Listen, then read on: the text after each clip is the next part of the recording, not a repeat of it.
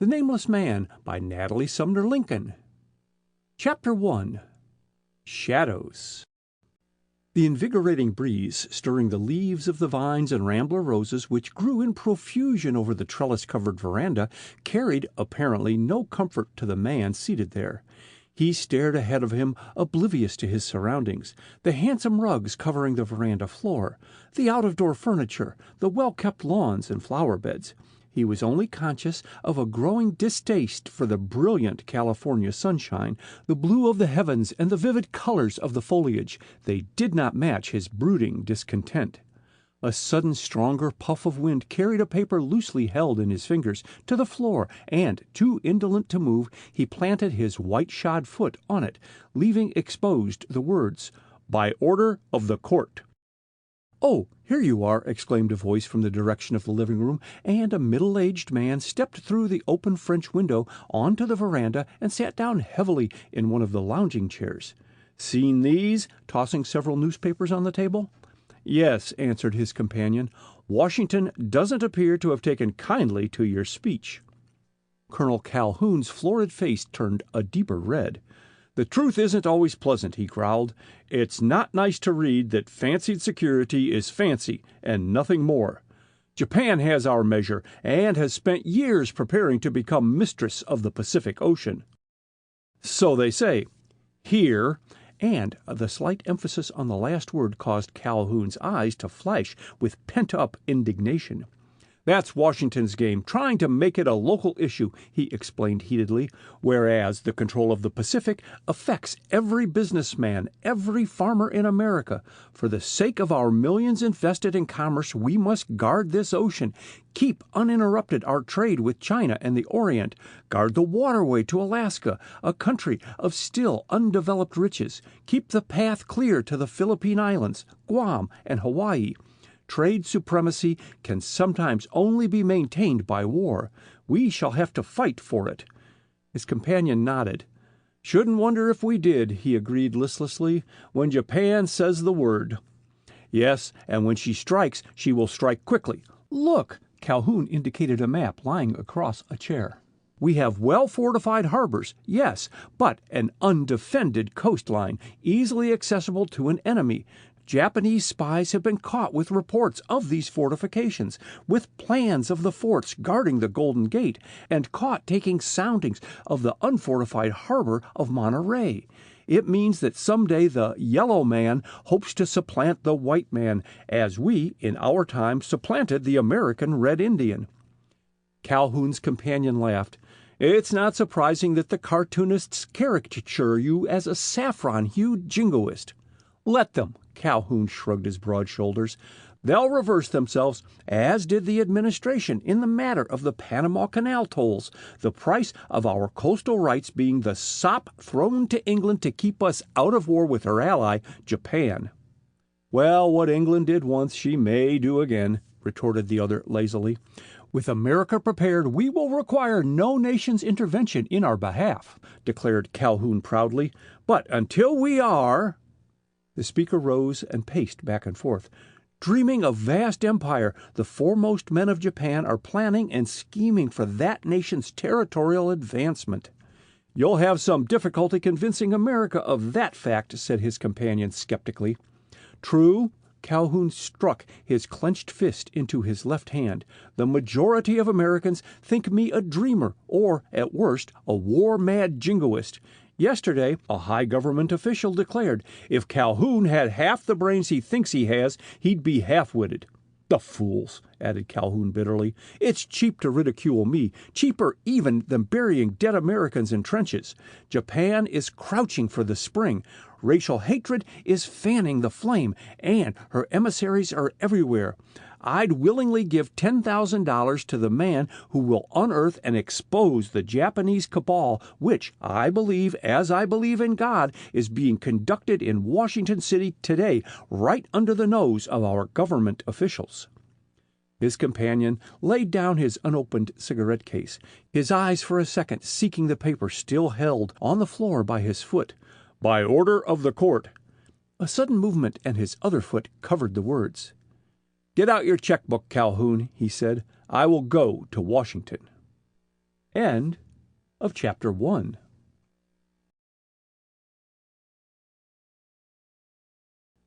Chapter 2. The Man from California. Julian Barclay scanned the total of a column of figures with a wry face. His card game of the night before had been costly, and with an inward resolve to forego another, he looked out of the smoking car window. But the flying landscape did not hold his attention, and his eyes wandered back to his fellow passengers, the majority of whom were well-to-do tourists, several commercial travelers, and a few professional men. Not far from him sat Professor Norcross in animated conversation with Dr. Shively, who, with Barclay, had boarded the fast California Express at New Orleans.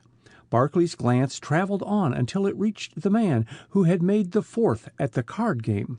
He had taken a dislike to Dwight Tillman, for during the game he had received the impression that he was being quietly watched.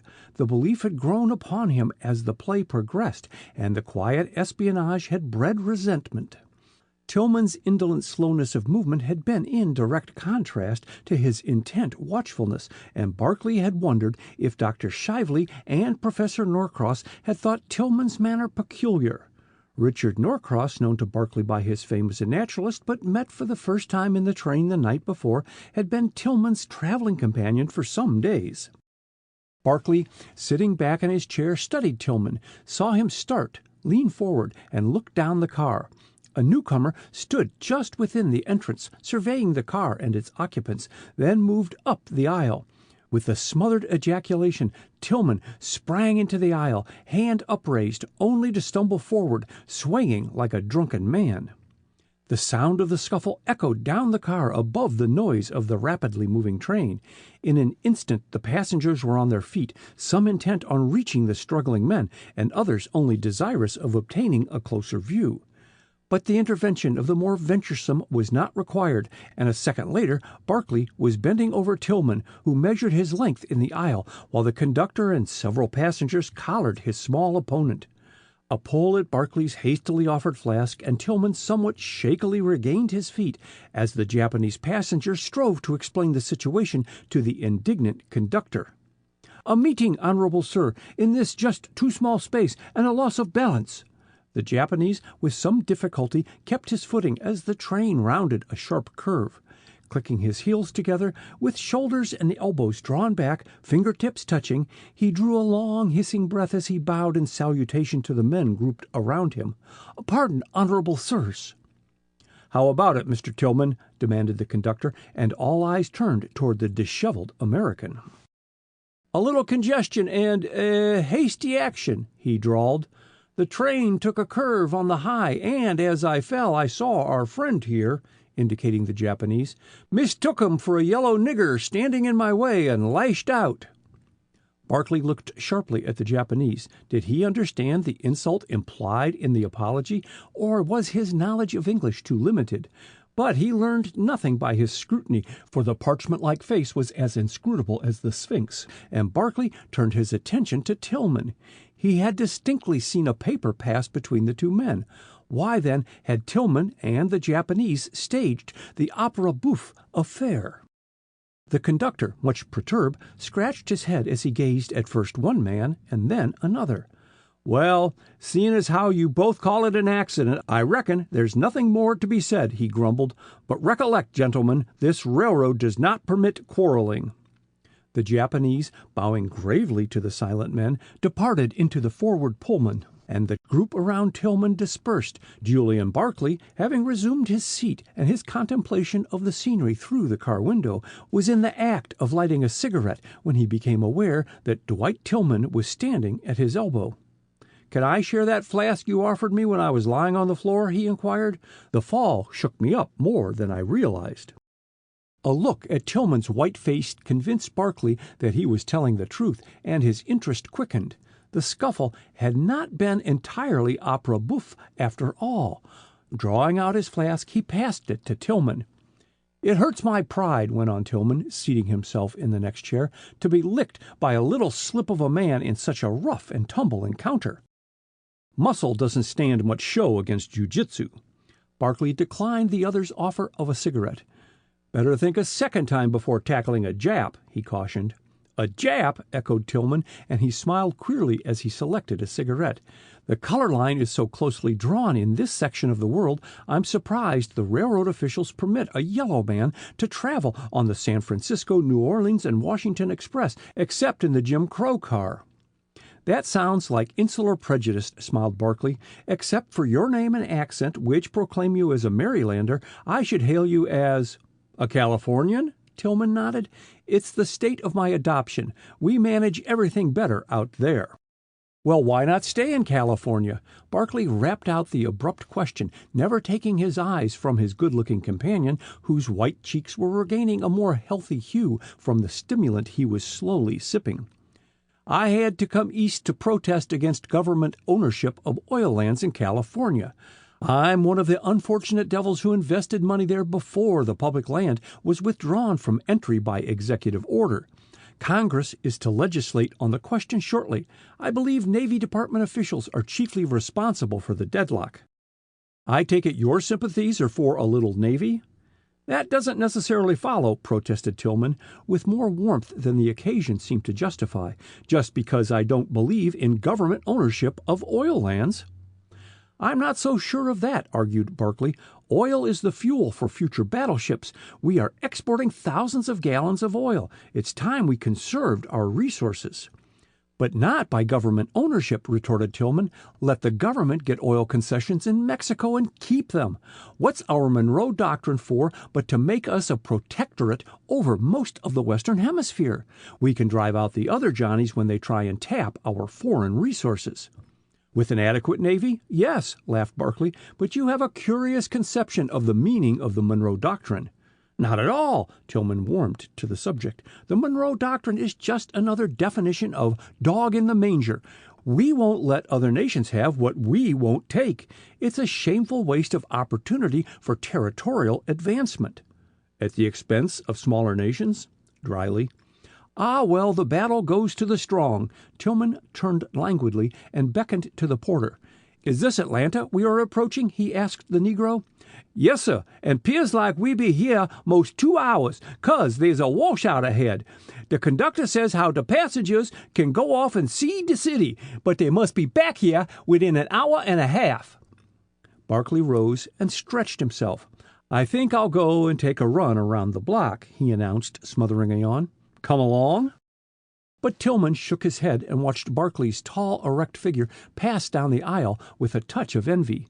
The other men in the smoker paused to exchange a word with him, filed out of the car, and Tillman, left to his own resources, placed his tickets in the band of his hat, pulled the brim over his face, lowered the window shade, braced his legs on a convenient ledge, poured out a liberal portion of raw spirits in the silver cup of the Barkley flask, and, holding the cup in his hand, settled back in his chair and, closing his eyes, sipped the brandy at intervals. Julian Barkley, whistling cheerfully, was making his way out of the station at Atlanta when the crowd ahead of him parted and he caught a glimpse of a familiar face. Wheeling about with an abruptness that brought him into violent collision with the Japanese whose behavior in the train had so excited his interest, Barkley, never glancing at him, raced back to the train.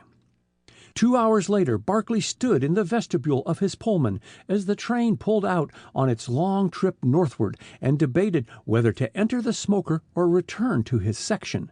The stronger inclination won, and nodding in a friendly fashion to the Japanese who stood on the opposite side of the vestibule, Barkley entered the car on his way to the smoker.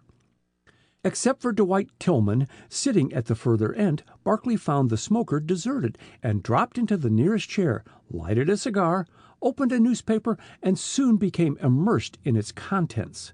Some time later, the conductor paused before Tillman, removed the tickets from his hatband, and, refraining from waking him, passed on up the car, collecting fares. The shadows of the winter day were lengthening when the dining car steward's announcement, "First call for dinner," aroused the half-dozen men in the smoker. Professor Norcross, who had been chatting with Julian Barkley, broke off to ask, "Where's my dinner partner? Here, porter, go tell Mr. Tillman it's time for dinner. Won't you sit at our table tonight?" he added, addressing Barkley. "Dr. Shively will make the fourth." "Thanks, I'll be very glad to do so," and Barkley rose with alacrity. He had not lunched at Atlanta, and his appetite was sharpened by the fast. Further speech was cut short by a shout from the porter. "I can't wake Mr. Tillman," he called, his eyes rolling in fright. "He must have had a stroke." "Nonsense." Dr. Shively dropped the book he was reading and hastened down the aisle, but his air of skepticism disappeared as he bent over Tillman, who, owing to the vigorous shaking administered by the porter, was sprawling half out of his chair. The physician lifted the hat which had slipped over Tillman's face and pulled down an eyelid. One glance at the glazing eyeball, a touch of the pulse, and Shively faced toward Julian Barclay and Professor Norcross, who had followed him down the aisle. "Dead," he announced. "Stone dead." End of Chapter 2.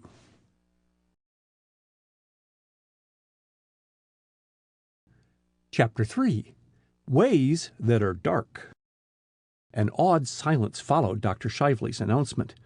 Barclay was the first to speak. "Apoplexy?" he inquired, looking pityingly down at the still figure. His question received no reply. "Porter, go call the conductor," directed Shively. "No. Stay. First show me into a vacant stateroom. Norcross, will you and Barclay carry Tillman? I can make a more careful and complete examination in the privacy of a stateroom." The other occupants of the smoker had left immediately on the first call for dinner, and the porter leading the way, Professor Norcross and Barclay carried their burden into the forward stateroom of the car behind, encountering no one on their way to it. Shively stopped for a moment to glance keenly about the empty smoker, then followed the little procession into the stateroom. "Suppose you return to the smoker, Barclay," suggested Shively, bending over Tillman and loosening his tie, "and, just as a matter of form, see that nothing is disturbed in there. The porter is too rattled to be left in charge. And, Norcross, please step into my Pullman and get my grip. Don't either of you mention Tillman's death just yet to the other passengers." "Very well," promised the professor, and Barclay, contenting himself with a nod of agreement, went back to the smoker. Reaching the empty car, he paced rapidly up and down the aisle, a feeling of horror growing upon him. The frail barrier between the quick and the dead had lifted momentarily. Tillman, within an arm's reach of assistance, had died in their midst without a hand being raised to save him. An involuntary shiver crept down Barclay's spine, and he moistened his dry lips. He felt the need of stimulants. Remembering that he had loaned his flask to Tillman, he moved reluctantly over to the chair the dead man had occupied and hunted about. The flask was not in sight. As he straightened up from investigating the corners of Tillman's chair, he saw Professor Norcross regarding him from the doorway, and glad to be no longer alone in the gloomy car, he joined him. "Discovered what ailed Tillman, Professor?" he asked. "Not yet." Norcross selected a chair in the middle of the car, and Barclay balanced himself on the arm of one across the aisle. "Poor Tillman. He so counted on enjoying this trip to Washington. It was his first visit East in nearly 10 years. "Indeed. Had you known him long?" "We met several years ago at Colonel Carter Calhoun's residence during one of my trips to California. The car tilted at an uncomfortable angle as the train raced around a curve, and Barclay almost slid into the professor's lap. Tillman at one time was quite wealthy," went on Norcross, reaching out a steadying hand. "Then he invested heavily in oil concessions, both in this country and in Mexico. I imagine Calhoun had a good deal to do with putting him on his feet again." "Was he married?" "I believe not. He told me that he expected to visit Dr. Leonard McLean in Washington, and said the latter was his nearest living relative. I shall wire McLean from the next station. Ah, here's the conductor," as the uniformed official, looking much perturbed, came in. "Did you see Dr. Shively?" "Yes, Professor." The conductor mopped his face with a large handkerchief. "Mr. Tillman's sudden taking off has been a shock. Why didn't he mention that he was ill when I took his ticket?" "Heaven knows." Norcross shook his head pityingly. "We were all within call. Did he appear ill, conductor?" "I didn't get a good look at his face, for his hat was pulled down low over his forehead. Judging from his attitude that he was asleep, I took pains not to disturb him, as he had told me only this morning that he hadn't slept well on this trip, owing to a bad tooth." "Aside from toothache, I never heard Tillman complain of feeling badly," said Norcross. "He looked the picture of health, strong, wiry." His scuffle this noon with the Japanese may have been more serious than we imagined, suggested Barkley slowly. The Jap resorted to jujitsu, and it's a nasty thing to run up against. True, agreed Norcross. I have seen something of that science in the East, and have heard of men sometimes dying from apoplexy after a blow. But that did not follow in this instance, broke in Dr. Shively, joining them. I am glad to have found you all together. Conductor, here is the key of the stateroom. I have locked Tillman's body in there, and have stationed the porter outside this car with instructions to let no one in until you give him permission. Seems to me that's pretty extreme, exclaimed the conductor. I did it because I must have a word with you in private, and this car must be thoroughly searched before other passengers are admitted. Why? Demanded the conductor. The physician's grave manner impressed them all, and they gathered nearer in silence. Tillman was murdered. What? Chorused the men. Good God! Who did it? Demanded Barkley, recovering somewhat from his astonishment, while Professor Norcross asked, How was the crime committed? One at a time. Shively held up a protesting hand. It is for us to discover who is the murderer. Was he stabbed, sir? Asked the conductor. No, nor shot. The physician seated himself and checked his remarks off on his fingers. On superficial examination here, I concluded that Tillman had died from cardiac syncope. He had apparently every symptom, but it happened that last night he came to me and asked me for some cocaine to deaden the pain in his tooth. Before treating him with the cocaine, I tested his heart and found he had no valvular weakness. Therefore, I was astounded as well as horrified by his sudden death, and determined to make an examination. An autopsy? Gasped the conductor. Oh, no. Shively leaned forward and spoke louder to make sure that he was heard above the rattle of the train. I could find no mark on Tillman's body. He had most certainly not been either stabbed or shot. And then, although all indications were against my theory, I thought of poison. Did you have a stomach pump with you? Asked Norcross, who was listening with absorbed attention. Unfortunately, no, but on examining Tillman's mouth, I detected the odor of alcohol, and, removing the absorbent cotton from the cavity in his lower back tooth, I submitted it to chemical tests and found traces of a solution of oxalic acid and brandy. Barkley turned cold. Brandy? Containing poison? Where in the world was his flask? What had become of it? His thoughts running riot, he listened dazedly to the conductor's excited questions. What's oxalic acid? Asked the latter.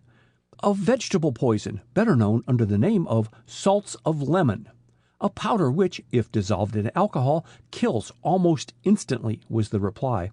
Also, the symptoms it produces are identical with heart failure, the acid-producing manifestation of great weakness, small pulse, and failure of the heart's power. So Tillman simply faded away before our eyes, exclaimed Norcross sorrowfully. Oh, the pity of it! He didn't die before our eyes, retorted Shively tartly. By the condition of the body, I judged Tillman had been dead about 6 hours. His listeners stared at him, astounded.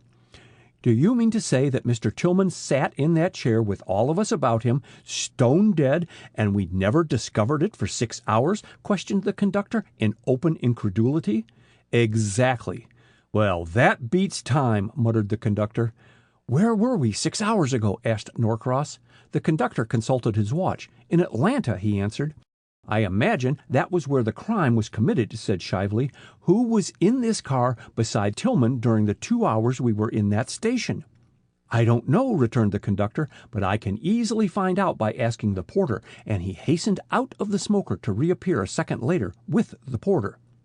No, sir, there wasn't no one in this here smoker while we was in Atlanta, 'cept Mr. Tillman, declared the Negro on being questioned. Not a soul. I take my Bible oath to that.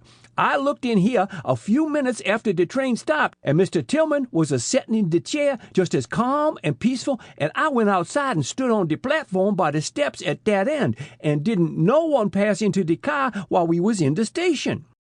How about this end of the car? Questioned the conductor. The vestibule. Norcross and I sat there and smoked the whole time we were in Atlanta, except for the first 20 minutes when we got some lunch at the station restaurant, broke in Shively sharply. No one entered the car while we were there. If the crime was committed, it was done during the first 20 minutes the train was in the station. "Did Mr. Tillman order any brandy, Porter?" asked Norcross. "No, sir, he didn't." "Might it not be that Tillman, in a moment of despondency, killed himself?" asked Norcross, turning to the physician. "He carried a brandy flask in his bag." "If a death is possibly suicidal, it is also possibly homicidal," explained Shively. "The brandy flask is still in Tillman's bag, full to the brim and entirely free from oxalic acid." "He might have borrowed a flask from someone," suggested Barclay slowly, "and added the poison himself." "Quite true, he might have, but if it's a case of suicide, where is the flask?" asked Shively. "Tillman didn't swallow that also." "Let's hunt for it," and the conductor started forward. "Did you look about the car when you first entered, Barclay?" asked the professor. "Yes." Barclay passed his hand over the upholstered back of a chair, "but I didn't find anything remotely resembling a flask." "Strange," muttered Shively. "I found no flask in his pockets, and he certainly did not move out of that chair after swallowing the poison. Porter, were any of these windows opened?" "Yes, sir, and dey is still open with de screens in jes' as I left 'em." "True. Well, he couldn't have flung the flask through a window glass or a screen without doing considerable damage, of which there is no indication. Besides which, the action of the poison is very swift. He would not have had the strength to make any such attempt." Dropping on his knees, Shively, with the aid of a powerful magnifying glass, examined the carpet beneath Tillman's chair and the chair itself. "There is no stain, showing Tillman did not drop the cup out of which he was drinking. No, someone else was in this car, administered the poison, and carried off the incriminating glass or flask." "Then it must have been that little Jap, Mr. Ito," ejaculated the conductor. "He's got the creepiest ways, and there was bad blood between him and Mr. Tillman. Witness their fight this noon." "Suppose you bring Mr. Ito here," suggested Norcross. "Then, addressing Shively, it will do no harm to question him." The physician nodded, and drawing out his notebook, made several entries. Neither he nor Norcross paid attention to Julian Barclay, who was striding nervously up and down the aisle. Should he speak of having loaned his flask to Tillman? Would they believe him entirely innocent if they knew? The entrance of the Japanese and the conductor broke in on his troubled cogitations. The Japanese stopped before Dr. Shively, bowed profoundly, and waited in impassive silence for him to speak. "Mr. Ito," began Shively, with a courteous acknowledgment of the other's salutation, "I sent for you to inform you that Mr. Tillman is dead." "Who is Mr. Tillman?" inquired Ito. "The man you fought here this morning." "I no fought man," denied Ito politely. "Stranger fell upon me, and I struggled to stand, that's all. Mr. Tillman, you say his name. He know well when he stagger and fall on me, and now he dead?" "Yes, now he is dead," repeated Shively, raising his voice so as to be heard above the rumble of the train. "Dead from drinking a poisonous compound derived from rice." "So," Ito reflected, "is what you call hard luck." Shively's color rose. "It is hard luck which I call upon you to explain," he said stiffly. "Kindly inform me where you spent your time during the 2 hours this train was in Atlanta." "Why you ask?" "Because during that time, or, to be more exact, 6 hours ago, Mr. Tillman was poisoned by drinking brandy containing a solution of oxalic acid. Where were you at that time, Mr. Ito?" "You say he died 6 hours ago?" The Japanese consulted his watch and did some rapid calculating. "That make time he swallow poison 5 minutes past 12. At that hour, I was in public library in Atlanta. I talk with librarian and take out book card. He stamp time on it. If you no believe, wire librarian at my expense and see I tell truth." Shively looked at Norcross and Barclay and then back at Ito. "The seriousness of the situation obliges me to get corroboration of your statement, Mr. Ito," he said. "I shall wire at the first opportunity to the Atlanta Library." "Then now is your chance," broke in the conductor. "We are just stopping at Greenville." "Can you hold the train for an answer?" asked Shively. "No, we are late already and must make up time," called the conductor as he made for the door. "Wire the librarian to send his answer to meet the train at Spartanburg, our next stop." Shively made ready to follow the conductor. "Keep your eye on Ito," he muttered to Barclay in passing, then louder. "Come with me, Norcross. I want you to telegraph to Spartanburg for a stomach pump while I get a wire off to the librarian." A second more, and Barclay and the Japanese had the smoker to themselves. Barclay did not relish being stared out of countenance by a bit of yellow parchment, but he never permitted his glance to waver before the steady regard of the oblique black eyes. Ito was the first to speak. "Will the honorable sir permit that I dine?" he asked.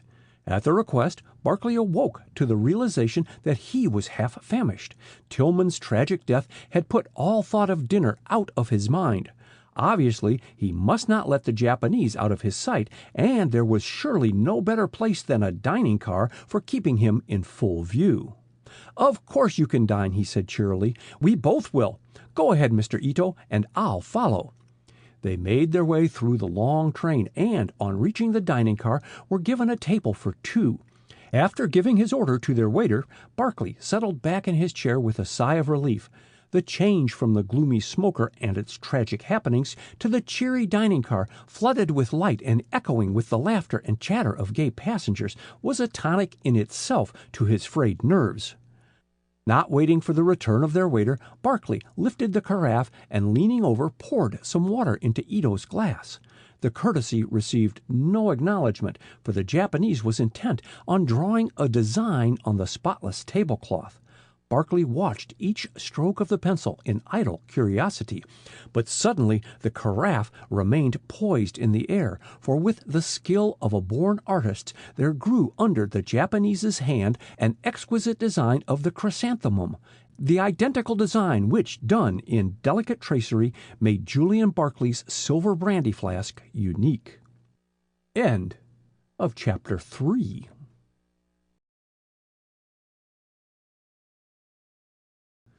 Chapter 4. The Alibi. "You deny, then, having seen that chrysanthemum design on my silver flask?" persisted Barclay, his anger rising at Ito's evasive replies to his repeated question. The Japanese thoughtfully contemplated the soup tureen which the waiter placed impartially midway between the two men.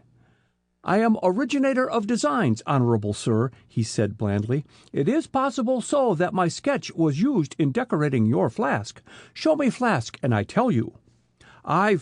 I've lost my flask," stammered Barclay. If the Japanese really had been at the Atlanta Library at the hour Tillman was poisoned, he would know nothing of the flask, and he might be one of the Japanese employed by large silversmiths in this country to furnish them designs. But if he had been present at Tillman's murder and had guilty knowledge— Barclay's stubborn chin became more pronounced. His future actions, however, hinged on the little man's alibi. "Mr. Ito," he began deliberately, "you state that you are an artistic designer traveling in America to get in personal touch with your customers, but your name is not one usually associated with trade in your own country." Ito sipped his black coffee meditatively. "I poor Nipponese," he announced. "You rich American. I travel in your country to make money. You traveled in my country," Ito paused to pepper his soup, "and bought curios." The quick retort on Barclay's lips remained unspoken as Shively stopped at their table. "The engineer is making up time," he said, clinging to the table as the train went round a mountain curve and unbalanced him for the moment.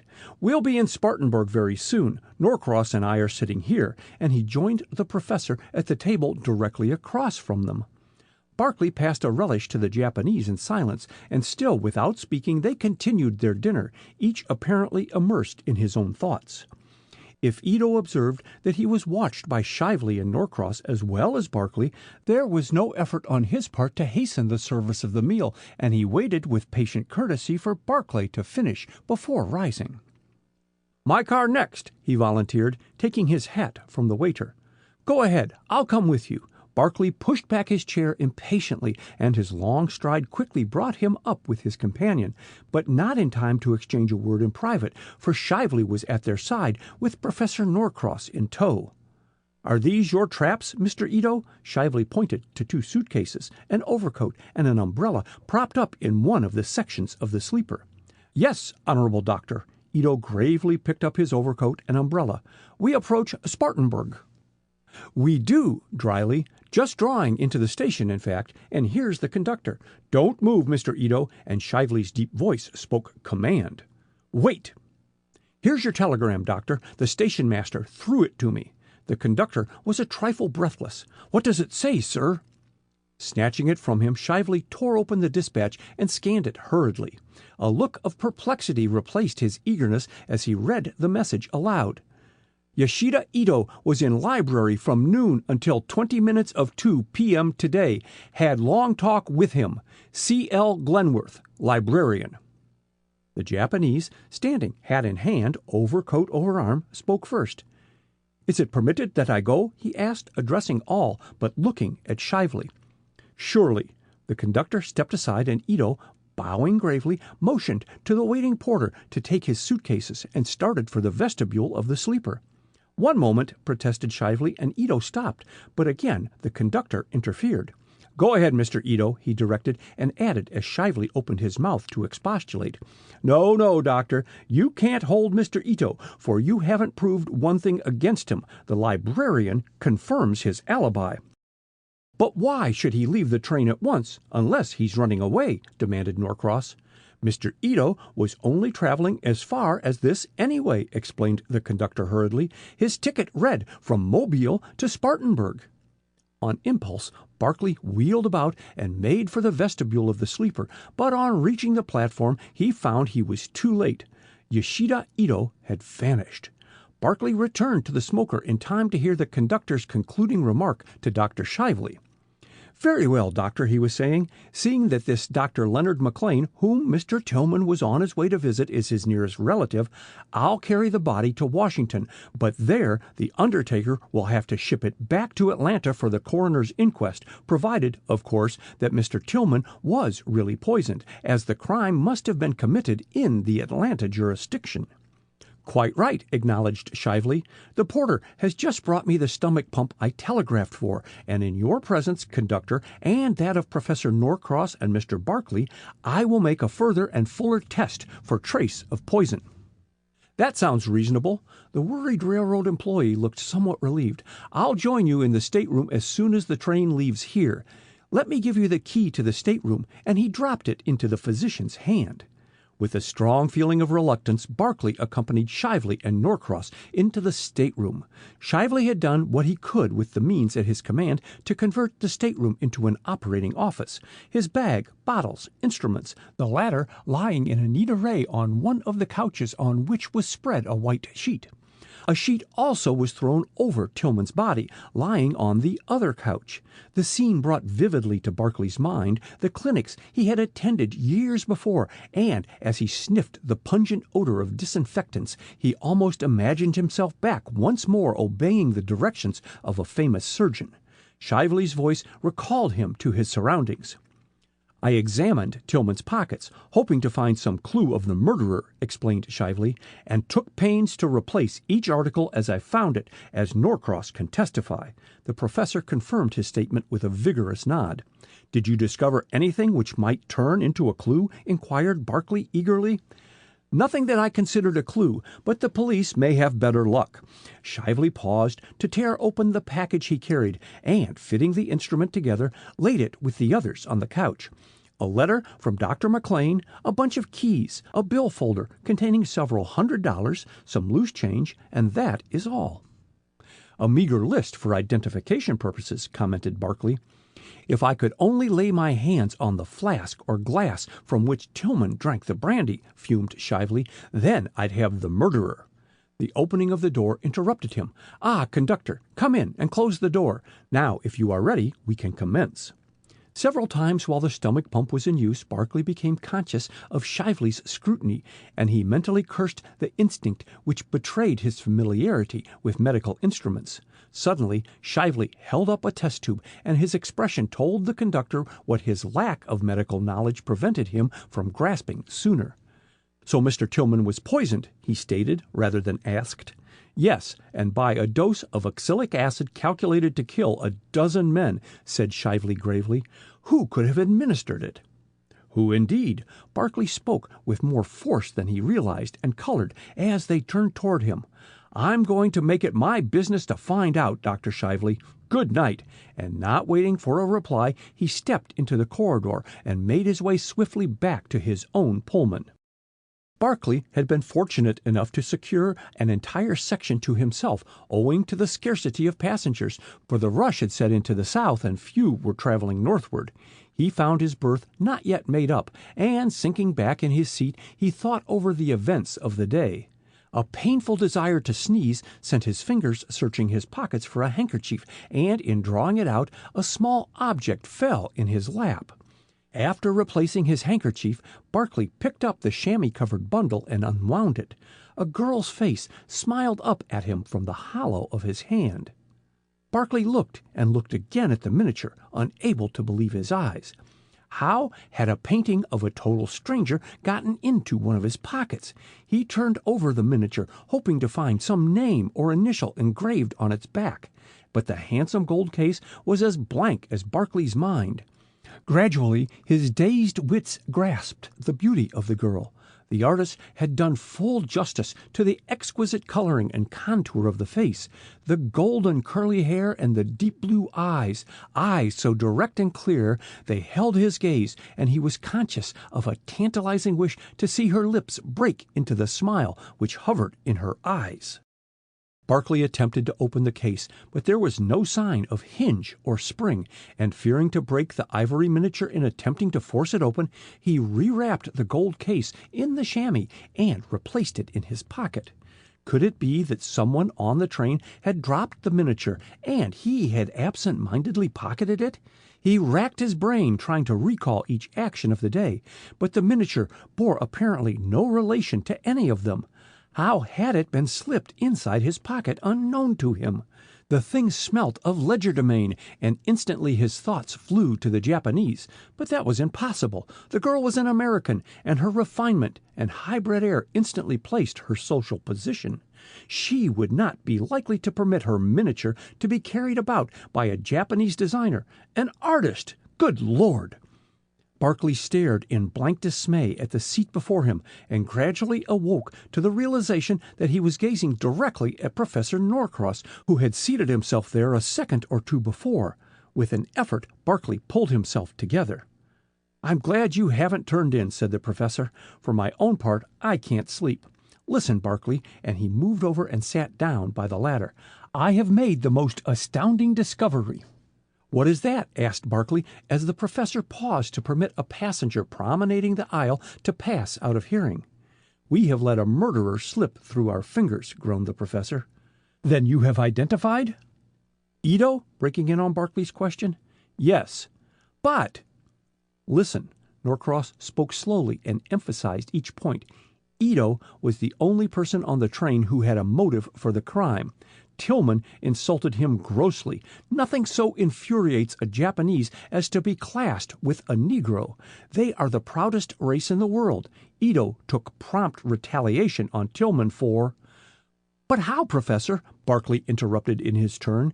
"It has been proved by the librarian that Ito was at the Atlanta Library at noon today, and Tillman was poisoned at that same hour in the smoking car of this train.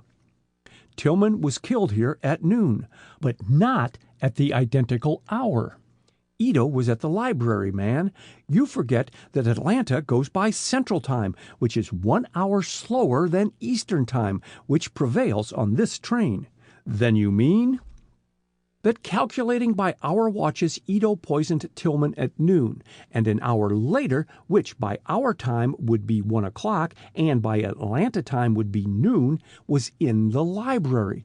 Thus, he had ample opportunity to commit the crime and establish a perfectly good alibi at the Atlanta Library." "But the Atlanta librarian telegraphed he was there at noon." "Of course, he was going by Central Time, which, as I have just mentioned, prevails in Atlanta. We have been going by our watches, which are 1 hour ahead of Atlanta, and between us we have muddled things up finely. Let me get this clear." Barclay rumpled his hair with both hands. "Going by Atlanta time, Ito poisoned Tillman at 11 o'clock this morning and was at the library at 12. "Exactly.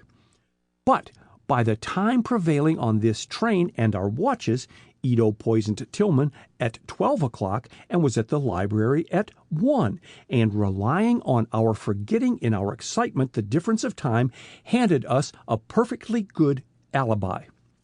You've put it in a nutshell. Norcross rose. The only opportunity the murderer had of entering the smoker unobserved was during the first 20 minutes following the train's arrival in Atlanta. After that, Shively and I stood in the vestibule smoking, while the porter was standing at the other end of the car until the train pulled out of the station. How did you happen to think of the difference in time? Asked Barkley, detaining the professor. Shively observed the hour stamped on the Atlanta telegram and commented on the fact that it was sent before he had wired. Then we looked up the question of time, and that gave us the clue. To think of Ito putting it over on us. The professor clenched his fists. I'd like to put my hands on him. So would I, agreed Barkley cordially. I have quite a number of questions to ask him, and a mental vision of the girl of the miniature obscured for the moment the kindly, clever face of the naturalist. End of Chapter 4.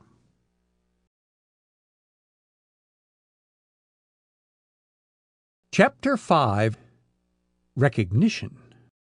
Please tell Mrs. Ogden, Rose, that I will join her at once. Very well, Miss Ogden, and the trim maid departed. Ethel Ogden, conscious that she had made a hurried toilet and feeling but half awake, paused before her cheval glass and took a final look at her costume and hair, patting a stray curl into place, then left her bedroom in search of her cousin. She had a dim impression that to be late for breakfast would rank with one of the crimes of the Decalogue in the eyes of Walter Ogden.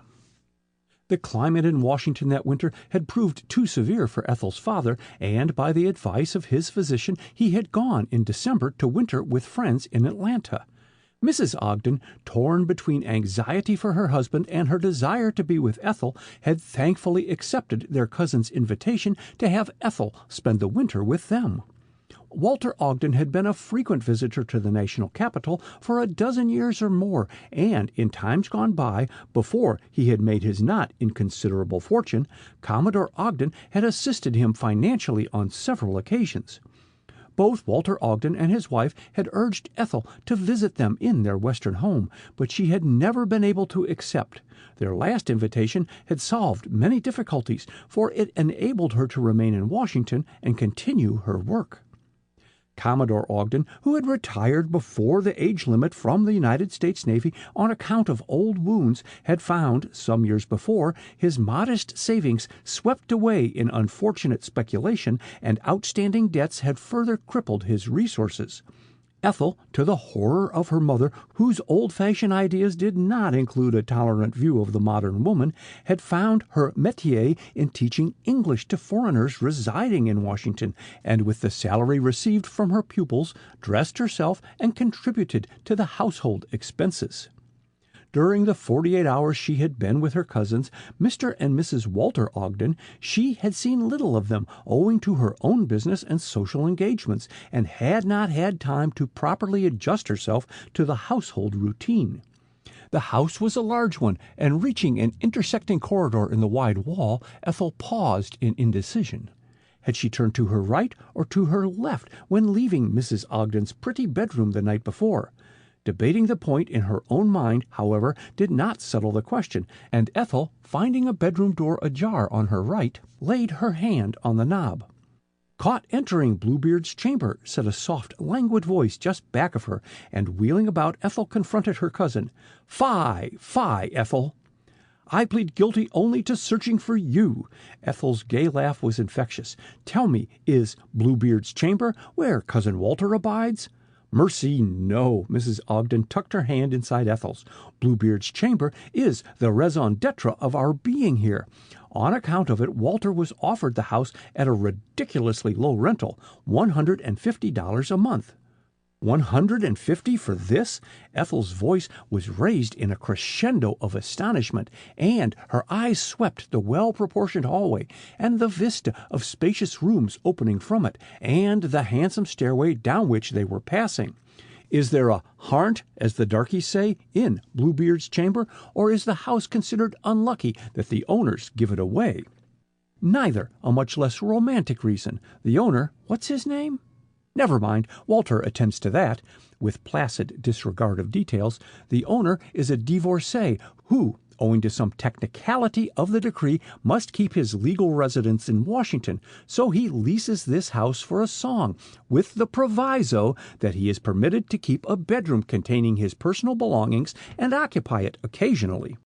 "But, Cousin Jane, how unpleasant!" ejaculated Ethel. "Suppose he elects to spend the winter with you?" "Well, at that, my dear, we'd be saving money." Mrs. Ogden straightened a rug on the handsome hardwood floor. "It's a wonderful house for the money, and you know nothing pleases Walter so much as to save." Mrs. Ogden's frank discussion of family traits and failings was apt to prove disconcerting, and Ethel colored with embarrassment. "I think it's perfectly dear of you to take me in this winter," she began, but Mrs. Ogden cut her short. "Don't look at it in that light, my dear," she said with kindly intent. "Both Walter and I are devoted to you, and I'm looking forward to your companionship this winter. Walter is so immersed in business, and he never will assist me in my social duties." "Late again, Jane," announced a querulous voice as they entered the dining room, and Walter Ogden looked up from behind the folds of a morning paper. "I hope, Ethel, you will teach Jane punctuality." "I'm more apt to prove a culprit in that regard than a teacher," declared Ethel. "I'm seldom on time in the early morning." "Too many late hours," grumbled Ogden, rising heavily to pull out a chair for his wife. "Did you enjoy the dance last night, Ethel?" asked Mrs. Ogden, rattling the coffee cups with unnecessary vigor in the hope of diverting Ethel's attention from Ogden's early breakfast grumpiness.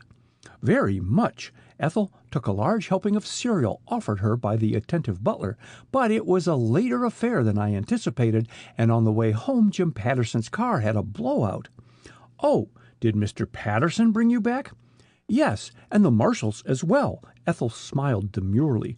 Mrs. Ogden's interest in James Patterson, United States Representative from California, was transparent. "I can't think why you don't marry Jim Patterson, Ethel. He's asked you often enough," remarked Mrs. Ogden, taking in her cousin's fresh young beauty with an appraising glance, "and then you would be able to give up your tiresome teaching." "But my teaching is not tiresome," protested Ethel, flushing hotly. "You try giving lessons in conversational English to some of the diplomats, and you will soon find how amusing it is." "I hope for the foreigner's sake, Ethel, you don't use old-fashioned phrase-books," broke in Ogden. "I recall that some years ago the wife of a diplomat brushed up her English, of which she spoke only a few words, before attending a large luncheon, and during a pause in the conversation she remarked politely to her hostess, 'I see the rat. The rat is under the chair,' and consternation prevailed until the hostess and other guests grasped the situation." "My pupils have no opportunity to quote from primers," laughed Ethel. "I never use them. We talk, read, and compose, and I have them write letters to me. Oh," she paused and took a letter from her bag. "This came last night from Maru Takasaki. I asked him to write me his impressions of the diplomatic reception at the White House. Do listen. He is my prize pupil." And she read the note aloud. "My dear Miss Ogden, I have honor to inform you a news which you have been so anxious to hear.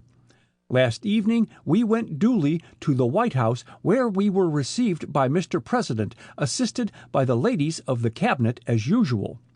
All the rooms were lighted brilliantly, and the Marine Musical Band made the scenery more vivid and attractive. The strange costumes of the different countries, mixed with the plain dress of this country, at once reflect the peculiarities of these nations. Doubtless it was the grandest reception that has ever happened in this city, but all these things are not the object of my information. The only thing which I intend to inform you is that there was a punch, to your astonishment, and thus to the satisfaction of all the hosts. Indeed, the iced Californian claret was the only drinkable matter, besides several kinds of cold meats and dessert. I cannot keep this event in myself for so many days, seeing that you have been so anxious to know. Details I will reserve till the Monday evening, when I shall meet you.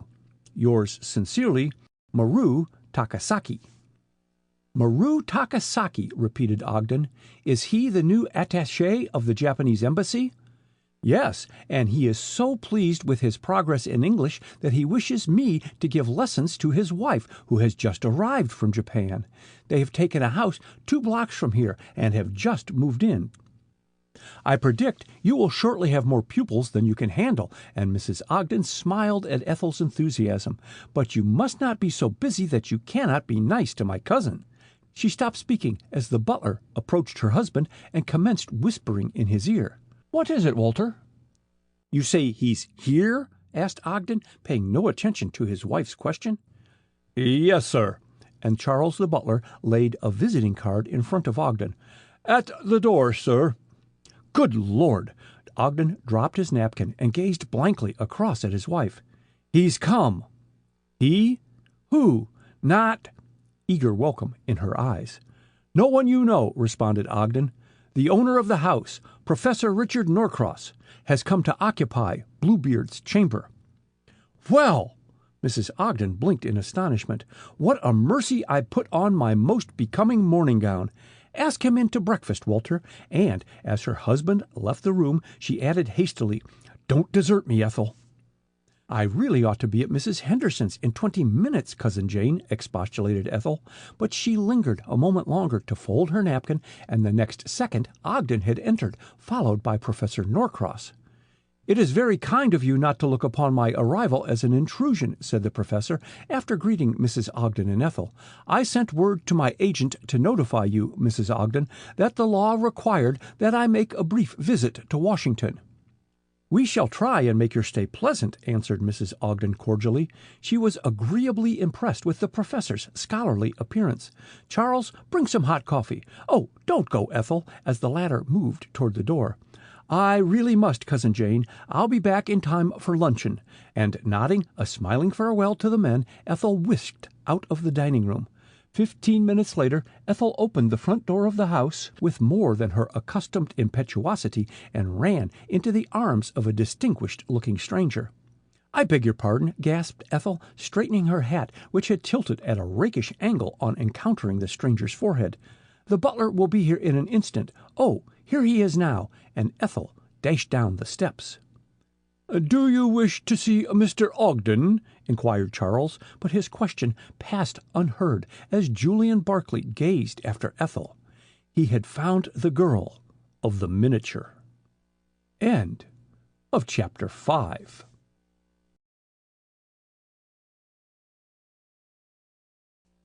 Chapter 6. At the Japanese Embassy. Midnight was fast approaching, but the reception at the Japanese embassy showed no signs of diminished attendance or lack of enjoyment among the guests. Diplomatic and official Washington was present to do honor to the Mikado's birthday. Mr. and Mrs. Walter Ogden and their guests were among the late arrivals, and Ethel Ogden received a warm welcome from Maru Takasaki, who hastened to greet her and, with an air of great pride, presented her to his wife. Madame Takasaki's pretty face broke into a friendly smile, and she shook Ethel's hand with marked cordiality. "You so nice to Mr. Takasaki," she lisped with a delicious accent. "He tell me of long white lady who teaches him." Ethel cast a startled look at a wall mirror which reflected back her blonde beauty, and the Japanese description of a tall blonde brought a smile to her lips, and her eyes danced. "And do you like America, oh Takasaki-san?" she asked. "So much." Madame Takasaki raised her hands as if measuring her meaning. "American people so nice." She smiled and nodded at her questioner. "But it's so strange. They have so large noses. The noses give me terror." Ethel, following Madame Takasaki's glance, laughed outright. Truly, her compatriots' noses did appear large when compared to the small features of the Japanese. The arrival of Maru Takasaki, who had left them a few minutes before with another Japanese, prevented her reply, and she was introduced to Mr. Saito, who, Madame Takasaki explained, had arrived only that morning. "You speak Japanese, Ms. Ogden?" inquired Saito. Ethel recalled a phrase she had picked up in looking over a Japanese-Italian phrasebook, meaning "not yet," and in a spirit of mischief she responded, "Mara, Mara."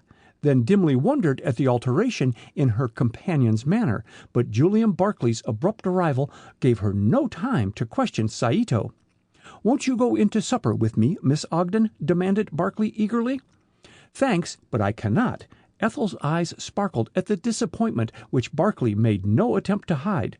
"But perhaps—" "Yes?" eagerly, as she stopped, tantalizing. "I see there is dancing in the ballroom, and after supper—" "You'll dance with me?" eager anticipation in his voice. "If you are good."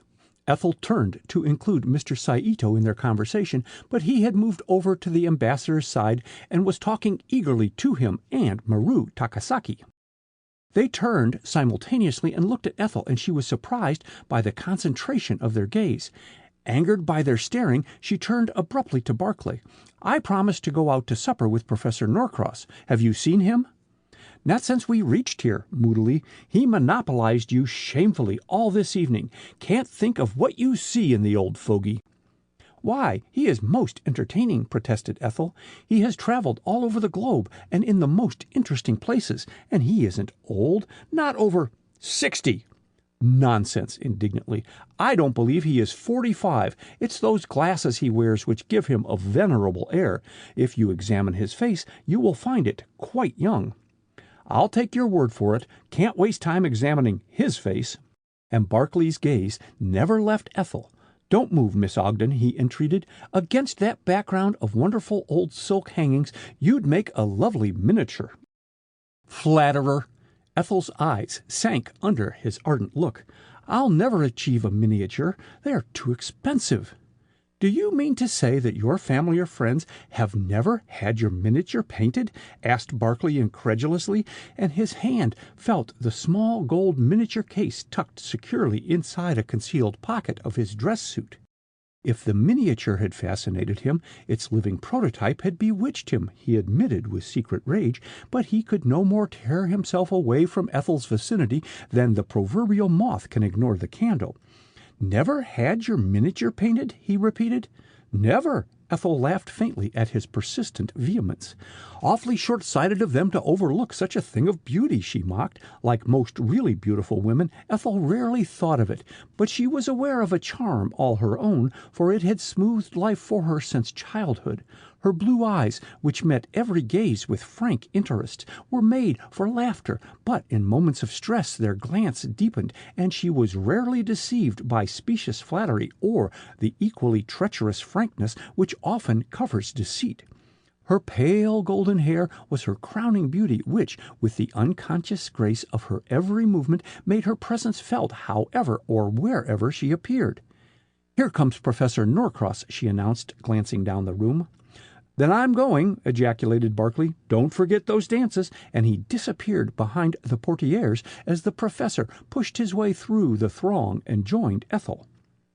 "Curious, morose sort of chap, Barclay," observed Norcross. "What made him leave you so suddenly?" I asked. He hastened to explain, seeing her surprise at the question. "Because I have a feeling that Barclay is avoiding me." "Why should you think that?" parried Ethel. She had observed Barclay's distrait manner and their lapse into silence whenever the professor appeared, and the situation was commencing to pique her curiosity. Not getting an immediate reply to her question, she changed the subject. "Suppose we go out to supper," she suggested, and Norcross accompanied her across the room. They found the dining room too crowded for comfort, and at Norcross's suggestion Ethel remained near the entrance while he went in search of an ice. Their progress toward the dining room had been attentively watched by the ambassador, who, exchanging greetings with his guests, imperceptibly followed Ethel and reached her side just as the professor left her. "Ah, Miss Ogden," he said, "why have you never confided to me that you speak Japanese when instructing my wife in English?" "But I don't speak Japanese," protested Ethel, somewhat bewildered. Her charming personality had won her a friendly footing in their household and the regard of both the ambassador and his wife, and she had particularly enjoyed having the latter for a pupil the year before. "But, Miss Ogden, you answered Mr. Saito in Japanese," answered the ambassador, regarding her steadily. Ethel laughed. "I picked up the phrase mata mata in one of your textbooks," she explained. "But that is very clever," and the ambassador looked at her with new respect. Frankly, Ethel's love of fun got the better of her. Your Excellency, I am a very clever woman, and she laughed at his serious reception of her jesting. But no one has discovered it until now. I thank you for the compliment. The ambassador bowed gravely and started to speak, but the arrival of a cabinet officer caused him to turn hastily away, and Ethel welcomed Professor Norcross and his cooling ice with unaffected pleasure. I think the Japanese are the most inquisitive, suspicious people I've ever encountered, she confided to him. They pursue the same idea for hours and hours. I'll never be able to convince Mr. Saito that my knowledge of Japanese is limited to 3 or 4 words. Now, if I were an accomplished linguist like Mr. Barclay, gracious, I wonder what the ambassador would say if he knew Mr. Barclay speaks Japanese. Norcross laid down his spoon on his empty plate. You heard him, then, speak Japanese? Yes, just as we were entering the house. Have you known Mr. Barclay for a long time? No, I never met him until 2 nights ago on the train coming to Washington, replied Norcross, handing Ethel a glass of lemonade and surrendering his empty plate to a servant. It is quite a coincidence that you should both be traveling together toward the same house and never realize it until you met there, commented Ethel. The crush was thinning out, and in the comparative silence, strains of music floated to them from the ballroom, and her foot unconsciously beat time. Norcross caught the direction her eyes were straying and spoke more quickly than customary. You dance, Miss Ogden? With me, announced Barclay, just back of them, and Norcross colored at the curtness of his tone. I have promised this dance to Mr. Barclay, explained Ethel hurriedly, half resentful of Barclay's air of proprietorship. Then will you give me the next? Asked Norcross. Surely, and smiling a gay farewell, Ethel laid her hand on Barclay's arm, and they walked in the direction of the ballroom. Norcross watched them out of sight, then strolled over to the buffet and secured a cup of coffee. Ethel was one of the best dancers in Washington, and to her delight found Barclay equally proficient. At the end of the dance, when the orchestra played an encore, she agreed with enthusiasm to Barclay's request that they continue, and Barclay, his eyes seldom straying from his beautiful companion, forgetful of all vexing problems and ignoring prudence, danced as he had seldom danced before. Ethel's absorption in the dance made her oblivious of the presence of a tall, burly man who stood by Mrs. Ogden and answered the latter's remarks in haphazard fashion. Her companion's inattention was not lost on Mrs. Ogden, and she smiled to herself on catching the direction of his gaze. Ethel looks very lovely tonight, Mr. Patterson, she remarked. Yes, very, and the emphasis on the adjective satisfied her matchmaking mind. Representative Patterson most certainly wore his heart on his sleeve, and gossip for once appeared right. He was undoubtedly in love with Ethel. Who is the man she is dancing with? He questioned a moment later. His face appears familiar, but I cannot place him. My cousin, Julian Barclay. Mrs. Ogden made room for Patterson on the settee she was sharing with another dowager. Just returned from Panama, and I haven't seen him for years. He has taken a great fancy to Ethel, with a sidelong glance at Patterson. Mrs. Ogden had decided to hurry fate. We have such a jolly house party now that Julian and Professor Norcross have joined us. Norcross, the naturalist? Mrs. Ogden nodded. He is a clever man. I am puzzled by your cousin. I feel sure that I have met him somewhere. Patterson's heavy eyebrows met in a frown, and he is the type of man not easily forgotten. I'll introduce you to him, and then you can compare notes, volunteered Mrs. Ogden, catching Ethel's eye and beckoning to her. Cousin Jane seems to want us, said Ethel, and Barclay looked in the direction indicated. Ethel's hand was still on his arm, and she felt the muscles stiffen. She looked up, startled, to learn nothing from his blank expression. Won't you give me another dance? He asked. Perhaps later. Ethel dodged an awkward couple who threatened to careen against her as they danced past, and made her way down the room. Good evening, Jim, she exclaimed, stopping by her cousin. Her extended hand was eagerly clasped as Patterson welcomed her enthusiastically. Mr. Patterson, my cousin, Mr. Barclay, chimed in Mrs. Ogden, and releasing Ethel's hand reluctantly, Patterson turned to greet Barclay. "Haven't we met before?" he asked, and his gray eyes scanned Barclay intently. "It may be." Barclay's cheery smile was almost boyish. "Were you in Chicago 2 years ago?" "No," thoughtfully, "I think not." "You two can reminisce later on," interrupted Mrs. Ogden hastily. "At present, Julian, I wish to introduce you to Miss Van Alstyne," and before Barclay could protest he found himself before an extremely plain girl who accepted his request for a dance almost before it was spoken. Patterson watched Barclay depart with a thoughtful frown, then turned to Ethel. "Suppose we sit out this dance," he suggested. "I want to talk to you and have you all to myself," and Ethel read in his expression the longing he did not strive to conceal from her. She had twice refused Jim Patterson, but he had declined to accept dismissal, pleading that his great love for her must eventually bring in return a like affection. His dogged persistence had won her respect and liking, and she had, with a determination almost fierce, nearly convinced herself that her liking was becoming something warmer, stronger. But tonight Ethel closed her eyes as if in pain. "I wish to dance," she announced, and Patterson, angered by her imperious tone, of which, to do her justice, she was totally unconscious, placed his arm about her and swung her into the dancing throng. But as Ethel kept step to the music, her heart was in hot revolt. What influence was at work to upset her resolution? Why could she not marry Jim Patterson?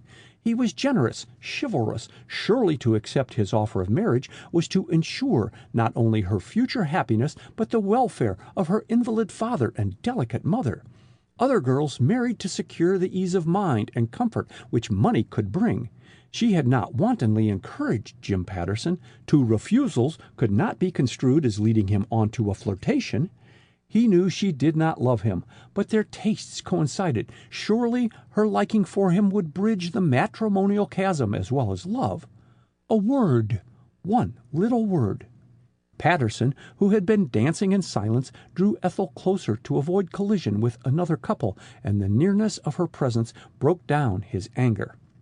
"Give me my answer, Ethel," he whispered in her ear. "Say I have a chance." A loud burst of laughter near them drowned her reply, and as Patterson bent nearer, she faltered, recovered herself, and stammered brokenly, "I can't, Jim. It's just impossible." In bitter disappointment, Patterson straightened up, and thereby missed the look exchanged between Ethel and Julian Barclay, whom chance and the dance had brought by their side.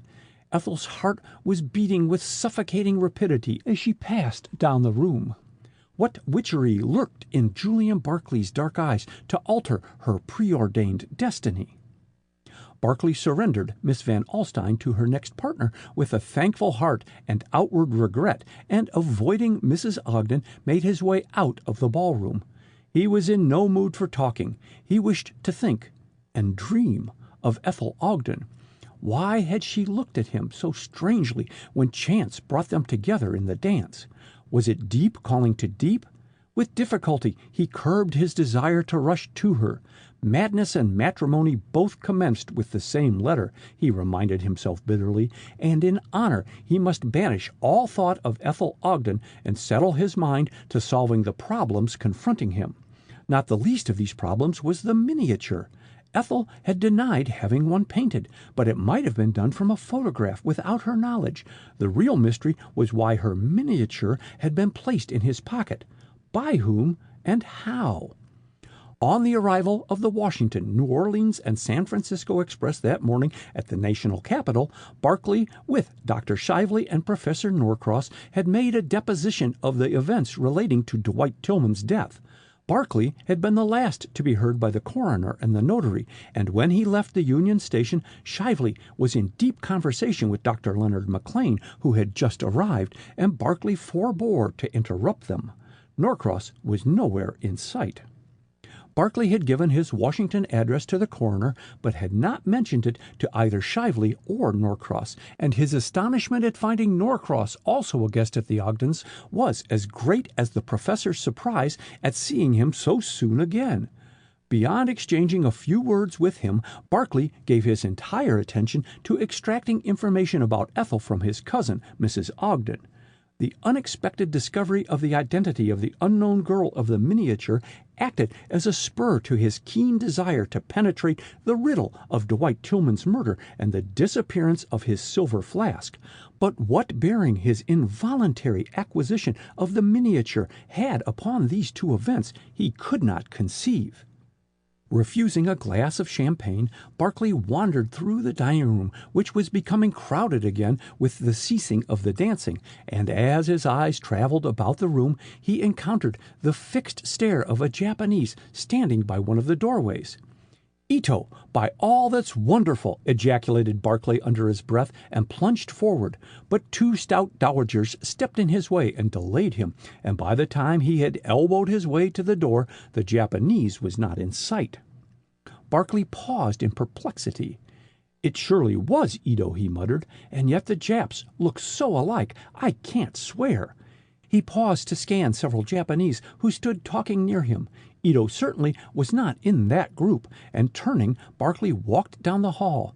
He found a room opening off it halfway along, and on impulse pulled back the portieres and entered. The room, empty except for himself, was obviously a den or library. Handsome bookcases lined the walls, comfortable lounging chairs and a few small tables stood about, while on the hearth a wood fire burned cheerily, and the light from the electric lamps was reflected back from handsome silver ornaments lying on the desk which stood in the center of the room. Barclay, realizing the room was not open for guests, started to retreat when he caught sight of a silver flask lying among the desk ornaments, and moved by curiosity, he picked it up and examined the intricate scrollwork by aid of the droplight. The design was identical with the chrysanthemum pattern on his flask. In every way, style and size, the two flasks were mates, if not the same. Barclay started as the bare possibility occurred to him and broke into a profuse perspiration.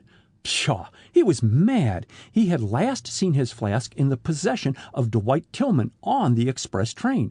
It was beyond probability to find it on the desk of the Japanese ambassador.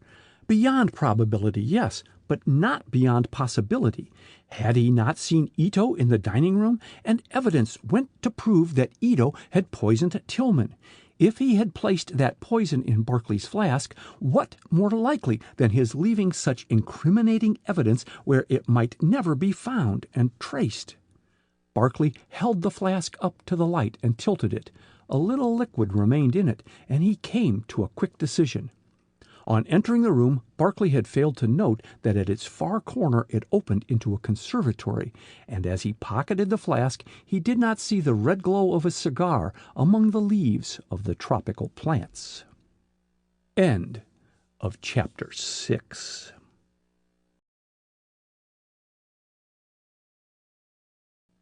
Chapter 7. The Lesson.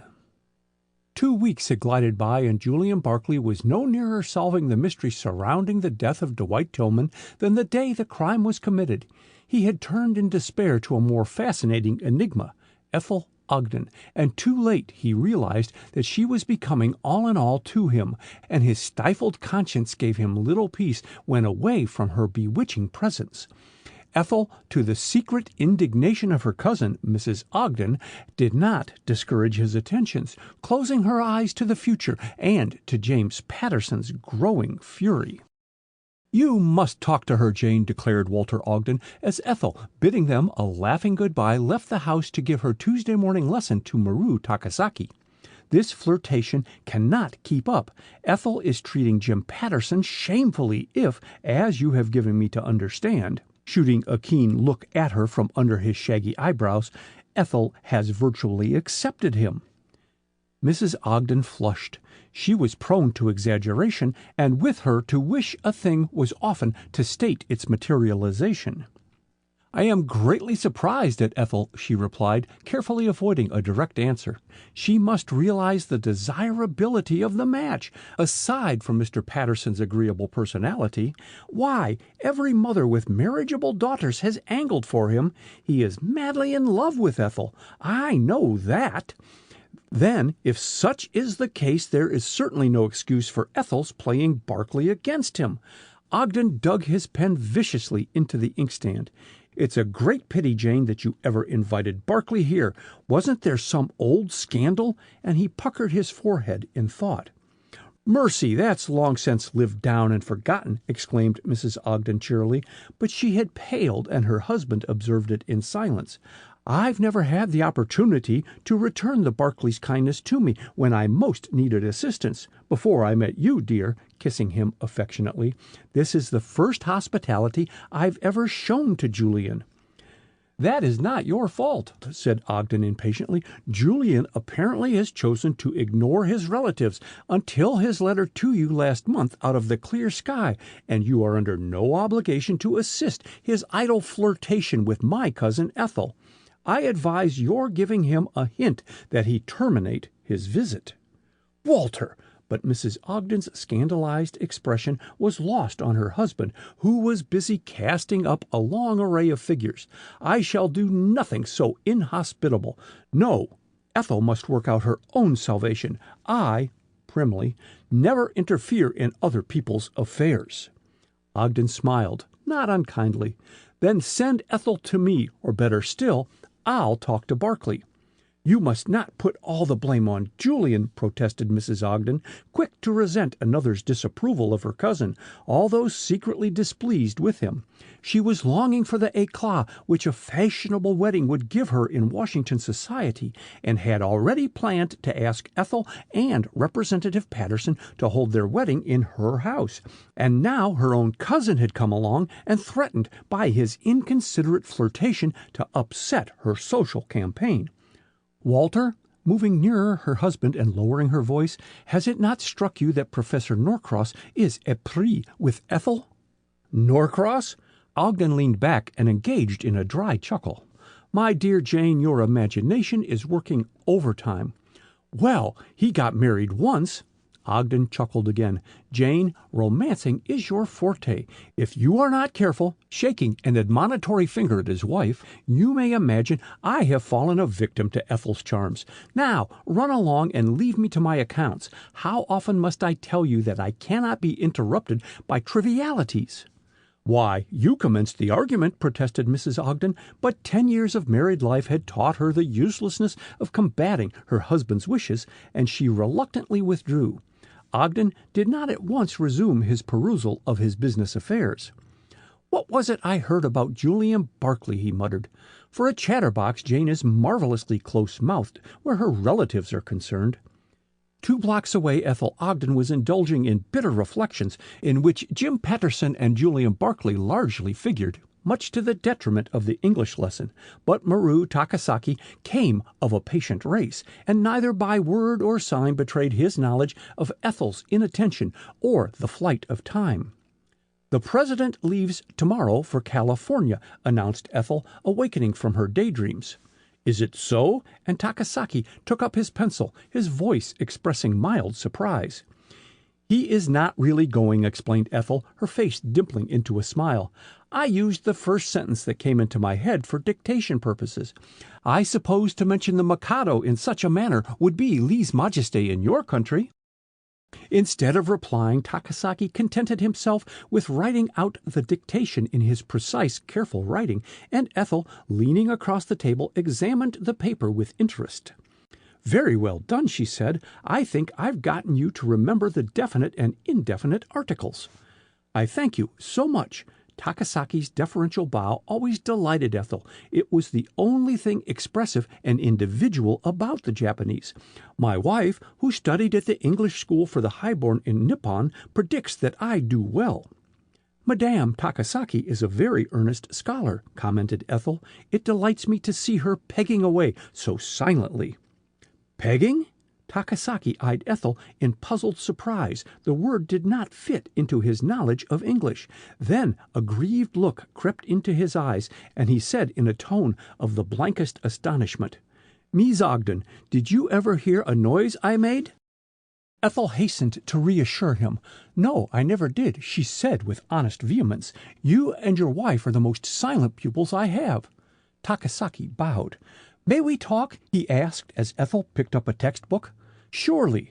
Tell me your impressions of the mobilization of our fleet in Hampton Roads." "Grand, majestic," replied Takasaki. "Such a harbor. I see you there for a glimpse at the hotel?" The last was unmistakably an interrogation. "Yes, my cousins, Mr. and Mrs. Walter Ogden, Professor Norcross, Mr. Barclay and I made up a party and went down to the Old Point Comfort. I have an idea," Ethel examined her pencil with care, "that Mr. Barclay must have spent much time in Japan." "So?" was Takasaki's only comment. "Have you ever met him in the East?" asked Ethel, choosing directness as the only method of getting an answer from the Japanese. Takasaki pondered her question. "I think not," he answered. "Mr. James Patterson, yes, he came with a party from your Congress." "Mr. Patterson, oh, yes, he is very much interested in the Eastern question." Ethel pulled herself up short. Jim Patterson's interest in the Japanese was far from complimentary, and his endeavors had been to assist legislation for their exclusion from the country. To discuss him and his opinions would be, in the present company, a ticklish subject. "Well, what did you think of our battleships?" she queried, anxious to get away from dangerous ground. "Wonderful." The Japanese raised his hands in a characteristic gesture. "You say Mr. Barclay travel much in Nippon?" "Well, I believe so." Ethel gathered up her belongings preparatory to leaving. "But he has never told me much about his travels. It just occurred to me that perhaps you had met him before coming to Washington." Takasaki shook his head. "You forget I in diplomatic service," he said, speaking more quickly than usual and dropping his precise and formal English. "I seldom in Nippon." "True." Ethel concealed her disappointment.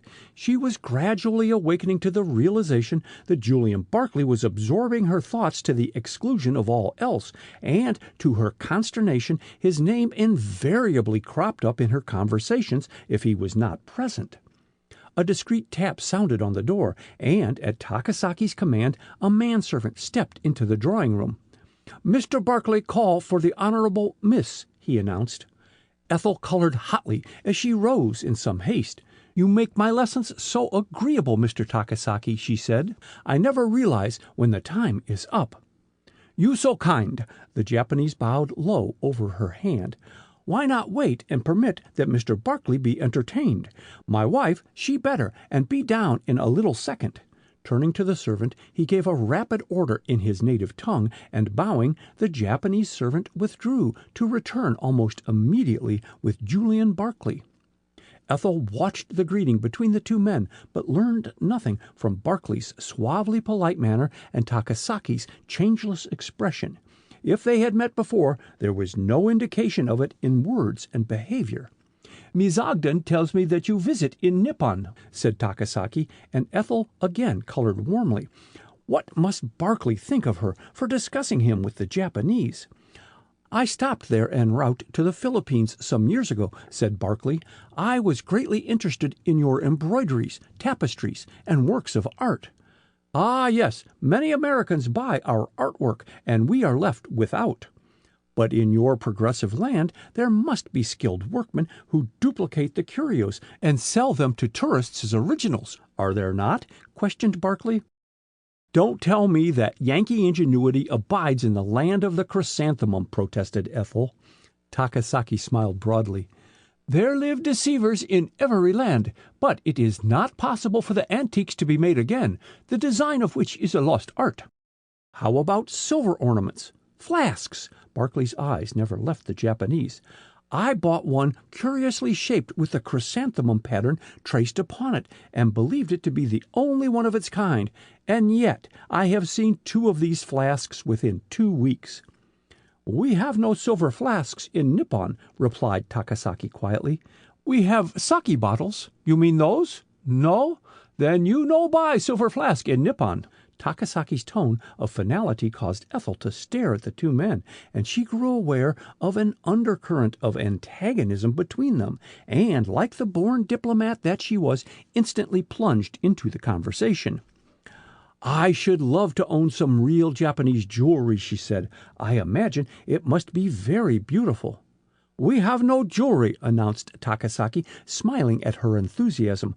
"Only coat ornaments, neck charms, but no rings." "Then this must be Chinese."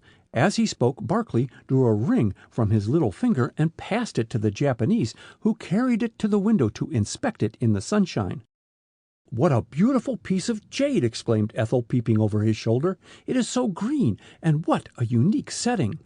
The jade, cut almost square, was set high in solid gold, and a dragon, heavily carved in the gold, was coiled around the jade, its head and claws overlapping the brilliant green stone.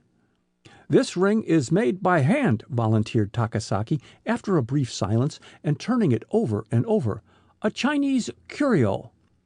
"And, if I'm not mistaken, a woman's ring," supplemented Barclay. "It is very small and barely fits my little finger." "Has it no legend?" asked Ethel. "It was perhaps worn by the highborn many, many years ago," said Takasaki.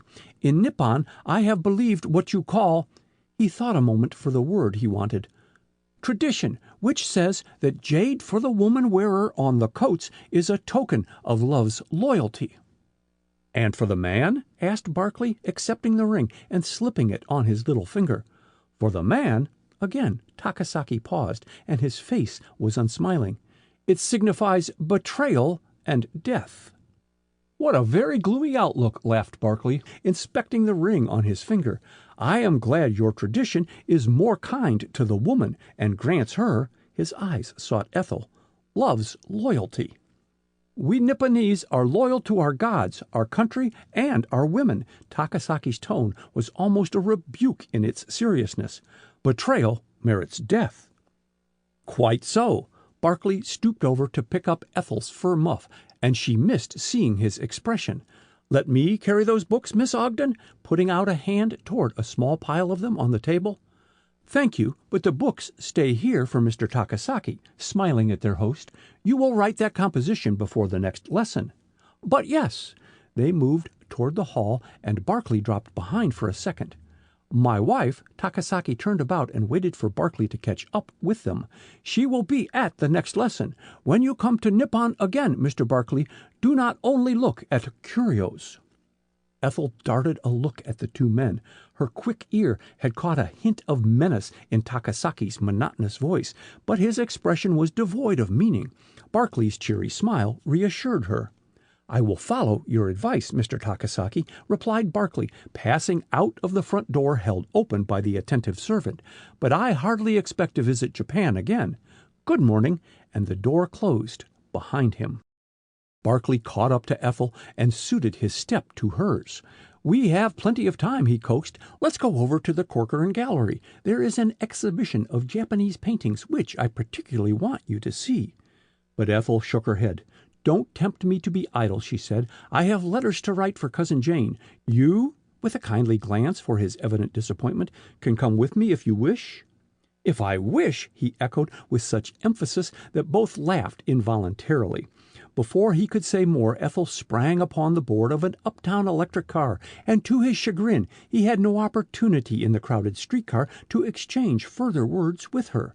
On reaching the Ogden residence, Ethel went at once to Walter Ogden's den on the second floor. "Claiming the privilege of cousinship, I am coming in too," announced Barclay from the doorway. "I feel sure I can help you get rid of those letters," pointing to several lying on a desk. "Come in," replied Ethel, seating herself and sorting writing paper and pens. "But, oh, please, don't talk."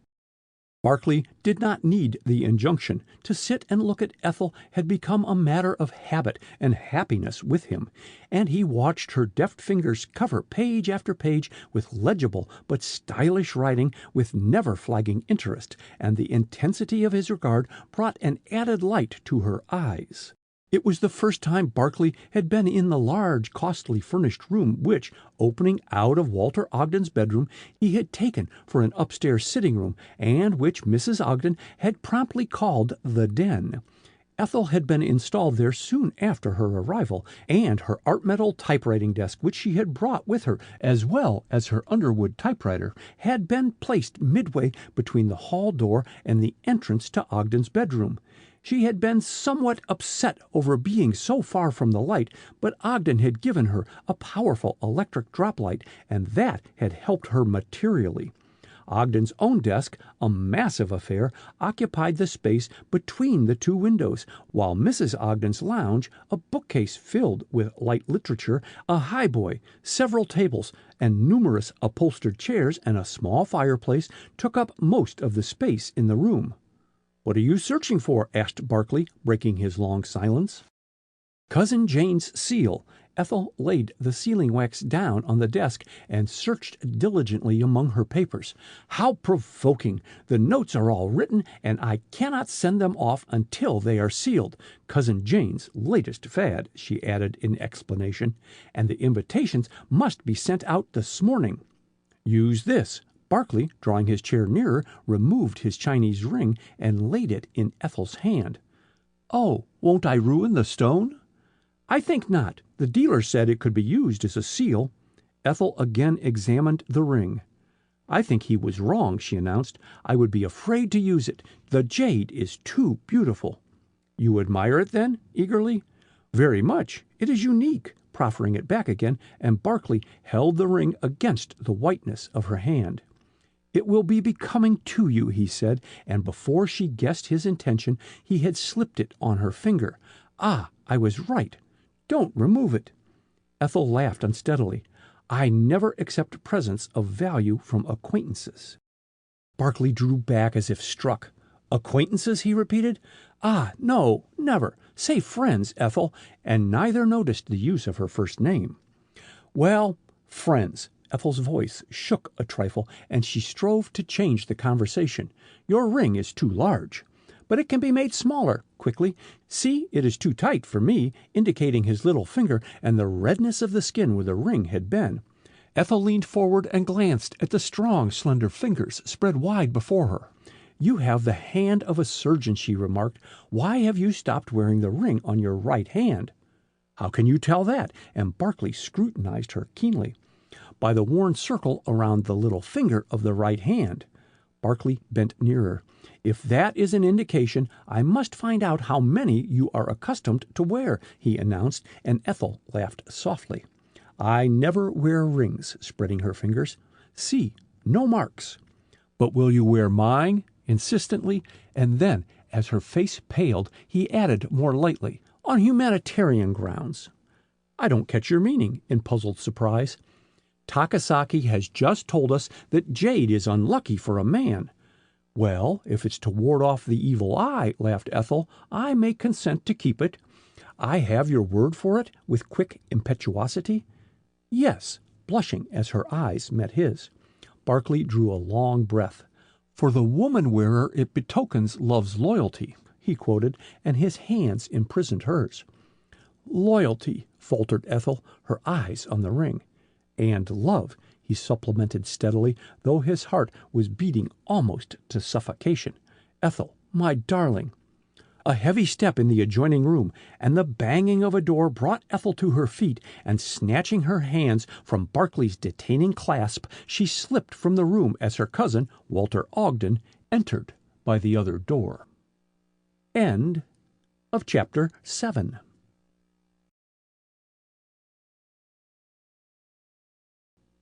Chapter 8. P.S. Walter Ogden stopped on the threshold of the den and regarded Julian Barclay with open displeasure. "Come, come, Julian, this won't do," he said, slamming the door behind him and taking the seat left vacant by Ethel. "I don't object to a little harmless flirtation, but you apparently forget that Ethel Ogden is engaged to James Patterson." Barclay whitened, and his clear dark eyes contracted with sudden uncontrollable anguish. Then, mastering his emotion, he faced the older man with his usual nonchalant manner. "I was not aware, Ogden, that Miss Ogden was engaged to be married," he began, and stopped, uncertain of his ability to keep his voice expressionless. "I quite understand," put in Ogden more kindly. "Ethel is greatly to blame." "No." The contradiction rang out clearly, and this time there was no mistaking the look in Barclay's eyes. "Miss Ogden is entirely blameless. It was my joy in her society which made me," speaking more slowly, "blind to the situation." Ogden did not reply at once, and Barclay stared steadily out of the window through which the noon sunshine crept in ever-increasing volume, but to him the day had become gray and cheerless. Ogden's voice aroused him from his bitter thoughts. "When are you returning to the East?" he added. "I haven't made any definite plans." Barclay glanced at the mantel clock. "If you will excuse me, Ogden," rising, "I have to keep an engagement at the club." "Will you be back to luncheon?" queried Ogden, accompanying him into the hall. "No. Please make my apologies to Cousin Jane," and Barclay disappeared down the staircase, while Ogden, with the feeling of work well done, went back to his den. His hint to Barclay might perhaps be broader than the situation merited, but it could do no permanent harm. James Patterson, in his opinion, was entitled to a fair field, and the sooner he and Ethel were married, the better for all parties. Ethel, never dreaming that her cousin concerned himself in her future welfare, dressed for luncheon with nervous rapidity. But her haste did not prevent her from stopping now and then to inspect the ring on her third finger. It was somewhat loose, and she debated a moment as to whether she should wind cotton thread around the hoop to tighten it, but a sudden imperative message from Mrs. Ogden sent her flying down the hall, wearing the ring as Barclay had given it to her. She hesitated outside the drawing-room entrance, then, with heightened color, advanced into the room, but the man who turned from the window on her entrance was not Barclay, and the happy sparkle died from her eyes as she greeted James Patterson. "I met Mrs. Ogden downtown," he explained, sitting on the sofa by her, "and she very kindly brought me home to luncheon." "What about your congressional duties?" asked Ethel mischievously. "They can go hang," with impulsive bitterness. Then he added more calmly, "The House has adjourned over today. I telephoned early this morning, Ethel, to ask you to go motoring, but the maid said you were out with, I suppose," the bitterness returning to his voice, "Julian Barclay." Mrs. Ogden's entrance saved Ethel from reply. "Come right in to luncheon," she said. "Professor Norcross and Walter are already waiting for us," and Patterson, disappointed in not having a longer tete-a-tete with Ethel, sulkily accompanied them into the dining-room. But Mrs. Ogden saw to it that he sat between her and Ethel, and he brightened.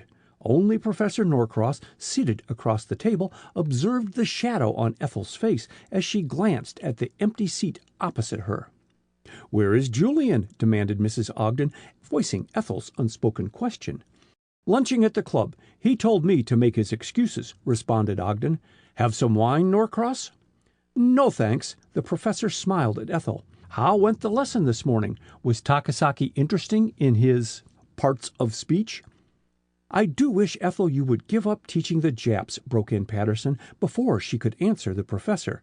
"I've never understood why you let that little Japanese artist monopolize so much of your time when you went to the embassy last winter."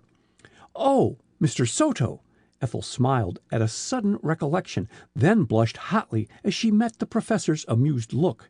Patterson's jealousy was patent to all. "I miss Mr. Soto, and am so sorry he had to return to Japan. He was great fun. You should cultivate a sense of humor, Jim," with a mischievous glance at Patterson's glum countenance. "I found little amusement in watching Soto make sketches of you," he protested. "It was a great liberty. I am surprised, Ogden, that you permit Ethel to continue to give lessons to the Japanese." "Well, really," Ethel turned and faced Patterson indignantly, "I cannot see that it is any concern of yours." "I did not mean it quite in the way it sounds," Patterson hastened to explain. He had been in a temper all morning, and his disappointment at not getting Ethel to accompany him motoring had not added to his amiability. "I do not see why any patriotic American desires to teach a Japanese English, and thereby advance the knowledge and education of our future foes." "You are decidedly looking into the future," chuckled Ogden. "Not half as much as the Japs themselves," retorted Patterson, happy again in having found his hobby. The high-caste Japanese, as well as the coolie, is not too proud to spy. They are intensely patriotic. It is the keynote of their character. Tell me honestly, Ethel, addressing her directly, does not Takasaki invariably turn your conversations into questions about our ships, shipyards, and the personnel of our Army and Navy? No, not always, declared Ethel in surprise. In fact, I often allude to them, and he changes the topic. Oh, no, I do not give him information. Not intentionally, no, agreed Patterson, lowering his naturally loud voice. But the Japanese is ever seeking, always grasping little details, unconsidered trifles, and from that foundation builds and reasons in a manner our Occidental mind never grasps. The Japanese knows more of us today, our habits, our weaknesses, our shortcomings. But not our strength, broke in Norcross. And our strength, asserted Patterson calmly, and he has gained much of that knowledge by the aid of the Japanese employed as servants by ranking officers in the United States Navy and in the Army. Ogden threw himself back in his chair and shrugged his shoulders. Upon my word, Patterson, you are a worthy disciple of Carter Calhoun, he announced. A most misjudged man, retorted Patterson hotly. If this country were to listen to him, we would be in a state of preparedness, instead of which, and a gesture of disgust finished the sentence. I cannot believe we are going to the dogs just yet. Ogden helped himself to salad. How about it, Norcross? Your profession has taken you pretty well around the globe. What is your opinion of international politics? Addressed directly, Norcross laid down knife and fork. I have talked with a number of Californians, Mr. Patterson, he began, and their opinion seems to be that the educated Californians do not fear a Japanese invasion. Of course, as a representative from that state, you are in a better position to judge of the local situation than I. Will you please tell me, Mrs. Ogden broke her long silence, which was commencing to irk her, how California dared almost plunge this entire country into war because she wished to exclude the Japanese? It wasn't a case of dare, replied Patterson, but of foresight. California, by passing the anti-alien bill, safeguarded the interests of the whole United States. Secondly, the best way to avoid war is to prepare for it. I do not see any necessity for war with Japan, declared Ogden, and his positive tone caused Patterson to flush warmly. Nor do we, on the Pacific slope, see the menace you in the East imagine approaching on your Atlantic coastline, he retorted. But both are there. The world could not see the invasion of Belgium, but it took place. But the size of our country, our isolated position, in themselves preclude the possibility of invasion, protested Ethel. You are wrong, argued Patterson. In the past, we have twice been invaded, in the War of the Revolution and the War of 1812, and history is known to repeat itself. Also, a nation desiring to hold its place in the world must not close its eyes to what is going on outside its boundaries. Building the Panama Canal has thrown us into world politics. What we have built, we must protect. But I fail to see what Panama has to do with Japan, remarked Mrs. Ogden. Do with it? Echoed Patterson, his startled expression bringing a covert smile to Ethel's lips. Why, the canal is the channel for our battleships to reach the Pacific, and to protect our interests in the East, we must control that ocean. The Japanese are already in possession of islands lying in our line of communication with the Philippines. They are a nation who believe that, quote, the Lord helps those who help themselves, end quote. Ethel, finishing her salad, suddenly became aware that Professor Norcross was closely studying the ring on her third finger. As he raised his eyes, their looks crossed, and Ethel felt her color heighten, but the professor's glance passed on until it rested on Patterson. Dwight Tillman would have supported your theories, Mr. Patterson, he said. He had, apparently, a horror of the Japanese. Tillman, yes. Patterson declined the ice offered him. Poor fellow, his death was a frightful shock to me. I had planned to meet him in Atlanta and missed the train. Was he the man murdered on your train, Professor? Inquired Mrs. Ogden. Yes. Norcross sipped his black coffee meditatively. A very mysterious case. Hasn't Mr. Barkley discussed it with you, Miss Ogden? He has spoken of it, she amended. And what is his opinion? Asked Patterson with his usual abruptness. Whom does he think poisoned Tillman? Why, the Japanese. What's his name? Ethel looked at Norcross. Yoshida Ito, he responded. Strange the police cannot trace the Japs' whereabouts. They will. Give them time. Ogden rose at a sign from his wife. Can I take you anywhere in my motor, Norcross? And the professor, after a lingering, wistful glance at Ethel and Patterson, who had gravitated again to her side as they left the dining room, accepted his offer. Mrs. Ogden, chatting volubly, escorted Patterson and Ethel back to the drawing room and discreetly disappeared. Ethel. Patterson declined the seat she indicated and stepped to her side. Will you marry me? And his deep breathing showed the emotion under which he was laboring. Ethel turned her head slowly until her eyes met his. No, Jim, she said simply. Patterson stared at her, his color receding. Then, without a word, he dropped on the sofa and buried his face in his hands. Ethel moved to go to him, then checked herself. What could she say to him? She would not marry him. Vividly before her rose Julian Barkley's face and the memory of his impassioned whisper as he gave her his ring. Ah, she must abide by the dictates of her heart. Love could not be forced or manufactured. Jim, she murmured, I'm sorry. Patterson rose at the sound of her voice. It's all right, he said unsteadily. You've never encouraged me to hope. I might have known. He sighed wearily. But it's human nature to feed on hope. Tell me, Ethel, is it Julian Barkley? She did not need to answer. The light that crept into her eyes at mention of Barkley's name betrayed her. Patterson's hands clenched spasmodically. It's bitter to lose you, he acknowledged, and his tone proved the truth of his words. But to Julian Barkley, a stranger, where in God's name does he come from? Chicago. Ethel looked at him in astonishment. So he says, but I don't believe it. Patterson clutched the back of a chair with hard-gripping fingers. I don't believe it, he reiterated. I've asked, and no one has heard of him there. I don't trust him. Nonsense. Ethel's sympathy was rapidly changing to anger. Mr. Barkley is a cousin of our hostess, Mrs. Ogden.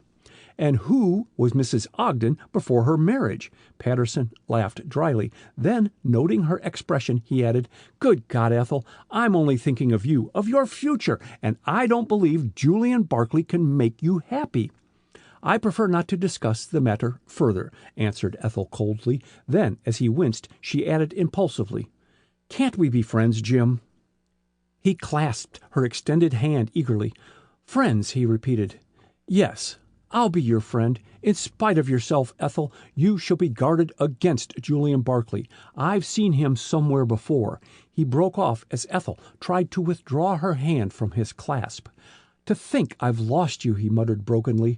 Ethel, my Ethel, and drawing her to him, he kissed her passionately. Pardon?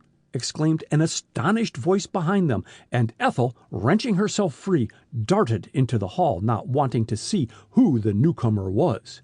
Professor Norcross picked up some papers from the table, and casting a curious glance at Patterson, who presented his back to him, retreated to the waiting automobile. Safe in her bedroom, Ethel flung herself on the bed and strove to regain her lost composure. She was furiously angry with James Patterson, more angry than she had been in years with anyone. It was horrid of him to have kissed her. She passed her handkerchief across her lips. It was outrageous of him to have tried to prejudice her against Julian Barkley. Quickly, her thoughts turned to Barkley, and she lay in dreamy contemplation of the events of the last 10 days as they passed in quick succession before her mind's eye. Barkley's personality had dominated her every action, and all unconsciously she had fallen under his sway. At first, she had rebelled against her longing to see him, to be near him, but the eager, wistful lighting of his eyes when she appeared found a gradual response. His wooing had not been of the patient order, and Ethel, swept off her feet, was drifting with the tide. To what? Ethel moved restlessly. Pshaw! James Patterson's vague doubts were not worthy a second thought. Julian Barclay was the soul of honor, of loyalty. She would not believe otherwise. But somehow the bed was no longer comfortable, and rising, Ethel moved over to her bureau. She could not afford to be idle. A neat pile of letters, evidently from the afternoon mail, attracted her attention, and opening them proved a welcome diversion. The last was a letter from her mother, and she read the large, sprawling writing with zest. Mrs. Ogden was a poor correspondent, and Ethel depended, as a rule, on getting news of her family from her father. The letter was not long. Ethel read with pleasure the doctor's favorable report on her father's condition, of the few entertainments her mother had attended, and was about to close the letter when she saw the initials P.S. and the word over squeezed in at the bottom of the sheet. Mrs. Ogden, with the inconsequence which characterized her, was given to postscripts, which frequently proved the most important part of her letters, and Ethel turned the last sheet with eager anticipation. P.S. The enclosed clipping has recalled to my mind a strange sight which I entirely forgot to mention to your father. I think I told you of meeting Jim Patterson in Atlanta Station nearly 10 days ago when I went to see Aunt Susan on her train. The trainmen were very obliging, and I was permitted to escort Aunt Susan to the Pullman car, owing, I suppose, to her enfeebled health. Sometimes, Ethel, illness has its perquisites. Well, to go back. On leaving the Pullman car, I got turned about and walked down the train shed with the vaguest idea as to the direction I should take to get back to the station. On passing a Pullman far down the line, I looked up and saw through the polished window pane a hand holding a small open paper between the thumb and first and second fingers. I perceived nothing but the hand. No head was visible or other part of the body, but I gathered the impression that a powder was being shaken into a cup. There wasn't a soul in the vicinity, and I walked some distance before it dawned on me that I was headed the wrong way and turned about. I intended speaking of the hand, but meeting Jim Patterson put the whole thing out of my mind. I never would have remembered the incident but for the enclosed clipping. My recollection of the hand, however, is vivid, and I've drawn it on paper for you. Had I better communicate with the coroner? Your devoted Mama. Considerably bewildered, Ethel laid down her mother's letter and picked up the newspaper clipping. It proved to be a brief account of the inquest on Dwight Tillman, chiefly given over to the medical testimony.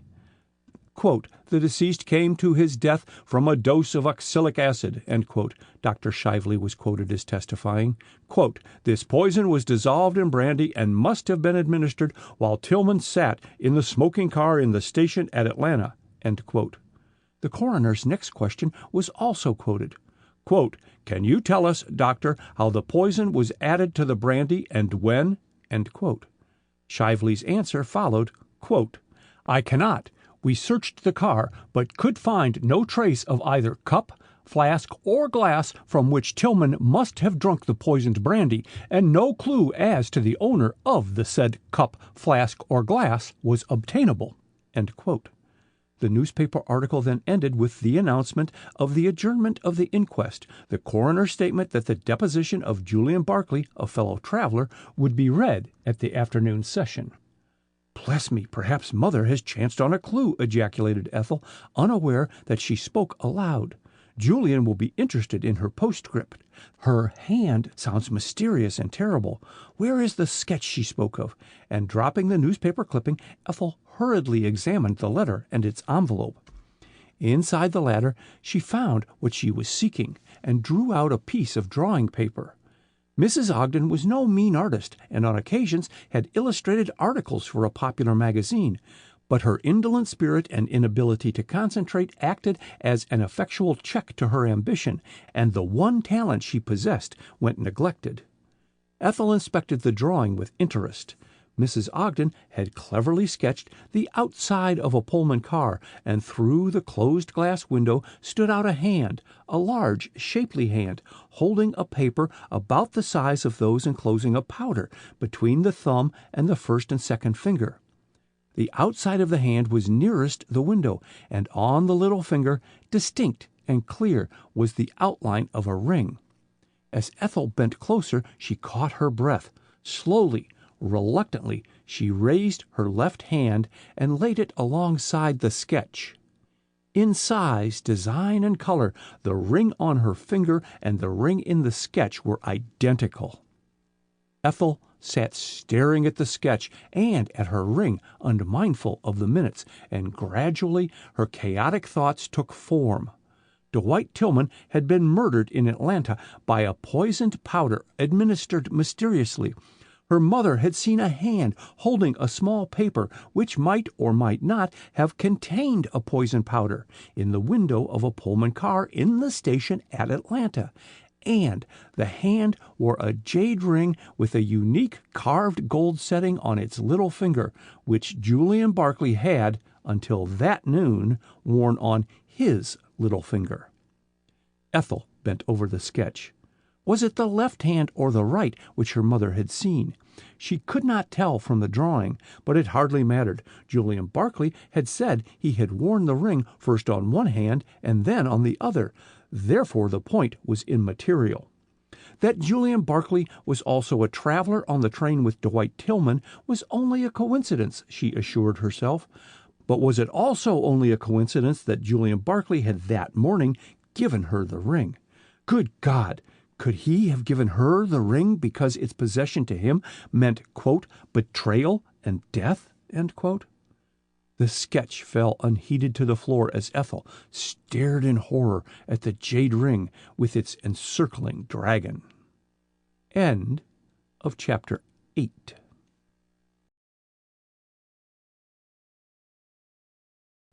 Chapter 9. The Interview. Julian Barkley's luncheon at the club had been a polite fiction, invented under the spur of his desire to be by himself.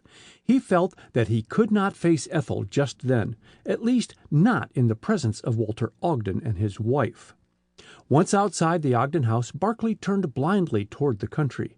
An instinctive desire to reason his troubles in the open guided his footsteps, and how long he tramped and where, on the outskirts of Washington, he never knew. But when he again reached the downtown section of the city, he had recovered his composure and decided on his future actions. Too long had he drifted with the tide. Whatever the consequences to himself, he must take his place in the affairs of men. As to Ethel, he winced and bit his lip. Other and better men had had to renounce their heart's desire. A past of shadows was an unstable foundation on which to build a dream of happiness and deserved a rude awakening. There remained but one thing for him to do, to bid Ethel good-bye and wish her Godspeed on the road to happiness. Barkley stepped into a corner drugstore, looked up a number in the city directory, and, entering a taxicab, repeated the number to the chauffeur. Within 10 minutes, he was standing in an office building interviewing a colored servant. "Dr. McLean is in his office now, sir. Step this way, sir," and the office boy piloted him into a well-lighted room. Barkley sighed impatiently on catching sight of the rows of people waiting to see the popular surgeon. Then, resigning himself to the inevitable, he took a chair near the window and awaited his turn. Barkley picked up a newspaper, but the printed lines failed to interest him, and when Dr. Leonard McLean entered the room to summon the next patient into his consulting office, he was looking out of the window at the passing vehicles and electric cars. The surgeon's roving glance halted as it fell on Barkley's fine profile, then passed on, but each time that McLean re-entered the room he contrived, without attracting Barkley's attention, to get a better and nearer view of him. "Well, sir," McLean's clear, resonant voice broke in on Barkley's sad thoughts, "what can I do for you?" And looking up, Barkley found that he was the last patient, and the two men were alone. "I would like a word with you in private," he said. McLean bowed. "This way, then," and, stepping inside the consulting office, Barkley selected a chair farthest from the window, while the surgeon closed the communicating door and sat down before his desk. He waited for Barkley to speak, but it was some minutes before the latter broke the silence. "I have not come to consult you as a patient, doctor," he began, "but on a private matter." "Yes?" McLean's voice again aroused Barkley, and he cleared his throat nervously. "I realize that you are very busy," he stammered, glancing about the well-arranged office. "I promise not to take up your time needlessly. Here is my card," laying his visiting card on the desk, and McLean switched on his drop light, for the winter afternoon was waning into twilight, and read the name engraved on the card. "Well, Mr. Barkley, what can I do for you?" he asked. "Give me all the details of the inquest on Dwight Tillman," answered Barkley promptly, looking directly at McLean. "I understand that you went to Atlanta with the body and stayed on for the inquest." "True, I did," replied McLean, and imperceptibly his hand moved the shade of the droplight until Barkley's face was no longer in shadow. "Are you the Julian Barkley whose deposition was read at the inquest?" "I am." "And your reasons for questioning me, Mr. Barkley?" "I am desirous of helping trace the murderer." The surgeon's question had brought a touch of color to his white face. "I want to help trap Yoshida Ito." "Ah, then you know him to be guilty." "No, only believe him to be guilty," corrected Barkley quickly, "and all evidence, as far as I can ascertain, points to him." "Except a possible motive," supplemented McLean. "Men do not murder each other, Mr. Barkley, without a motive." The remark brought a curious glint in Barkley's eyes, which the surgeon observed, but his own expression remained impassive. "There is always the alternative of suicide," remarked Barkley composedly, "but in the case of the murder of your cousin, Dwight Tillman, that theory can be dispensed with." "Your reasons for that assertion?"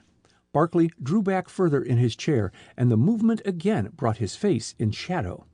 "If Dwight Tillman had committed suicide, the receptacle out of which he drank the poison would have been found near him." "Then you contend that the absence of such a receptacle indicates the presence of another person in the smoking car at the same time Tillman swallowed the poison?" "I do. Dr. Shively said that poison was almost instantaneous in its effect, and that it was physically impossible for Tillman to dispose of the cup or glass after he had swallowed the poison. Therefore, another person must have been in the car, contrary to the porter's testimony, and," his voice deepening, "the fact that such a person does not come forward frankly, as he would do if innocent, presupposes his guilt." McLean nodded his head. "I entirely agree with your reasoning," he said gravely. "I asked simply to see if your view would coincide with mine. Dwight Tillman was undoubtedly murdered while sitting in the smoking car of the Washington, New Orleans, and San Francisco Express during its stop at the station in Atlanta, Georgia. The autopsy proved that a dose of oxalic acid had been administered in brandy, and that he died almost instantly. No other cause of death could be ascertained, as Tillman was physically well, and there was no indication of violence. But," Barkley hesitated and spoke more slowly, "oxalic acid has a forbidding, sour taste, and for that reason is seldom used by would-be murderers, the victim being quick to detect the acid taste. The medical records prove that it is sometimes mistaken for Epsom salts and swallowed inadvertently, and not infrequently used by suicides." He looked hard at McLean. "If not taken accidentally or with suicidal intent, Tillman must have detected the taste of the poison in the brandy." "True." McLean leaned one elbow on his desk as he bent nearer his companion. "I have already stated that Tillman was physically sound, but from birth he was deficient in one particular. He had no sense of taste." "Upon my word!" Barkley drew in his breath sharply and stared at McLean in astonishment. "Tillman had no motive to commit suicide," continued McLean. "I was made executor of his will, and his affairs appear to be in excellent shape. While not wealthy, Tillman had several $1,000s in the bank, besides owning much unencumbered improved property. He was not married, and I never heard of his having a love affair or a quarrel with anyone." "And yet he died mysteriously," muttered Barkley, "eliminating the theory of suicide and considering the case as a murder, pure and simple." "It's far from simple," corrected McLean sharply. "Here we have a man seated in an empty smoking car, poisoned by some unknown person, and the murder was not discovered until 5 or 6 hours later. No trace of the receptacle in which the poison was administered, and the passengers on the train now scattered to the far winds." If the police succeed in finding Yoshida Ito, they need look for no other passenger, said Barkley grimly. You think so? And the glance McLean shot at his companion was keen. Yes, Barkley leaned forward in his earnestness. The Japanese, on entering the smoking car, was attacked by Tillman. That I'll swear to. You mentioned it in your deposition, put in McLean dryly. Quite so, composedly. After the brief scuffle, during which the Japanese used jujitsu, and which, but for the interference of Dr. Shively and Professor Norcross, might have had fatal results for Tillman, the latter, on recovering his breath, offered the Japanese an insult which he was not likely to forgive. The Japanese mind works quickly, and with them to plan is to accomplish. It was a subtle brain that planned Tillman's murder, agreed McLean, but there are some points about Ito's conduct which to me contradict the evidence. A verdict of guilty was brought against him by the coroner's inquest, was it not? Asked Barkley coldly.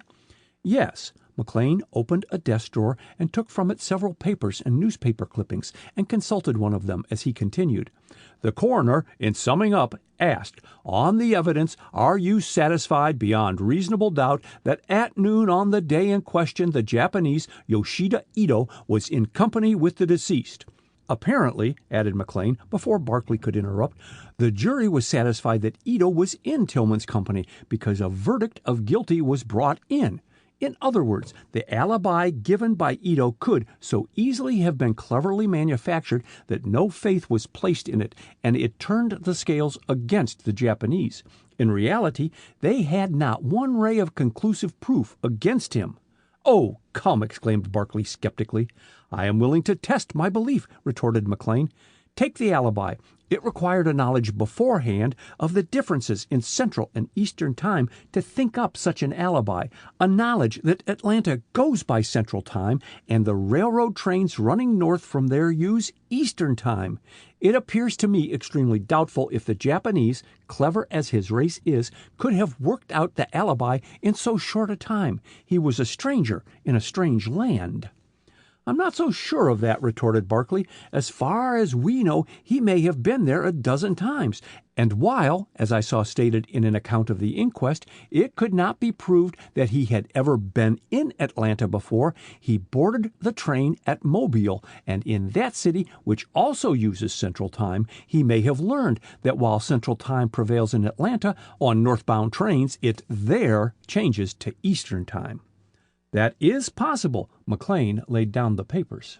The conductor testified that while Ito was dining, he searched his luggage and found no trace of any flask filled with brandy or a cup or glass.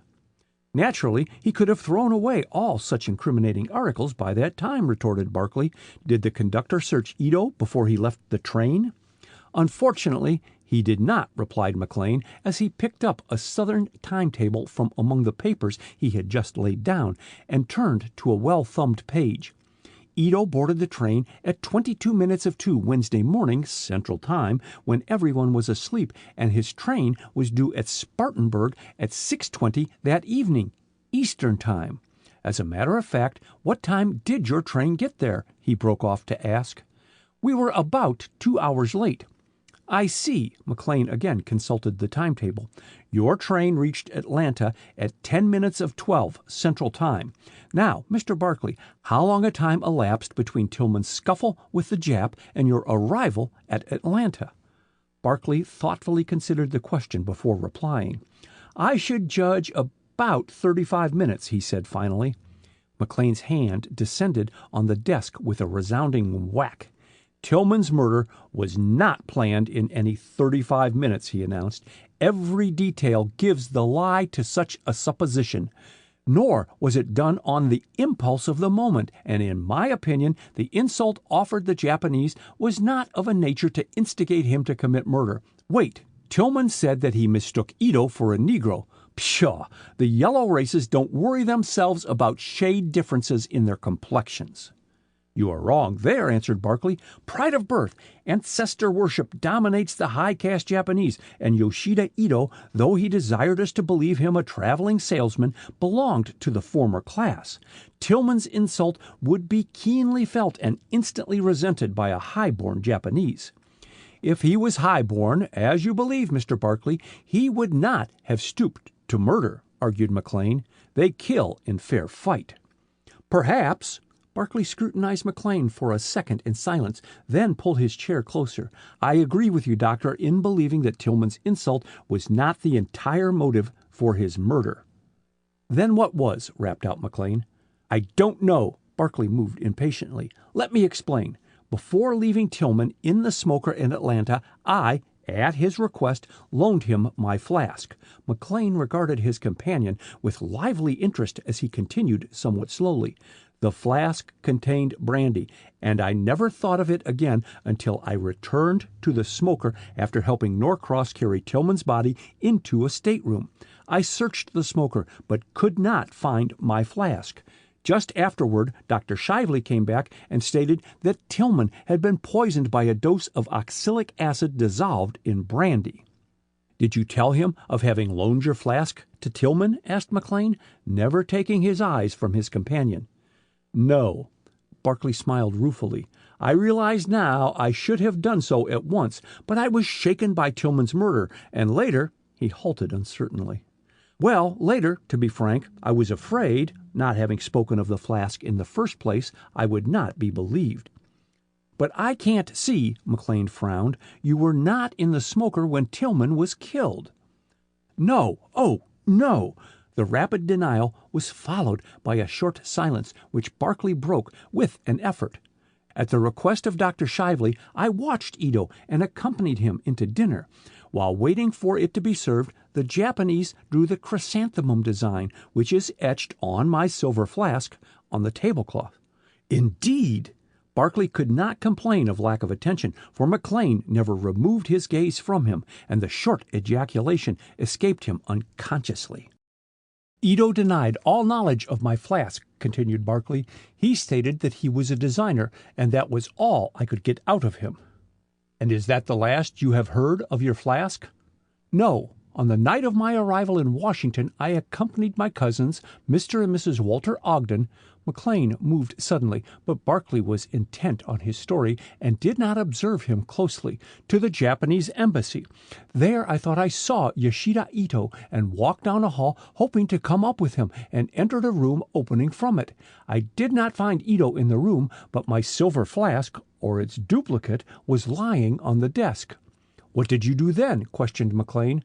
Pocketed the flask, briefly, and the next day had its contents tested by a chemist. With what result? A blank. It contained sake, the national drink of Japan. End of Chapter 9.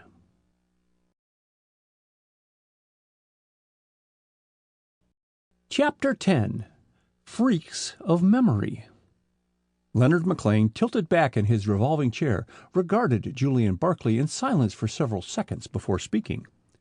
"Have you the flask with you?" he asked.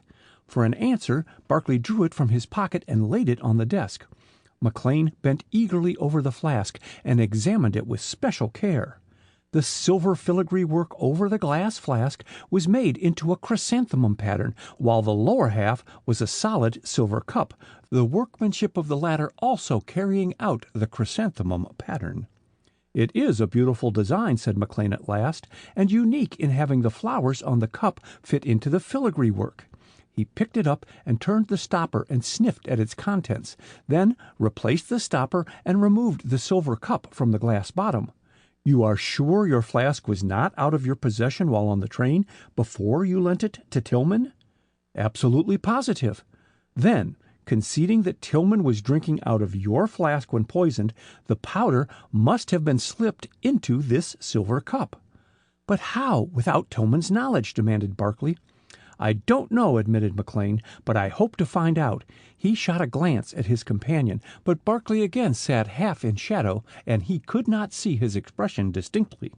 "Has it occurred to you to ask the jewelers in town about the flask?" "It has, but their information was almost nil," responded Barkley. "They declared the flask was probably manufactured abroad. The workmanship pointed to that, but it bears no silversmith's name or mark. They also said that while the design was unusual, there might have been a number of duplicates made from the original." "That is not very helpful," mused McLean. Where did you buy your flask? At a little Mexican town, Tijuana, about 25 miles over the border from Coronado, California. Tijuana, or Aunt Jane, as it is known over the border. It is a great gambling town where cutthroats, thugs, and criminals of every class fleeing from justice take refuge. In a saloon there, I saw this flask lying on the counter and bought it from the proprietor. He told me that it had been left by a Japanese in payment of a debt, and when Ito drew the design of the flask on the tablecloth in the diner on the train, I jumped to the conclusion that he was the Jap who had sold it to the saloon proprietor, and taking the reputation of the town into consideration, I imagined he might even then have been fleeing from justice. That is not conclusive reasoning, smiled McLean. You were in Aunt Jane as a tourist. He paused slightly. It is equally possible the Jap was also a tourist and ran short of funds. That is true. Barclay glanced at the clock on the surgeon's desk, and it is over 4 years since I purchased the flask. Have you, McLean handed the flask back to Barclay, have you made any inquiries about this flask at the Japanese embassy? I went to the embassy but found the ambassador away on a trip through the Middle West, and the embassy staff denied all knowledge of the flask. I am afraid I am taking up too much of your time, he added, rising. No, sit down. McLean raised a protesting hand, and Barclay resumed his seat. I am glad to talk over Tillman's mysterious death with you, Mr. Barclay. Now, let me understand your theory of his murder. You believe that Ito, the Jap, having some ulterior motive, followed my cousin on his trip east, murdered him, and slipped away. Yes, that is about my idea, admitted Barclay. Take the flask. It is a reasonable supposition that not finding it in the smoking car near where Tillman sat, or among his effects, the murderer removed my flask. He would not have taken it away if the flask had not been incriminating. Therefore, I believe the oxalic acid was introduced into my flask. It would seem so, agreed McLean. But we have yet to discover how it was introduced into the brandy without Tillman's knowledge, and until then we have no real proof against anyone. I cannot agree with you, replied Barclay obstinately. I know the flask was originally owned by a Jap. I met a Jap who has a scuffle with Tillman shortly before he is murdered, and this Jap is familiar with the chrysanthemum design of my flask, even to the minutest detail. Why should he think of that flask at the time unless he had recently seen it? Finished Barclay triumphantly. Memory plays queer tricks, responded McLean. It might be that Ito... Look here, checking himself. If Ito had murdered Tillman by putting poison in your flask, the last thing he would do would be to call attention to the flask. It would be betraying too great a familiarity with the crime. Yes, but it is just in those small points that a criminal betrays himself, argued Barclay. Giving his alibi, which may or may not be false, but which admits of his having been in the smoking car at the hour Tillman was poisoned. Ito leaves the train at Spartanburg, and the next time I catch a glimpse of him is in the Japanese embassy, and a few minutes later I find a flask resembling mine on a desk in the embassy. I tell you, Doctor, emphasizing his words by striking his hand in his open palm, the silver flask and Ito form a connecting link in the chain of events leading to the murder of Dwight Tillman. Perhaps, but I cannot see the significance. McLean paused, and Barclay broke in hastily. My object in calling, Doctor, was to ascertain if Tillman was using his congressional influence to the detriment of Japanese interests here and abroad. McLean considered the question. I now recall that Tillman testified against the Japanese before the California legislature at the time of the passage of the anti-alien bill. He and Jim Patterson, congressman from California, he stopped to explain. I have met Patterson, answered Barclay, and resting his elbow on the desk, shaded his eyes with his hand. You were saying? That Tillman and Patterson were much in accord on the subject and, I believe, carried on quite a correspondence. Perhaps Patterson can give me some data which may throw light on Tillman's transactions with the Japanese. I will see him. McLean again consulted the newspaper clippings. There are several questions I wish to ask you before you leave, pulling up his chair to the desk. when did you first meet Dwight Tillman? The night before his murder. I boarded the train at New Orleans, and going into the smoker was introduced to him and Professor Norcross by Dr. Shively. We four played poker until far into the night. How did Tillman appear? Barclay hesitated. Having never met him before, your question is a little difficult to answer. His manner to me appeared natural, and while he took little part in the conversation, he was at all times pleasant and good-natured. Was he winning? Barclay laughed shortly. I believe so. I was the only heavy loser. We played nearly all night, and I believe it was Tillman who made the first move to break up the game. Did you talk with him next morning? Not for any length of time. I had a short talk with him just before the train stopped at the station in Atlanta. Was it then you gave him your flask? Yes, he asked me for it. Said his scuffle with the Jap had shaken him up and he needed a bracer. Except for that, did his manner indicate excitement, terror, for instance? It did not. McLean consulted the notes he had scribbled on a sheet before him, then asked, You spoke of Dr. Shively having introduced you to Tillman. Where had you known Shively? I met him in Panama, and we made the trip to the States together. He had known Professor Norcross and Tillman before, and they both appeared glad to see him when he joined them in the smoking car. Had he arranged to meet them on that train? I think not. They all expressed great surprise at the meeting. Barclay rose. I really must be going, Doctor. I cannot take up any more of your time. Just one more question. Did you see Shively while the train was at Atlanta?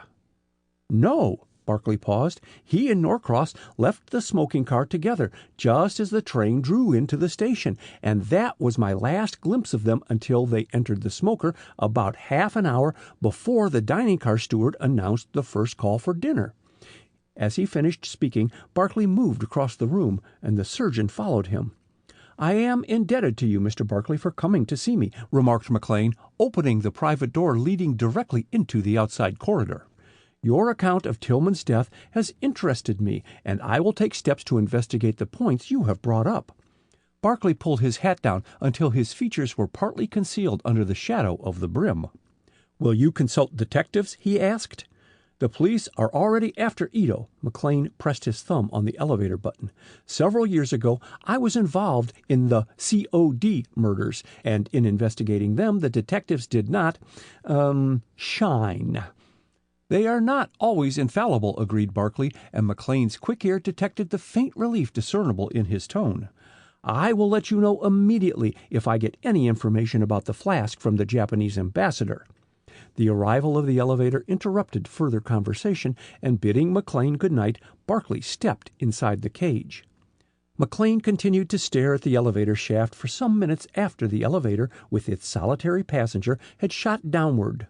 After 15 years, he muttered, and Jim Patterson is in town. Not only in town, but here, announced a voice just back of him, and McLean, wheeling about, faced Representative Patterson. I've been waiting in your front office for the deuce of a long time, McLean, and hearing your voice in the hall, came out to intercept you. I am sorry to have kept you waiting. Come back with me now, and McLean motioned toward his private door. I won't stay long, promised Patterson, preceding the surgeon into his consulting office and throwing himself down in a chair by the desk. Who was the man with you in the corridor a moment ago? His voice sounded familiar, but I only saw his back. A Mr. Barclay. McLean picked up Barclay's visiting card. Julian Barclay. Patterson's expression changed. Who is he? He demanded. Who is this Barclay? McLean's eyebrows rose in interrogation, but the glance he shot at the excited man before him was piercing in its intensity. He tossed the visiting card to Patterson. Julian Barclay, he repeated, and shrugged his shoulders. Patterson crumpled the visiting card in his strong fingers and flung it contemptuously into the wastepaper basket. I'm disappointed, McLean. Thought you might give me some information about this Barclay, who he is and all that. I have had some connection. He broke off to stare moodily at the floor. Barclay is in love with Ethel Ogden, he remarked bitterly. McLean sat erect and stared at him. And Miss Ogden? He asked, and his voice was very grave. Has the poor taste to prefer Barclay to me. Patterson's attempt at a smile was ghastly. Barclay's face is familiar, but I cannot place him."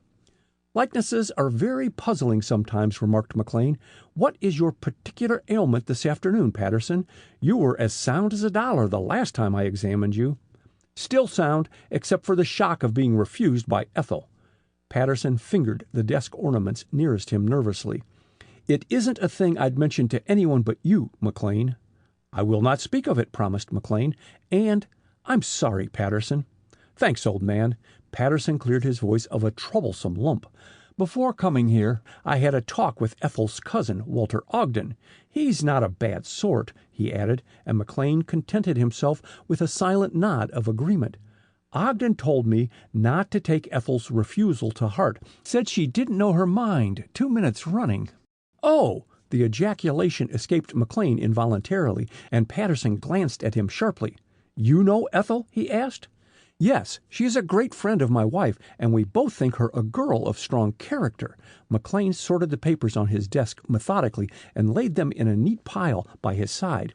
"Do not buoy yourself up with false hope, Patterson. Sometimes it is less pain in the end to face things as they are." Patterson frowned. "I don't think you gave up the girl of your choice when she was engaged to that scoundrel James Donaldson," he retorted doggedly. "And I'm not going to give Ethel up to Julian Barclay without a fight for it." "You are sure you have never heard of Barclay?" "I have never heard of Barclay before this afternoon," answered McLean quietly. "I have just returned from Atlanta. Had to remain there for the inquest on Dwight Tillman."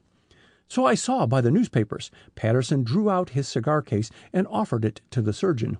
"Tillman was a mighty bright fellow, and his murder a shocking affair. So unnecessary." "I also cannot see a motive for the crime," replied McLean gravely.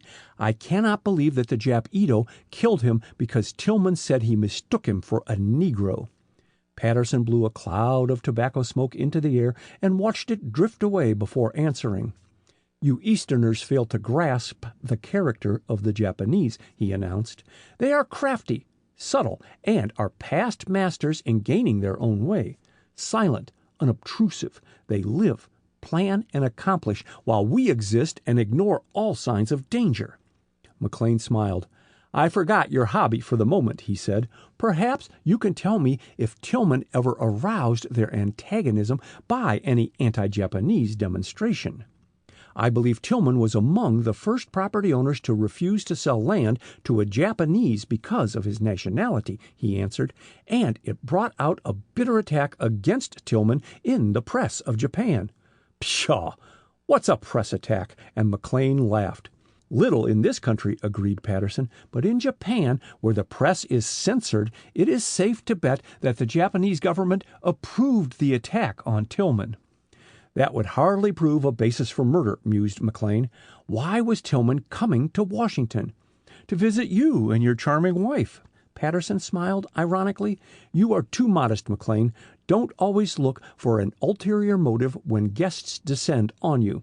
I'm sorry if I bore you with my talk against the Japs. I'm rather full of it this afternoon, having argued the subject with Professor Norcross and Walter Ogden." "And what views do they hold in the matter?" "Oh, the customary disbelief." Patterson moved restlessly. "I'm surprised at Norcross. He's broad-minded and up on affairs generally." "Where is Norcross stopping?" "At the Ogdens." Patterson rose. "Are you by chance going to their dinner tomorrow night?" "Yes. Lois told me she had accepted for us." McLean followed him into the hall. "Then you don't know why Tillman was coming to Washington after first writing me that he couldn't leave California?" "My dear fellow, I haven't the faintest idea." Patterson's impatience was poorly concealed. "Down!" he roared, and as the elevator stopped, he called to McLean, "Good night. See you tomorrow." Once inside his limousine, Patterson's growing irritability found relief in glaring at his reflection in the small mirror opposite him. "What was it McLean was muttering when I joined him in the hall?" he cogitated. "After 15 years, and Jim Patterson in town. What had 15 years to do with my being in town? 15 years. 15 years. The words seemed to his excited imagination to be keeping time with the twinkling arc-lights of the city streets, and Patterson involuntarily closed his eyes as he reviewed the years.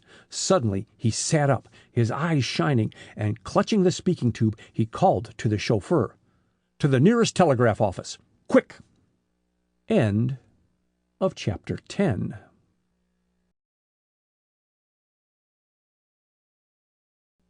Chapter 11. The Whisper. Mrs. Ogden looked complacently about the theater as the lights were turned up, and a gentle sigh of content escaped her. No other box party presented a more distinguished appearance than hers, and again she heaved a sigh of content. Inviting Ethel Ogden to spend the winter with her had indeed been a clever inspiration.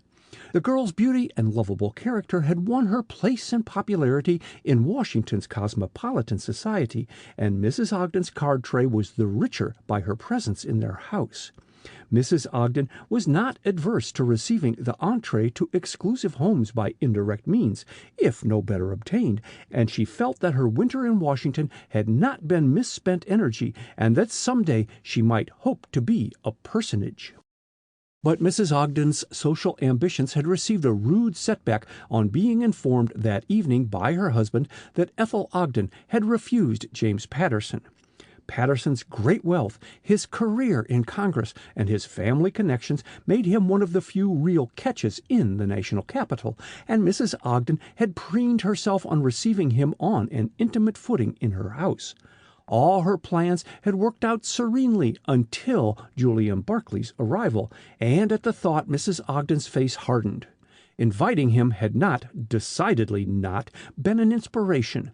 Come to think of it, he had more or less invited himself, if it had not been for a letter from California stating he was coming east and might stop in Washington. She would never have written urging him to visit them. Such being the case, perhaps it would not be a great breach of hospitality to suggest that he curtail his visit. 2 weeks had slipped by, but she had mentioned a month. This time Mrs. Ogden's sigh was distinctly audible, and brought Barclay's wandering attention back to her. "What is troubling you, Cousin Jane?" he inquired, replacing a scarf about her shoulders. "The perversity of human nature," retorted Mrs. Ogden, and he laughed while wondering at the concentration of her gaze. Mrs. Ogden sighed again.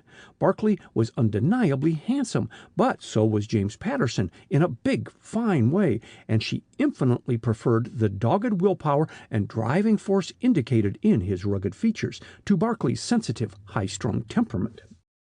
Mrs. Ogden liked to have good-looking people about her, and her gaze rested on her husband and Professor Norcross with satisfaction. In their way, each was a credit to her box party. Ethel, seated in the farther corner of the box, was unaware of her cousin's scrutiny as she kept up an animated conversation with Professor Norcross.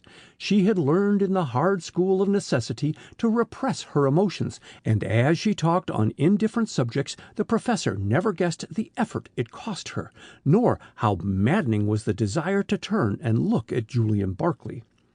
After the first shock of her mother's postscript, with its suggestion of crime and treachery, Ethel had pulled herself together and, with the shrewd common sense of her New England forebears, had reasoned out her doubts and suspicions. The murder of Dwight Tillman, the presence of Julian Barclay on the same train, the presence of her mother in the Atlanta station at the same time the crime was committed, the hand at the window grasping a suspicious-looking paper, the similarity of the ring on the hand in the window and the one given her by Julian Barclay, the arrival of her mother's letter on the day Barclay had given her the ring, could be, should be, in her loyal mind, simply coincidences to be explained away when she had a talk with Julian Barclay. She had dressed early and gone downstairs hoping for an opportunity to see Barclay alone before dinner, but he had been the last to appear, and Mrs. Ogden had hurried them off to the theater immediately after coffee had been served. On entering the box, she had expected that Barclay would occupy the seat directly behind her, but on turning around, she found him standing by the chair nearest Mrs. Ogden. He caught her eye, bowed, and sat down by Mrs. Ogden. Ethel had flushed painfully. A look, a smile from her had always brought him to her side. Could it be that he was intentionally avoiding her? The thought stung, and turning her back on Barclay, she greeted Professor Norcross with so brilliant a smile that he was conscious of an accelerated pulse. But her false gaiety had waned with the progress of the play, and finally she sat silent in her chair and listened to Norcross, his voice coming to her as from a long way off. The amateur performance was given for the benefit of the Associated Charities, and Washington Society had taken tickets and turned out en masse. The boxes were filled with members of the diplomatic corps and cabinet officers, while justices and men prominent in both houses of Congress entertained parties in the orchestra. "The play is good," announced Walter Ogden, "but the entr'acte is fearfully long. Who is that bowing to you, Ethel, there, across the further aisle in the orchestra?" Ethel looked vainly in the direction he pointed. "Do you mean Jim Patterson?" she asked, encountering the congressman's eyes. Patterson rose, excused himself to his neighbors, and clambering over them, made his way up the aisle. "No, not Patterson," explained Ogden, "the man to his left." "Oh," Ethel raised her opera glasses. "Why," in pleased surprise, "that is little Maru Takasaki and his wife," and she bowed in greeting. "Aren't they the cutest little pair?" "If you mean acute, I'll agree with you." Barclay had edged his chair forward and joined in the conversation. "Takasaki has never taken his eyes off Patterson during each entr'acte." "Seems to me you were observing them pretty closely to find that out," remarked Mrs. Ogden dryly. "Hardly complimentary to me, Julian." He stammered in some confusion, but the entrance of James Patterson interrupted him.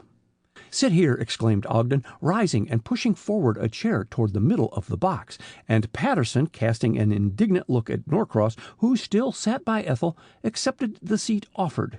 Ethel's cool smile was not made up to him by Mrs. Ogden's cordial welcome.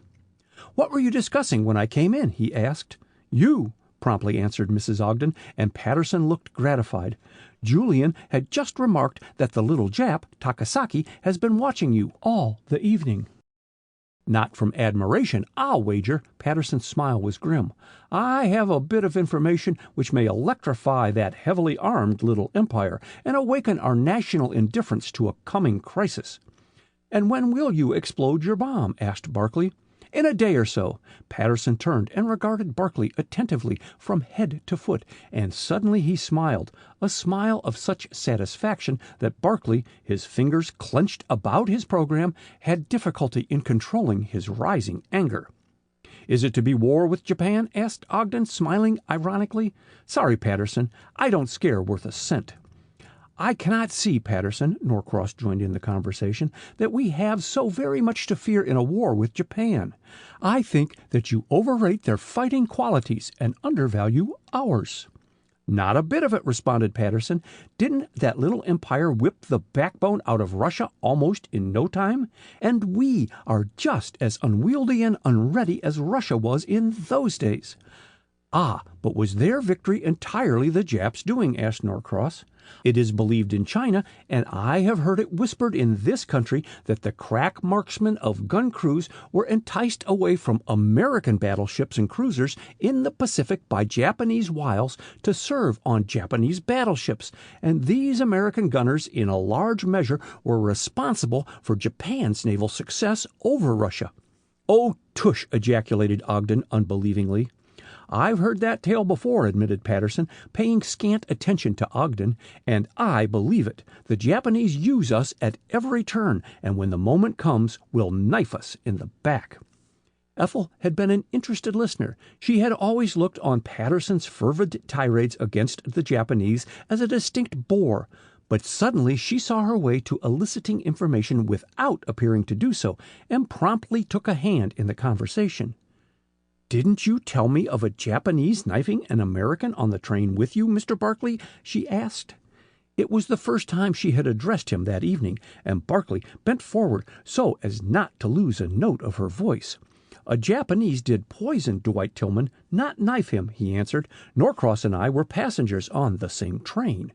"How horrible!" Ethel shivered. "Could no one prevent the crime?" "No one was around." Barclay waited until Patterson stopped speaking across him to Mrs. Ogden, and then continued. The crime was apparently committed while the train was in the station at Atlanta. "Dear me, what a public place in which to commit murder," chimed in Mrs. Ogden, not liking to be left too long out of the conversation. "I should have thought the murder would have been detected instantly." Well, it wasn't. At that moment the orchestra ceased playing, and in the sudden quiet Barclay's voice rang out sharply. The passengers were mostly strolling about the station or in Atlanta during our enforced wait there, and the Pullman cars were left empty. "Did you go sightseeing also, Barclay?" And as Patterson put the question, his eyes never left Barclay's face. His absorption prevented him observing Ethel's eagerness. She held her breath for Barclay's answer, which was slow in coming. "Yes," he replied.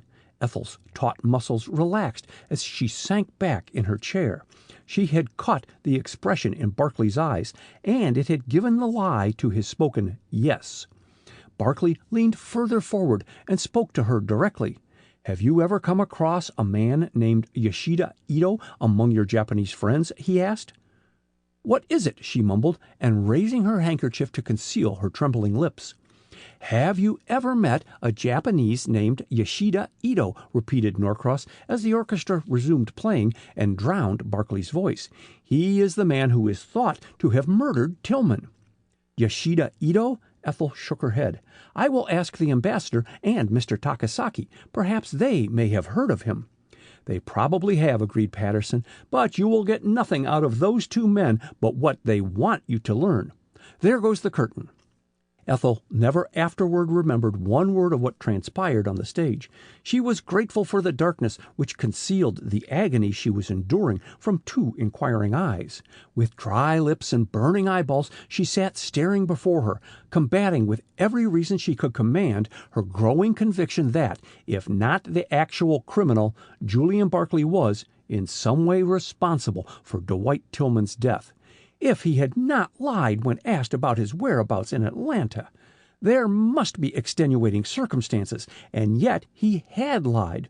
Of that Ethel was thoroughly convinced. She had come to know and read Julian Barclay's expression as only a loving woman can during their brief, happy days together. Under cover of darkness, Barclay edged back his chair until he could get an uninterrupted view of Ethel. He could only see the outline of her shapely head and shoulders, and he longed unspeakably for the sound of her voice, the touch of her hand. In a sudden rush of passion, all his loss came home to him, and an involuntary groan escaped between his clenched teeth. It was drowned in rounds of applause as the curtain descended at the end of the play. "Now, Mr. Patterson, you must have supper with us at the New Willard," announced Mrs. Ogden, rising to put on her wraps. "I shall not take no for an answer." "You are awfully kind, Mrs. Ogden." Patterson looked appealingly at Ethel, but her face was averted, and he only caught a glimpse of a flushed cheek. He was about to decline the invitation when his dogged perseverance gained the mastery. "I'll come with pleasure." Barclay moved impulsively to help Ethel on with her cloak, then drew back as Patterson slipped it about her shoulders. Bah! It was Patterson's right. He was the interloper, and turning, he made blindly for the stairs. Others were before him, however, and he made but slow progress. Suddenly he realized that Ethel was standing at his elbow. He was about to speak to her when he caught sight of a face in the crowd beneath them. "There! Look!" he cried, and his excitement communicated itself to Ethel. "Where?" She eagerly scanned the crowd. "Oh, that's Mr. Takasaki." But her words were unheeded as Barclay, regardless of the crowd about them, forced his way down the staircase and out of the theater. Ethel turned in bewilderment to Professor Norcross, who was on her other side, and to his horror he found her eyes were filled with tears. "Pay no attention to Barclay," he whispered. "He is excitable, and tomorrow will be properly ashamed of his eccentric behavior. Ah, here is Mrs. Ogden." "Ethel," Mrs. Ogden was out of breath from her efforts to call to them over the heads of the crowd, "Mr. Patterson will take you over to the Willard in his car." "Oh, no." Ethel shrank back. Her endurance had reached the breaking point, and she could not face another interview with James Patterson. I have a splitting headache, Cousin Jane. Could you let me go directly home?" "And not go to the Willard?" ejaculated Mrs. Ogden in consternation. "Why, Ethel, Secretary and Mrs. Thomas and their guests are to have supper with us. You simply must come." "Suppose you walk over to the Willard with me," suggested Norcross. "The air may do you good, Miss Ogden," and Ethel flashed him a grateful smile as she took his arm, but at the theater entrance Patterson joined them. "Aren't you coming with me, Ethel?" he asked. Norcross answered for her. "Miss Ogden has a bad headache, and we are walking over to the hotel in the hopes that the exercise may do her good." "But the Willard is several blocks off," exclaimed Patterson, aghast. "And in that light dress, Ethel? Better let me take you both over in my limousine. I have room for you, Professor." "Very well." Norcross chose to overlook the incivility which accompanied the invitation to himself. "I did not realize that the hotel was so far from the theater, Miss Ogden. Suppose we ride over with Patterson." Ethel acquiesced wearily. So long as she did not have to talk alone to Patterson, it was immaterial to her how she reached the hotel. Except that she felt under obligation to her cousins, she would not have attended the supper. She was grateful for the silence of the two men during their short ride to the hotel, and when she entered Peacock Alley, she had regained control of herself. It was close on 2 in the morning when Ethel reached her bedroom, and without undressing, threw herself across the bed and closed her eyes. She lay there an hour or more, inexplicably weary in mind and body, then dragged herself upright as the clock on the mantel chimed 4. She removed her gown and slipped on a heavy silk wrapper and made her way to her desk. There was one thing she must do before more hours passed, and taking up a pen, she wrote, "Dear Mother." A lengthened pause followed. Then she added, "I've read your postscript with interest." She paused again and continued, "I see no connection between the mysterious hand and the poisoning of Dwight Tillman. Don't bother the coroner with any wild theories, and I wouldn't speak of being in the train shed without a porter. It might get you into trouble with the railway officials. Much love, darling mother, to you and Dad. Your devoted, Ethel." Taking up an envelope, Ethel addressed and sealed it and searched among her papers for her stamp book. Finding it at last, she placed a special delivery as well as a 2-cent stamp on the letter and paused undecidedly. The letter, if left on the table in the lower hall, would be posted before 7 o'clock by the butler, and she could not rest until she knew that her warning was on its way to her mother. She had given orders to have her breakfast served in her bedroom, and if she kept the letter, it might not get mailed before noon. Ethel crossed the room and, opening her hall door, peered cautiously into the corridor. A solitary electric light was burning at the head of the staircase, and Ethel, leaving her bedroom door ajar, stole along the corridor and down the staircase. She had reached the table in the large front entrance hall, had placed the letter upon the silver card tray, and was returning toward the staircase when the sound of a window being raised sent her heart into her mouth.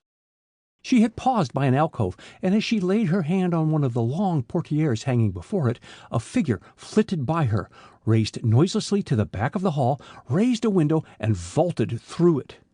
Thoroughly frightened, Ethel started forward to ring the hall bell, but a sound behind her caused her to retreat hastily into the shelter of the curtained alcove.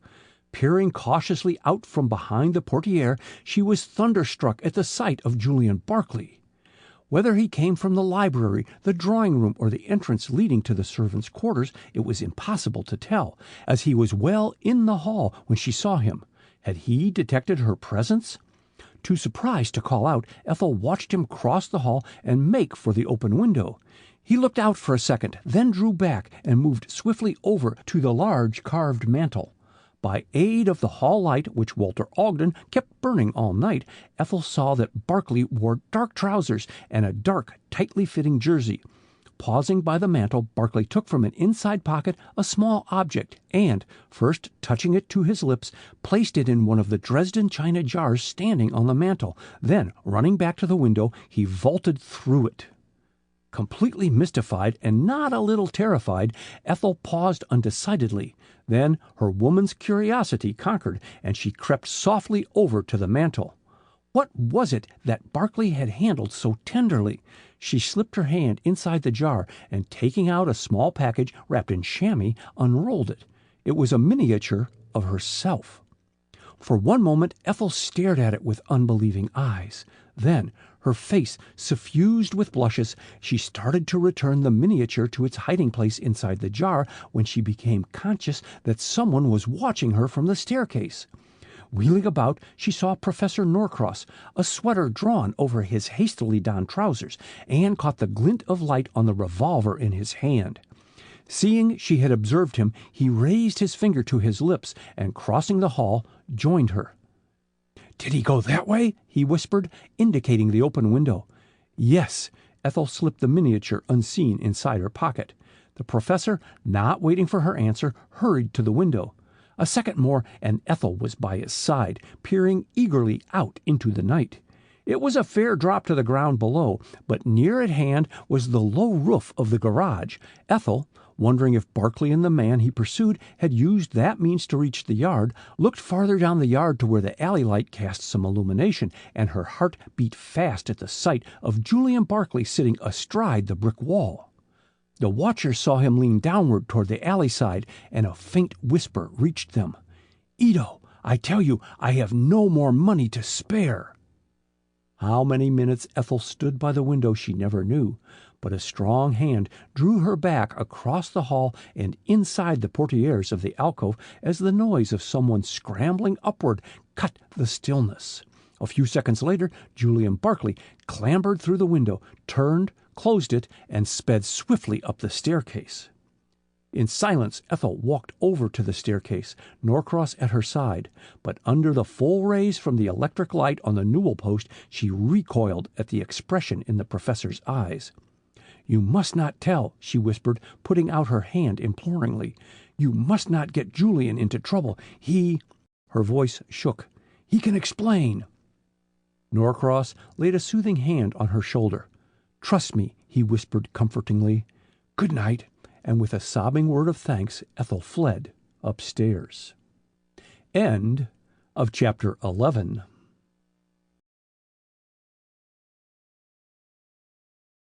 Chapter 12. Quicksand. Mrs. Ogden was bored, and when bored her temper was apt to prove uncertain. Only Professor Norcross and her husband had appeared for breakfast, and the latter had persisted in discussing politics and the money market, two things which she abhorred, and she had seen them depart with a sense of relief.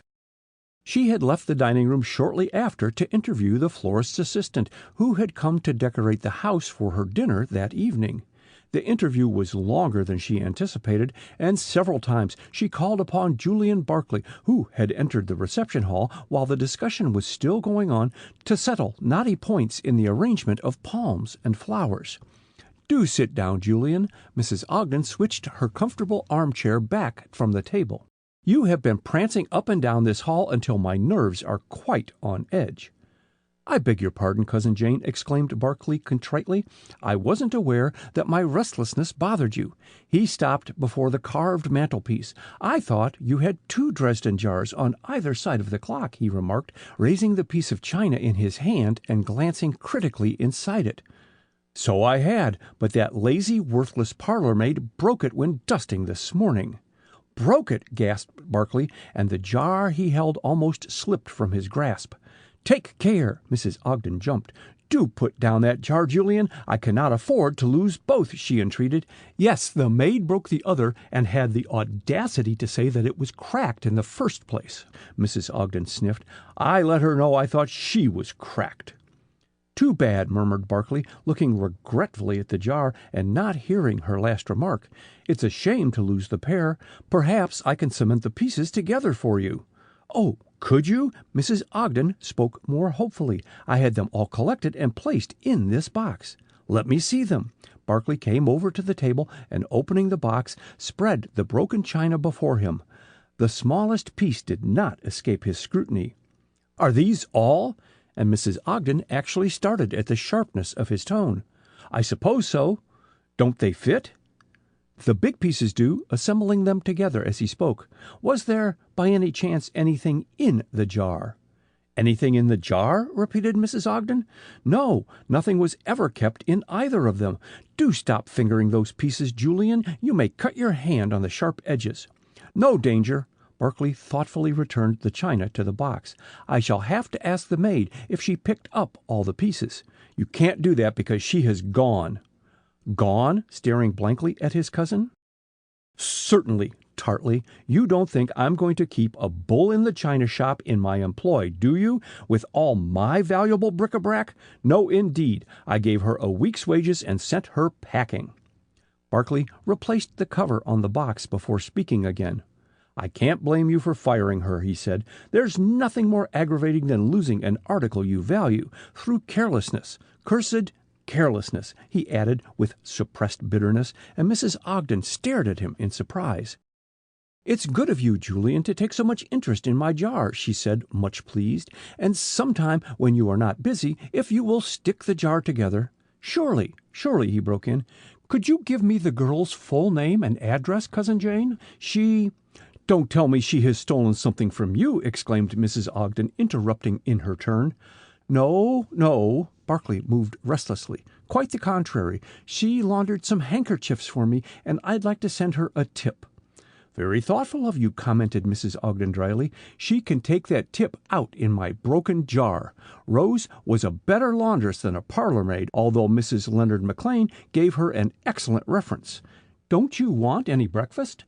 "Breakfast? Have you had yours?" "Ages ago," and her tone implied the feeling of virtuous satisfaction which accompanies early rising. "Run along into the dining room, Julian. You must be starved. Why, it is nearly 10 o'clock. "I'm not hungry," protested Barkley, turning nevertheless towards the entrance to the dining room. "Coming this way, Cousin Jane?"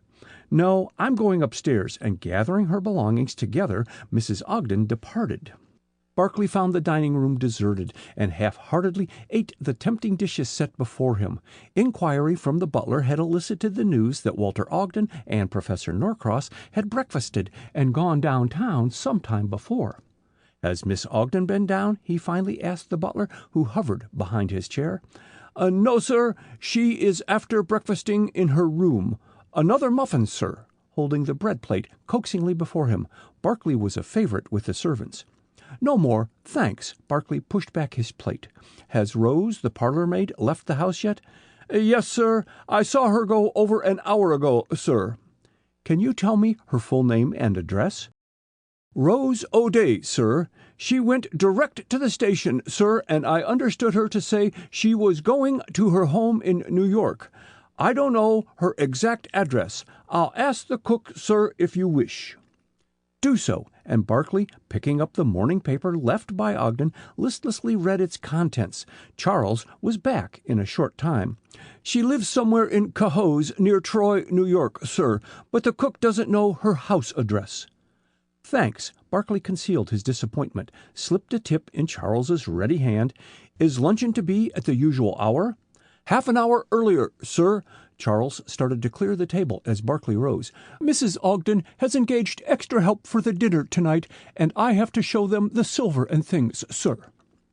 "I hope the new servants all come highly recommended," remarked Barkley, with sarcastic emphasis which the manservant never saw. "Mrs. Ogden's handsome silver and jewels would be a temptation, a grave temptation, to thieves." "Yes, sir." The butler looked considerably startled.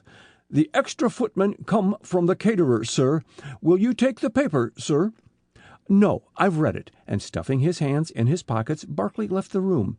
In the hall, he went directly to the mantel and stared dully at the remaining Dresden jar. Inwardly, he anathematized the absent-mindedness which had caused him the loss of his most precious possession. Had Rose, the parlor-maid, seen Ethel's miniature before she broke the china jar and stolen it, or had the miniature also been destroyed in the fall? The latter hardly seemed likely, for he had found no trace of broken glass or ivory among the china. She might have accidentally broken the miniature and stolen the gold case, but even then there would have been some ivory or glass picked up in the debris. Barkley sighed heavily. Undoubtedly, the girl had stolen the miniature, for what reason he could not imagine, and his best plan was to go to Cohoes and try and find her. On his way to his bedroom, Barkley paused in front of Walter Ogden's den and listened. Had Ethel taken up her customary post in the den? A tinkle of the telephone bell sounded behind the closed door, and he heard her voice answering the call. A great yearning to see her swept over him, and he raised his hand to knock at the closed door, but the muscles contracted with a sudden thought, and his knuckles touched the mahogany so lightly that no sound followed the contact. With a gesture of despair, he continued his way down the corridor. Barclay's presence outside the door had not gone undetected. Ethel, one hand resting on the desk, waited breathlessly as his familiar footsteps sounded down the corridor and stopped before the den. Would he come in? Her sad eyes brightened at the thought.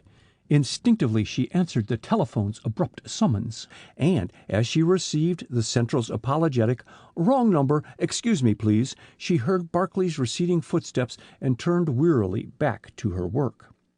As the morning wore on, her attention wandered, and throwing down her pen in despair, she took from the top drawer of her typewriting desk a small object, and removing the chamois, looked at her miniature.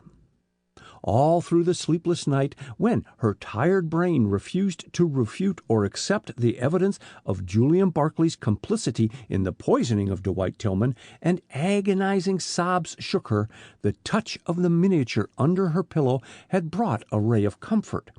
Julian Barclay had treasured her miniature and kissed it. Ethel had slipped the miniature out of its chamois covering and fallen into fitful slumber, holding it against her white cheek. Ethel took a magnifying glass out of her drawer and examined the miniature. It was an exquisite piece of workmanship, and the likeness extraordinary. Her wonder grew. She had known Julian Barclay a little over 2 weeks. It hardly seemed possible that the miniature could have been painted and framed in that time. She studied the gold case with interest, but it bore no name or initials, and turning it this way and that, she attempted to open it. Finally convinced that it was tightly soldered in place, she laid the miniature down and toyed with her pencil in deep thought. If, as she imagined, Julian Barclay had left the miniature in the jar that it might not be broken in his window climbing, why had he not stopped on his return and looked for it in the jar? Instead, he had gone immediately upstairs. Could it be that he had seen her and Professor Norcross and dared not loiter in the hall? The idea brought a lump to Ethel's throat. If so, it was but one more evidence of his guilt. That he was guilty there would be no doubt. His own words to Ito at their clandestine meeting proved a secret understanding and bribery. Ito, a fugitive from justice, would not have risked exposure by entering the Ogden residence unless the matter had been one of desperate importance. Probably her appearance downstairs had frightened him away, and Julian Barclay, not having seen the cause of his flight, had gone in pursuit to tell the Japanese. What, that he had no more money to spare? The inference was all too plain. With slow, unwilling fingers, Ethel summed up the evidence against Julian Barclay on the paper pad before her. He was a passenger on the train with Dwight Tillman. He was the last person known to have seen Dwight Tillman alive. He had lied when stating that he had been sightseeing about Atlanta at the time the crime was committed. A hand wearing a jade ring, the duplicate of one he had since given her, had been seen by her mother through the Pullman car window holding a paper which, by its size and shape, might easily have contained a powdered poison at an angle which suggested the act of pouring something into a cup. And if that was not enough, only a few short hours before, she, Ethel, and Professor Norcross had seen him meet Yoshida Ito, the supposed murderer, clandestinely, and his words, "no more money to spare," implied that he had furnished the Japanese with sums in the past. Hush money. Ethel, through a blur of tears, stared before her. Then, in a sudden revulsion of feeling, she tore the paper on which she had been writing into tiny bits. Where she had given her love, she had given her loyalty. Evidence might be against Julian Barclay, but a motive for the crime was missing. Dashing the tears from her eyes, she again examined the miniature by aid of the magnifying glass. Suddenly her conversation with Barclay at the Japanese embassy reception flashed into her mind. Had that inspired him to have her miniature painted? She knew of no one else who could have gone to the expense, except possibly James Patterson, and she felt confident that he would not have done it without first speaking to her. No, Julian Barclay must have had the painting executed. The act itself fitted in with his romantic, quixotic courtship of her. There only remained the question of time. Could the miniature have been painted in the short time she had known him? Carrying the miniature over to the light, Ethel almost stared her painted prototype out of countenance, then wrinkled her forehead in a puzzled frown. She had discovered another startling fact. Every detail of the gown she was wearing in the miniature was unfamiliar. She had never owned or worn one like it. A loud knock at the door awoke her from her bewilderment. "Luncheon is served, Miss Ethel," announced Charles, opening the door in response to her call. "I'll be right down. Tell Mrs. Ogden not to wait for me." And as she spoke, Ethel replaced the chamois about the miniature and laid it in her desk drawer, alongside Julian Barclay's jade ring. Pausing only long enough to arrange her curly hair and pinch some color in her cheeks, she hastened down to the dining room. "Just a light lunch, Ethel," said Mrs. Ogden as Professor Norcross rose and pulled back her chair. "Walter telephoned he would not be back from the capital, and Julian hasn't shown up." "He's coming now, Mrs. Ogden," volunteered the butler, and Barclay appeared a second later. Barclay's words of apology were addressed to Mrs. Ogden, but his eyes sought Ethel as a needle seeks its magnet. The dining room was not well lighted, and he failed to catch her expression as she returned his greeting. But under cover of Mrs. Ogden's incessant talk, his glance stole again and again to the silent girl on his right. Mrs. Ogden at last awoke to the increasing darkness as wind clouds obscured the sunshine, and directed Charles to switch on the electric lights, to Barclay's secret satisfaction. He never wearied of looking at Ethel. "By the way, Julian, why did you disappear so mysteriously last night?" inquired Mrs. Ogden. "You did not come to my supper party." "I owe you 1,000 apologies," exclaimed Barclay, flushing. "I confess I never gave it a thought, Cousin Jane," and at the sight of her offended look, he added hastily, "I hope that you will pardon my absent-mindedness when I tell you that among the crowd leaving the theater I saw Yoshida Ito." "Who is he?" asked Mrs. Ogden. "Oh, now I recollect, the Jap who poisoned Dwight Tillman." "Exactly, and wishing to hand him over to the police, I gave chase." "And did you catch him?" demanded his cousin breathlessly. "No, worse luck. He eluded me in the crowd and disappeared in the direction of the mall." "Did you find any further trace of the Jap?" inquired Ethel, breaking her long silence, and her voice sounded unnatural in her own ears. "No." Barclay moved a tall glass compote containing nuts so that he could look directly at her. "No, I wandered about that part of the city, questioned the policemen on duty there, and came home. Do you know, Cousin Jane," helping himself to a walnut, "that you had a burglar here last night?" "What?" Mrs. Ogden's fork fell with a clatter into her plate, and her usually rosy cheeks turned pale. "Fact." Barclay's serene smile widened at seeing the concentrated attention which Ethel and Professor Norcross were giving him. "I suppose my sudden and unexpected glimpse of the Jap Ito excited me, for I could not sleep and sat up reading. I thought I heard a window open and stole downstairs just in time to see a man vault through the hall window." "Good heavens, we might all have been murdered in our beds." Mrs. Ogden turned a stricken face to the agitated butler. "Any silver missing, Charles?" "No, madam, not a piece. I've just been accounting of it," he stammered. "I locked up the house as usual last night, madam, but this morning I did find the pantry window unlocked."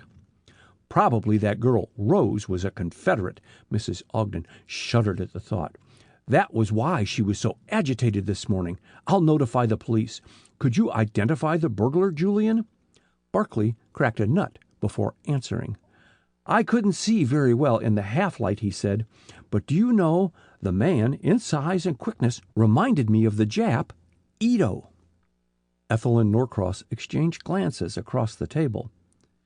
"Didn't you see the intruder face to face?" asked Norcross, breaking the pause. "No, I did not catch up to him," answered Barclay lightly, and only Ethel's look of agony stayed the rejoinder on Norcross's lips. End of Chapter 12.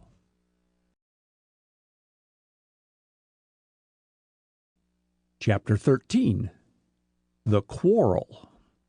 Professor Norcross laid aside the late edition of the Times and took, with a word of thanks, the three-cornered note handed him by Mrs. Ogden's maid.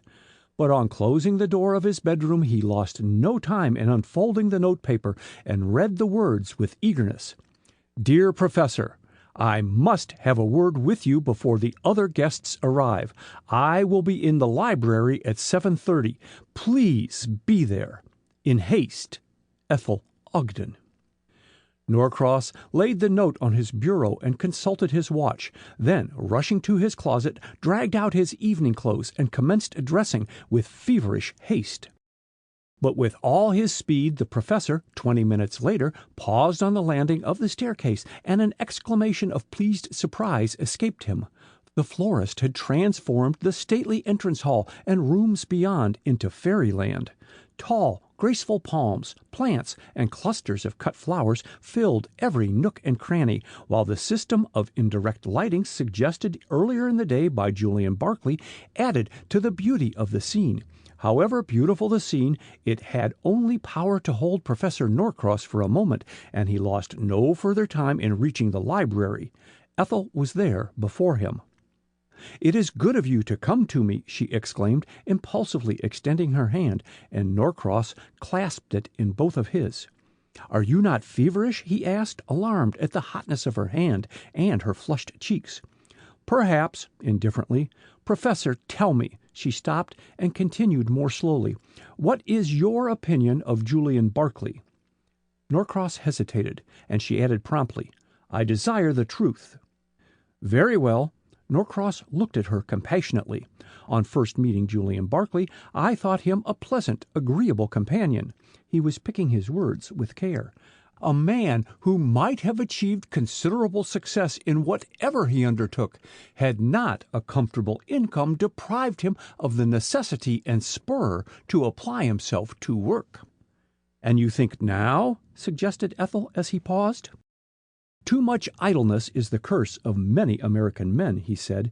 "If they cannot find a proper outlet for their energies, and there comes a time when idleness palls, they are apt to turn to unwise occupations and corrupt associates. Such, I fear, is the case with Julian Barclay." Ethel covered her eyes as if to shut out the glare of the drop-light electric lamp by which they were sitting, and Norcross, reaching over, switched it off. In the light thrown out by the open fire on the hearth he could see Ethel fairly distinctly, and he frowned as he detected the effect of her sleepless night. The light and shadow of the room, the high-backed brocaded chair in which she sat, her perfectly fitted, simple evening gown made a quaint picture, and Norcross's bottled-up indignation found vent in a muttered curse. It seemed criminal that a man of Julian Barclay's caliber should have it within his power to cause her suffering. Ethel, suddenly conscious of the silence, dropped her hand from before her eyes and glanced at Norcross. She found his pleasant face set in grim lines. "Go on," she begged. "You were saying?" "Idleness, money, no home ties, and the Far East are a bad combination," he responded gravely. "Barclay seldom speaks of the years he has spent in the Orient. In fact, he leads one to infer that he knows little about it. That first prejudiced me against him, for I had heard—" He did not finish his sentence. "You had heard?" prompted Ethel. "I had a letter from Dr. Shively recently calling my attention to the fact that Barclay, in his deposition to the coroner here and read at the inquest on Tillman in Atlanta, omitted all mention of his whereabouts at the time Tillman was poisoned. As every passenger even remotely connected with the affair proved his alibi, Barclay's omission was surprising." "But he said last night that he was sightseeing," interposed Ethel, in a vain endeavor to combat what reason told her was the truth. "Neither Shively or I caught a glimpse of him about the station," said Norcross gravely, "and Shively writes that he has questioned many of the passengers, porters, and railroad officials at Atlanta, and all state they did not see a man answering his description. Until Shively's letter arrived, I have thought the Jap, Ito, guilty. But now, after last night—" He paused and contemplated her thoughtfully. "I am forced to believe that Julian Barclay must be involved in the crime also." Ethel shaded her face with her hand. "Your reasons?" she demanded. "We both saw him talking to Ito last night." "Mr. Barclay admitted at luncheon that he had found Ito here." Ethel was dogged in her determination to exonerate Barclay.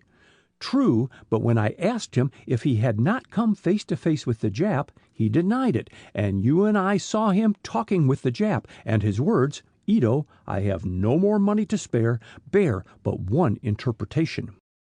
Norcross laid his hand on hers. "Miss Ogden, I am hurting you cruelly. It grieves me to inflict pain." Ethel smiled bravely, but as she met the sympathy in his kind eyes, her own brimmed over. She dashed the tears impatiently away. "It is better that I face the situation," she said. "Why did Julian bring up the subject of the burglar at luncheon? Why mention the Jap at all?" "Because," Norcross lowered his voice, "I believe he knew we were watching him." "Oh!" Ethel's thoughts flew to her miniature. Barclay had not stopped to get it on returning from the interview with the Jap, and he had not inquired for it since. He must have seen her that night and supposed she had taken it. "Barclay was clever enough to take the bull by the horns," added Norcross. "He forestalled all questions by announcing that he was chasing a burglar, a meritorious act. To others it will be a perfect valid excuse for his appearance in the hall at that hour, but unfortunately for him we looked out of the window." Norcross moved his chair closer. "Had you seen Barclay before luncheon?" "No." "Nor had I." Thoughtfully. "Then he chose the first opportunity to tell us in each other's presence of his pursuit of the so-called burglar." Ethel contemplated Norcross in despair. He was weaving a web about Barclay which even her loyalty could not ignore. "Had Mr. Barclay known Dwight Tillman for a long time?" she asked. "No. I believe they met for the first time the night before Tillman's death." Ethel brightened. Then, if they were virtually strangers, there could be no motive for his crime. Norcross did not answer at once, and when he finally spoke, it was with reluctance. "We played poker that night on the train, and Dwight Tillman won a large sum of money from Barclay, and yet when Tillman's personal belongings and baggage were examined after his death, the money was missing." Vaguely Ethel grasped his meaning. "No, I don't believe it," she cried. "It was no sordid crime, and if that is the only motive imputed to Julian for the murder of Tillman, I'll not believe him guilty." Norcross moved uncomfortably. "I hope that time will prove you right," he said. "It may be that Barclay knew this Ito in the Orient, and the Jap is blackmailing him for some past indiscretion, which has nothing to do with Tillman's death." "I believe you are right." Ethel drew a long breath. Hope had returned to her. She sprang to her feet. "How can I thank you?" "By getting back your old gay smile," he exclaimed, coloring, and speaking lightly to conceal his emotion. "There, that's better," as Ethel flashed him a grateful look and a smile. "I hope you will always come to me to solve your problems." I will," she promised fervently. "I want to speak to you about a—" The entrance of Walter Ogden interrupted her. "I've been looking all over for you, Norcross," he said, not seeing Ethel, who had retired to one of the windows as he came in the doorway. "Jane wants you in the dining room. Something is wrong with the decorations, and she thinks you can advise her." "Surely, I will come at once. Will you excuse me, Miss Ogden?" bowing toward Ethel, and Ogden wheeled about. "I didn't know you were downstairs, Ethel," he exclaimed. "Coming with us?" holding back the portieres as he spoke. "Not just this minute." Ethel stepped inside one of the deep window recesses. "I want to cool off." "Cool off?" Ogden's voice expressed his astonishment. "All right," and he followed Professor Norcross with somewhat mixed feelings. Had he interrupted a flirtation? A flirtation with the professor? Ogden had some difficulty suppressing a chuckle. Ethel had spoken on the impulse of the moment. She wanted to be by herself. Norcross had given her food for thought. Blackmail. Ah, that would explain Barclay's surprising interview with the Jap. What more likely than that Ito, a fugitive from justice, had applied to Barclay for funds with which to escape from the country? He probably had bled Barclay before. As for the indiscretion, if Barclay had remained any time in the East, he might have become involved in some political entanglement. Pulling the catch of the leaded glass window which opened inward, Ethel peeped outside. The cold air was refreshing, and she filled her lungs with it. A wide balcony ran by the window, and leaning farther out, Ethel was startled at seeing a man standing at the end overlooking the street. He moved slightly, and by the light shining through the drawing-room windows, Ethel recognized Barclay. Quickly, she drew back into the library and closed the window. Barclay might have heard the faint noise the window catch made falling into place, but his attention was centered on James Patterson, who stood at the corner just under the arc light talking to a man. They were too far away for Barclay to distinguish a word of their conversation, but that it was animated Patterson's gestures indicated. At last Patterson moved toward the Ogden residence, and his companion lifted his hat in farewell, and the arc light fell full upon Yoshida Ito. Dumbfounded, Barclay continued to stare at the little Japanese, and before he had collected his wits, Ito had disappeared. He was not so much surprised at the Jap's unexpected appearance, but to find him in Patterson's company took his breath away.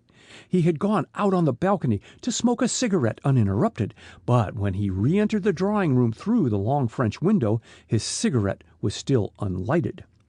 Barclay found the drawing-room deserted, and he was about to go into the library when the entrance of James Patterson stopped him.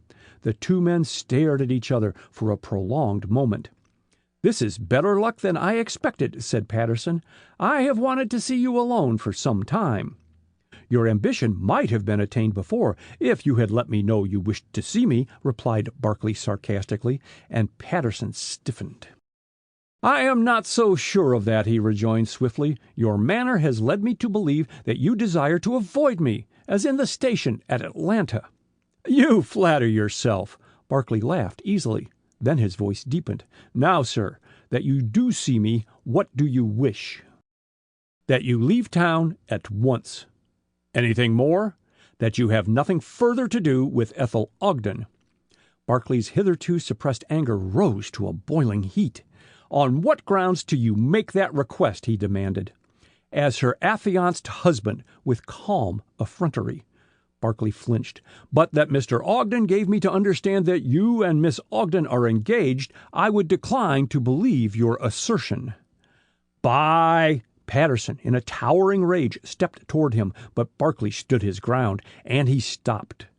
"I will give you 12 hours to leave Washington, or I will expose you," he announced. "Thanks," dryly. "I had planned to leave tomorrow, but now I'll stay here." Patterson's smile was far from pleasant. "Bravado will not help you," he snarled, raising his voice. "I shall go the limit to protect Miss Ogden and Washington society from the attention of—" "Miss Ogden can take care of herself," announced a clear voice behind them, and the two men swung about and confronted Ethel. "I must ask you to leave, Ethel," broke in Patterson hastily before Barclay could speak. "I will not," and she stepped nearer. "I have only just come in. What were you quarreling about, Mr. Barclay?" "A matter of no moment," he answered. A political discussion." Ethel looked at him closely. "Thank you," she murmured, and her warm, bright smile almost broke down his composure. Ethel's manner to Barclay had not been lost on Patterson, and it fanned his jealousy to a white heat. "Let's have done with lies," he began roughly. "This man is not a fit associate for you, Ethel." "Wait!" Ethel laid a restraining hand on Barclay's arm as he stepped toward Patterson, and he thrilled at her touch. Ethel faced Patterson. "I will have you understand, James Patterson, that I choose my own friends, and I consider Mr. Barclay worthy of my friendship." Impulsively, Barclay raised the little hand on his arm and kissed it passionately. "God bless you," he murmured, and she crimsoned as the whisper reached her. "Ethel! Ethel!" Patterson threw out his hand beseechingly. "You are totally ignorant of Barclay's true character. No, you've got to listen to me," as she drew back. "Or if not to me," catching sight of Dr. Leonard McLean, who had just stepped inside the drawing-room, "then you must hear Dr. McLean. McLean, who is this man?" pointing to Barclay, who had grown deadly white. Only Ethel heard Barclay's sharply drawn breath as he stood tranquilly waiting. McLean advanced, bowed to Ethel, and then paused in front of the group. "Barclay, is it not?" he asked courteously, and held out his hand. End of Chapter 13.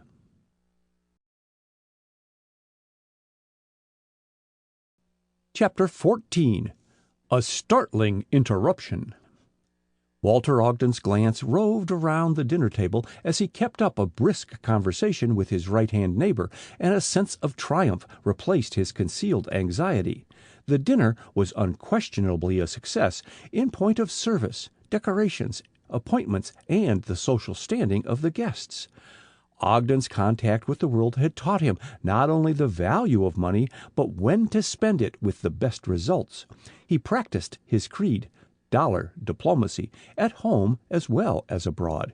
His wife's success deserved reward, he mentally decided, and picked out a diamond-studded wristwatch at which Mrs. Ogden had cast longing eyes when in the jeweler's 2 days before. Mrs. Ogden, seated between a South American ambassador and a high dignitary of the church who had recently come to Washington, helped herself to the salad with a distinct feeling of elation. The dinner had moved smoothly, no lull in the conversation, no contretemps such as anxious hostesses feel even to their fingertips had marred the pleasure of the evening, and it had not opened auspiciously. On returning from the dining-room with Professor Norcross after rearranging the decorations, she had found Lois McLean standing in the hall, and together they had walked into the drawing-room and into a tableau. No other word in Mrs. Ogden's vocabulary fitted the situation. Patterson's ill-suppressed fury, Ethel's flushed cheeks, Dr. McLean's suave manner, and Barclay's sparkling eyes and air of elation all indicated a scene. What it was about she had no idea, for they had talked inanities, all, that is, except Barclay, who had excused himself and left the room. Mrs. Ogden had heartily wished it was the house. She was commencing to regard her handsome cousin as her Frankenstein monster, and everything transpiring out of the ordinary she attributed to his disquieting influence.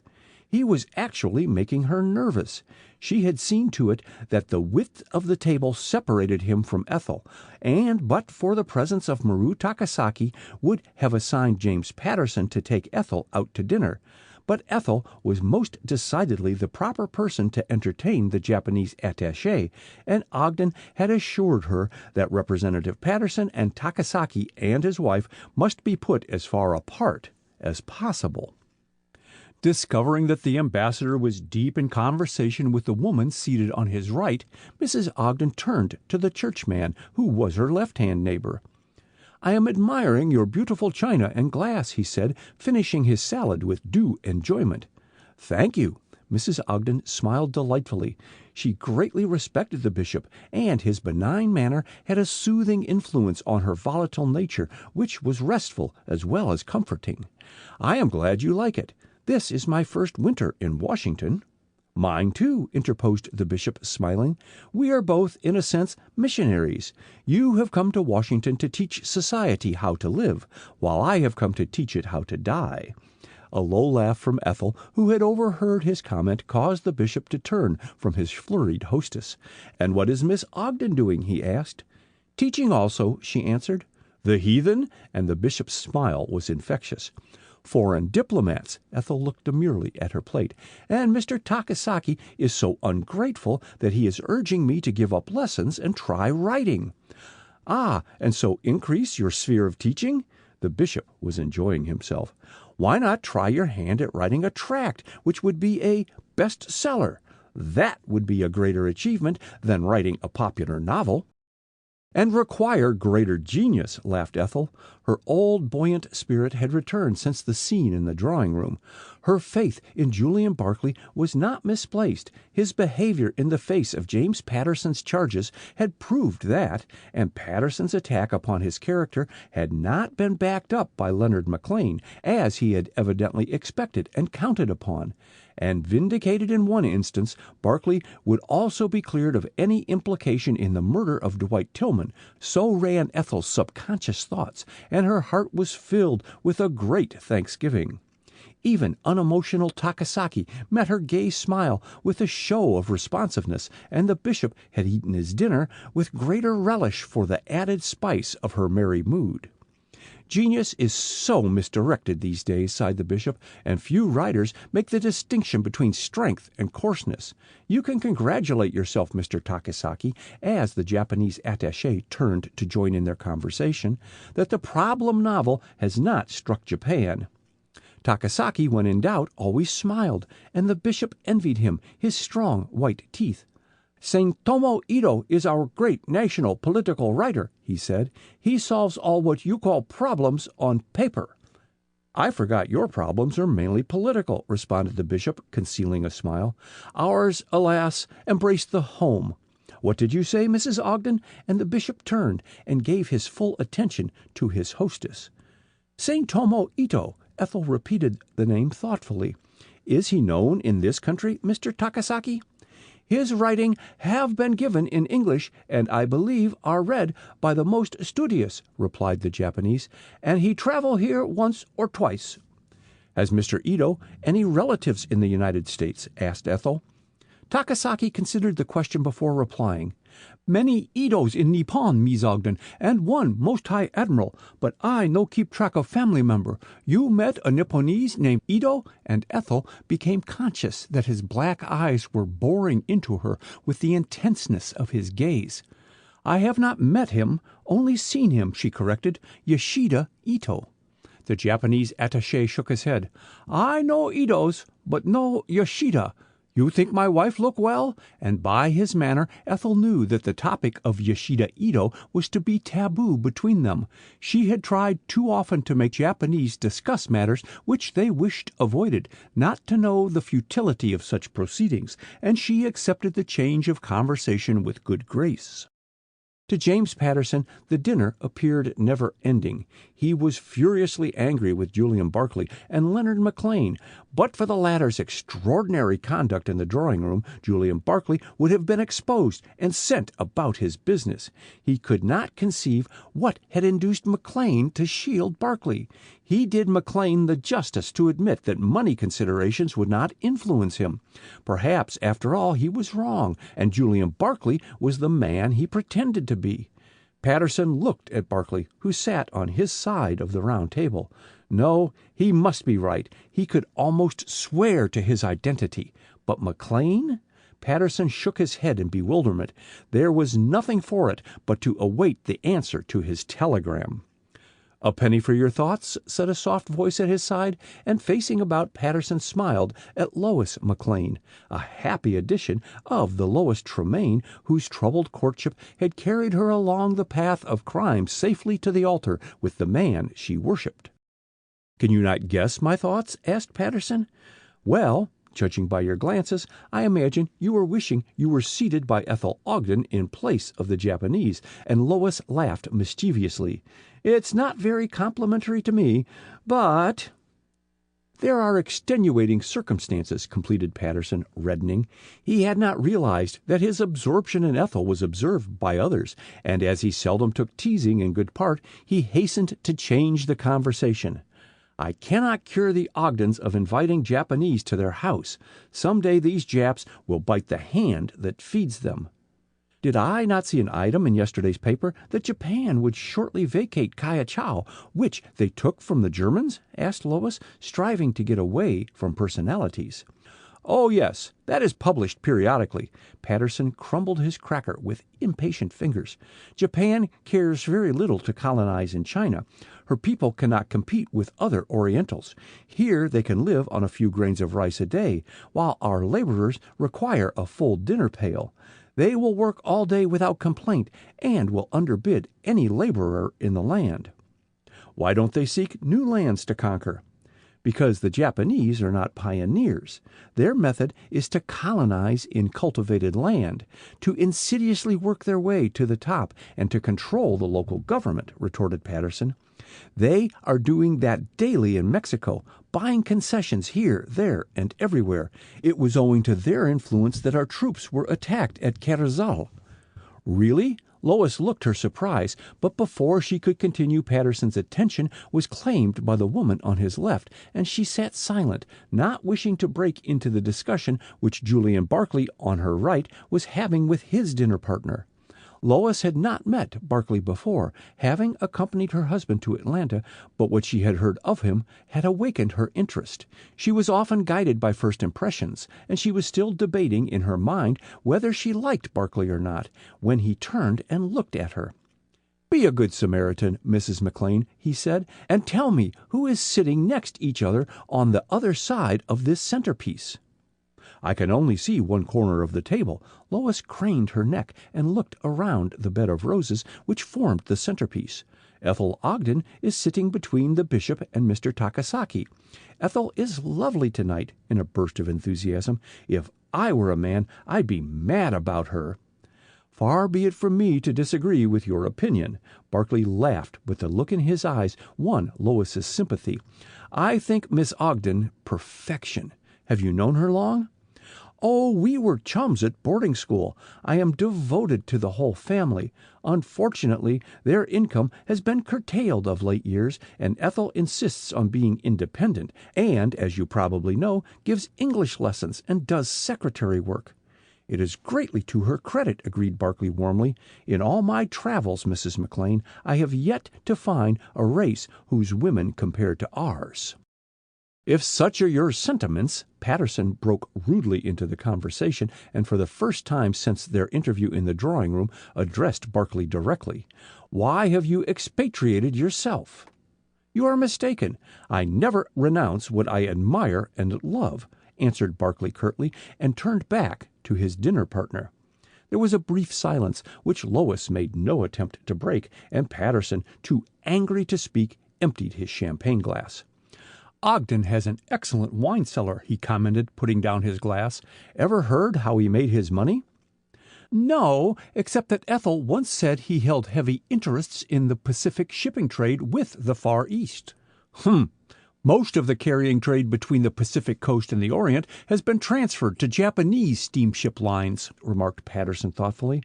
"I'm afraid he'll find he has made a poor investment, unless—" "Ever been to Guam?" "Yes, it is a delightful naval station." "Quite true. Also one of our most strategic points, and not far away, commanding the entrance of Guam, is Jalowit Island of the Marshall Group, which was seized by the Japanese from the Germans. It is strongly fortified, another Gibraltar, in fact." Patterson spoke with growing earnestness. "If we have interests in the Far East, it is time to take steps to safeguard them, or they will vanish in a night."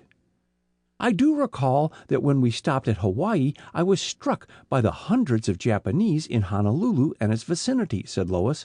"Did I not hear that the Japanese had also taken the Caroline Islands near the Philippines from the Germans?" "They have," grimly. "But what can the Japs really do to us?" questioned Lois. "They could not hope to conquer this great nation." "Their hopes so far only include dominion over the Pacific Ocean, and to get that they must fight us. Alaska, with its still unexplored and undeveloped wealth, the Philippines, our trade with China, all will be jeopardized." Patterson declined more wine. "And Japan's latest diplomatic move, her treaty with Russia, is giving grave concern to European nations." "But Russia has always been our friend," objected Lois. "She would not befriend Japan against us." "We have not one treaty with Russia today." Patterson spoke impressively. "Japan and Russia hope to work their will in China unmolested." "You are too pessimistic," chided Lois. "No, Americans jeer and laugh at the idea of war with Japan. So did England and France receive the idea of another great European war, and war came, engineered by mighty Germany.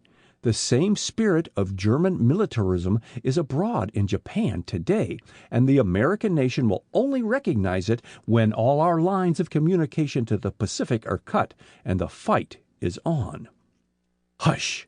Lois laid a cautioning hand on his sleeve. "Not so loud, Mr. Patterson. The ambassador is listening, and both Mr. and Mrs. Takasaki understand English." "People always stop talking at a dinner at the wrong moment," grunted Patterson, however, lowering his voice. "What is it, Charles?" as the butler stopped at his side. "A letter for you, sir. Came special, sir," and the butler laid a square envelope at his plate. "Will you pardon me, Mrs. McLean?" Patterson took up the envelope and slit the flap with his fruit knife. "I asked my secretary to send on anything important, as I'm expecting—" As he spoke, he jerked at the contents of the envelope, which gave all at once, and a photograph, face up, shot into Lois's lap. Finding but a slippery resting place on her silk gown, it would have continued its flight to the floor, but Barclay's hand retrieved it. "Yours?" he asked, handing the photograph to her, and Lois was conscious that his voice sounded strained. "No, it belongs to Mr. Patterson." Lois turned to hand it to its owner, and was startled by his expression. Patterson took the photograph mechanically. "Smell anything?" he demanded, and Lois took a long breath. "Good heavens!" she ejaculated. "It is—" "Fire!" Wheeling spasmodically about, Julian Barclay caught a glimpse of Yoshida Ito's yellow face peering out from inside the portieres, and again the cry rang out, "Fire!" End of Chapter 14.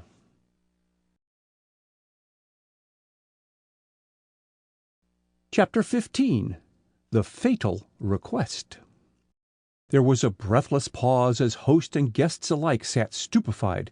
In the pantry, frightened servants echoed the cry of "Fire!" while from outside came the hoarse shouts of men, the clang of fire bells, the rush and roar of the arriving engines. Swiftly the spell in the dining room was broken, and bounding to their feet, men and women crowded about Ogden. "Who closed those folding doors?" stormed Ogden, tearing apart the portieres and tugging at the doors concealed behind them. "My God!" He fell back as a volume of smoke drifted through the hall door thrown open by one of the guests. The electric lights in the hall beyond resembled glowworms in the smoky atmosphere, and the men hesitated for a second. "The smoke is coming downward," cried Barclay. "The fire must be upstairs." And darting across the broad hall, he made for the front door, on which blows resounded, and tore it open. In raced firemen, axes, and chemical apparatus in hand. "Fire's on the second floor," shouted the foremost fireman. "Get everyone out on the sidewalk," catching sight of the frightened women streaming into the hall. "Don't stop for your wraps," warned Patterson, grasping Mrs. Ogden and Ethel and hurrying them out of doors. McLean, one hand on Lois and the other steering little Madame Takasaki, was at their heels. Professor Norcross followed with the bishop's wife, while the bishop, no show of haste in his calm demeanor, assisted the ambassador's wife and two other guests to pilot their way down the front steps. Takasaki, seeing his wife and the other women were safely in the street, turned back and stood with Walter Ogden in the hall. Outside, the house ladders had been placed, and a stream of water turned on the windows through which flames were bursting. "Oh, oh!" Mrs. Ogden clutched Ethel. "I do believe the fire's in the den." "The den?" Ethel studied the position of the flaming windows, and in the glare recognized the outlines of familiar furniture inside the burning room. With a smothered exclamation, she started toward the front door, but at the bottom step Professor Norcross laid a detaining hand on her scarf, which floated loose as she continued upward. James Patterson caught up with her in the hall. "Go back, Ethel," he commanded. "The fire is spreading, and you may be injured." "I won't," she panted. "Let go, Jim. There is something I must get out of the top drawer of my typewriting desk. It stands by the door leading into Walter Ogden's bedroom. The fire is in the other part of the room. I can reach my desk." "I'll go for you," noting her agonized expression. "What is it you want out of your desk?" "My miniature and a ring," she blurted out, and would have followed Patterson, but a strong hand pushed her back from the staircase. "Please leave, lady," exclaimed one of the firemen, and Ethel, turning reluctantly, protestingly away, saw Patterson bounding up the staircase. A second more, and he was lost to sight in the dense smoke. On the third floor, Julian Barclay hurried swiftly from room to room, peering into closets, under beds, then upward through the servants' quarters to the attic, but his search was unavailing. Yoshida Ito had vanished into thin air. Reluctantly, he gave up his search and paused on the landing of the third-floor stairs to glance out of the window. In the lurid glare of firelight, he made out the group of shivering women standing well back in the crowd which grows, Aladdin-like, at the cry of fire. From the dense volume of smoke rolling through the hall beneath and the added glare in the street, he judged the firemen had not gained control as quickly as he had imagined they would when first starting on his search for the Japanese. Barclay continued his way down the staircase with added haste. He had no desire to be caught in a fire trap. The dense smoke ahead drifted aside for a moment, and he caught sight of a man advancing, half crouching near the still-lighted electric hall lamp. Barclay crooked his finger on the trigger of his revolver and measured the distance. Outside in the street, the imperative clang-clang of the gong on a speeding automobile scattered the ever-increasing crowd. The fire chief had arrived. His appearance in the house was hailed by the crack of a shot, followed by another and another. The firemen in the second story gave back. Bullets were whistling uncomfortably near. Good God! Walter Ogden, upstairs with the fireman, turned a ghastly face to the shadowy form nearest him. The boxes of cartridges which I kept in my desk have ignited. Mrs. Ogden, shivering partly from cold and partly from shock and excitement, stood with her guests, begging each fireman who approached within hailing distance to get her guests' wraps from the cloakroom, and finally the bishop and the ambassador brought out a heap of costly cloaks and coats and passed them indiscriminately among the women, who were only too thankful to cover their bare shoulders and hide their handsome jewelry from the curious glances of the crowd. Firemen had gained admission to the house next door to the Ogdens, and from windows overlooking the fire poured a stream of water into the burning rooms, for the fire had spread to Mrs. Ogden's bedroom. Bullets zipping by their ears caused the firemen to drop their hose in consternation, and the men on the ladders likewise ducked out of range. "Are we going to burn up entirely?" groaned Mrs. Ogden. "My beautiful things! Oh, oh! What's that?" And she clutched Ethel despairingly. "Are they shooting each other in the house?" Ethel listened to the fusillade in horrified silence while straining her eyes to catch a glimpse of James Patterson among the men clustered in the Ogdens' entrance hall. He had had plenty of time to secure her miniature and ring and return. Fear chilled her at the thought that he might have been overcome by the smoke. Why had she let him go? She should have recollected that her desk was of metal and supposedly fireproof. Mrs. Ogden's grasp on her arm tightened, and Ethel turned to remonstrate, but she found her cousin in no condition to listen to reason or release her grasp. "Ethel, do tell me what's going on," she implored distractedly. "There, listen."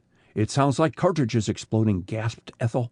"Cartridges?" Mrs. Ogden forgot everything in sudden fury. "Walter left 2 boxes of them in his desk. Oh, the rascal! The fool!" "Hush!" Professor Norcross shook her roughly. "I came out to tell you, Mrs. Ogden, that the fire is almost under control, and as soon as the cartridges are all discharged, the firemen will get into the room. There, they are resuming work now." The professor proved a true prophet. With the arrival of another engine and the additional force of water, the firemen stamped out the last spark of fire. Mrs. Ogden and her guests again gathered in her drawing-room, and the crowded street was once more empty, the spectators drifting away in the wake of the departing firemen, a few of whom remained behind. The rooms and corridors of the house were still filled with smoke when Leonard McLean, his eyes smarting, stopped to fling open first one window and then another as he made his way through the house. Turning from the back stairs into the front corridor on the second floor, he stopped abruptly at the sight of Julian Barclay bending over a figure stretched on the floor. Barclay lifted a relieved face as McLean touched him on the shoulder. "I've just found James Patterson," he said. "I fear he is overcome by smoke, rising to make place for the surgeon. Is the fire out?" McLean did not answer at once, his skillful fingers making swift examination, and his expression grew grimmer and more grim. "The fire is out," he announced in answer to Barclay's repeated question, and slipping one hand under the recumbent man, turned him over. and Jim Patterson is dead," he added, pointing to a small hole through which blood was ebbing slowly. Midnight was long past when Julian Barclay reached his bedroom. He carefully locked the door behind him and drew down the blinds to his windows, then stopped before his mirror, but a glimpse of his face caused him to draw back and glance over his shoulder. Pshaw! The occurrences of the night were getting on his nerves. Other men had looked white and weary. Ethel even had fainted away at the news of James Patterson's tragic death, and Walter Ogden had groaned in bitter horror at the havoc wrought by his careless keeping of the cartridges in his den. Before undressing, Barclay took from his trousers pocket a small, chamois-covered miniature, and uncovering it, gazed long and thoughtfully at the painted likeness of Ethel Ogden. Suddenly, with a gesture almost of horror, he laid the portrait on the dressing-table and, again inserting his hand in his pocket, drew out a crumpled piece of cardboard and applied a match to it. The match caught, and the cardboard twisted and turned like some living thing writhing in pain, disclosing amidst the flames the lower half of a torn photograph. End of Chapter 15.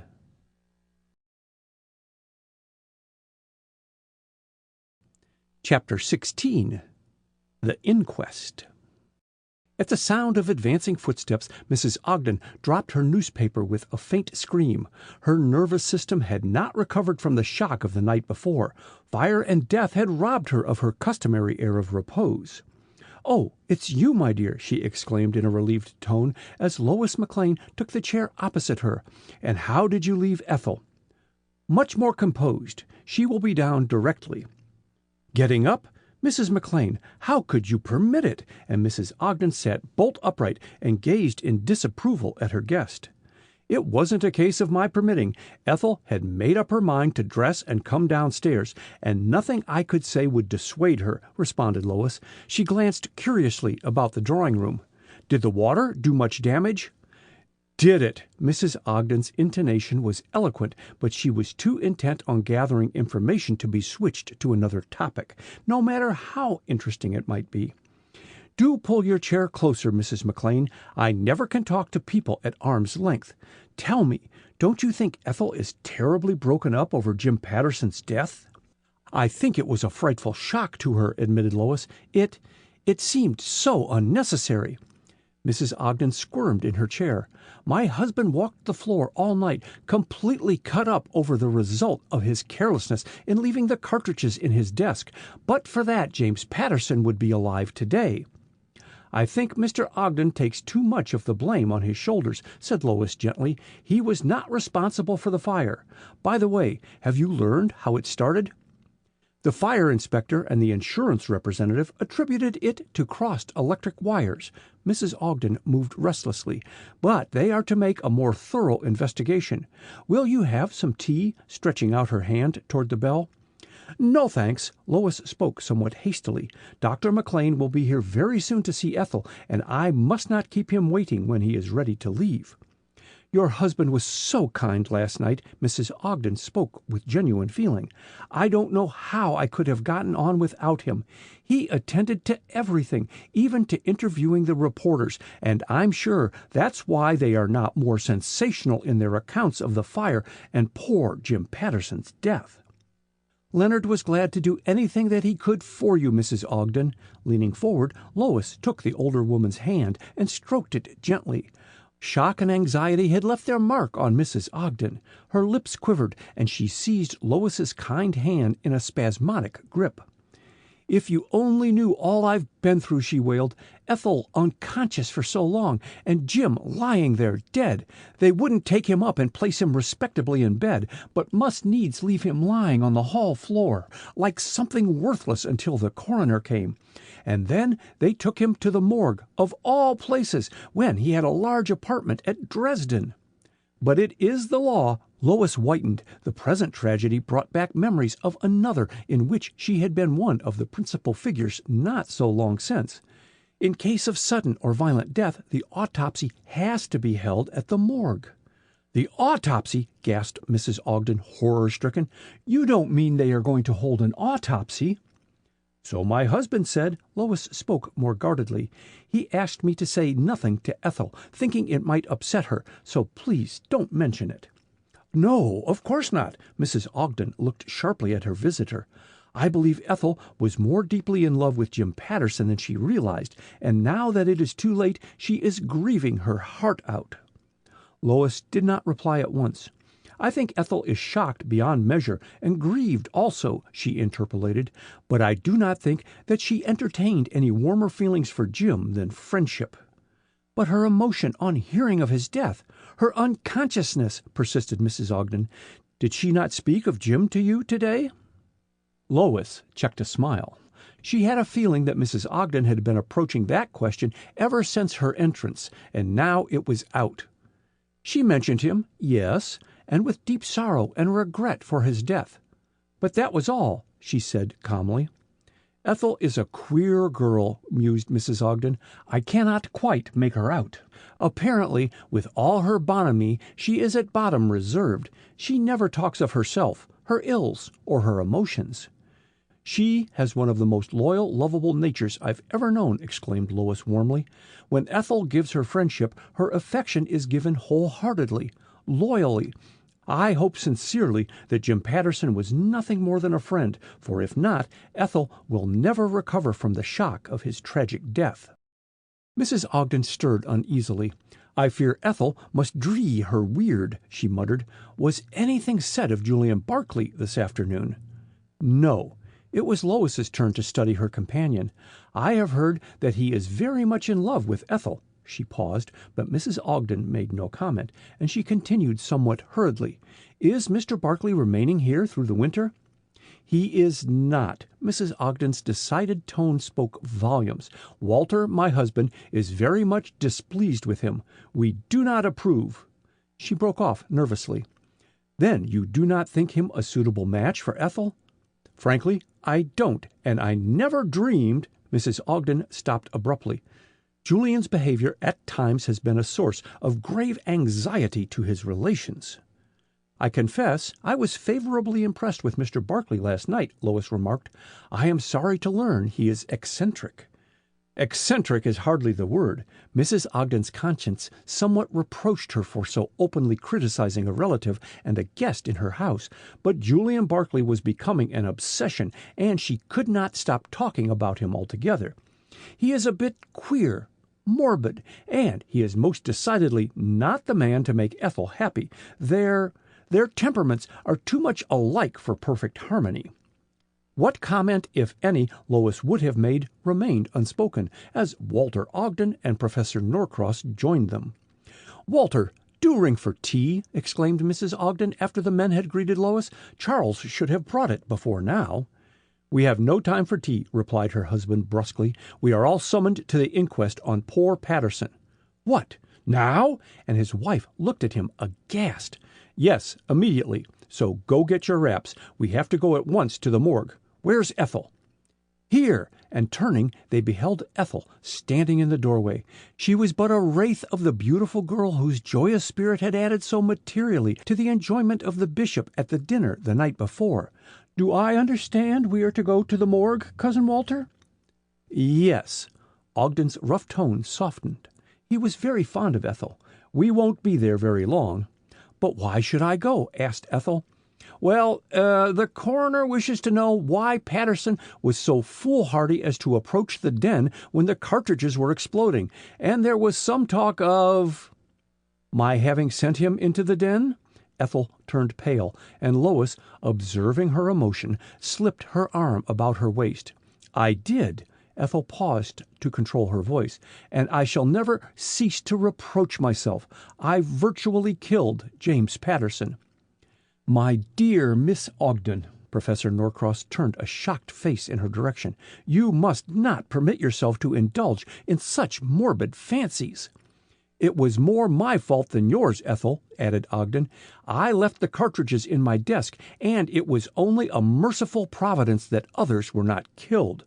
Now don't waste further time. Run and get your wraps." Ethel turned to Lois, and the appeal in her eyes was unmistakable. "Won't you come with me?" she whispered. "I will."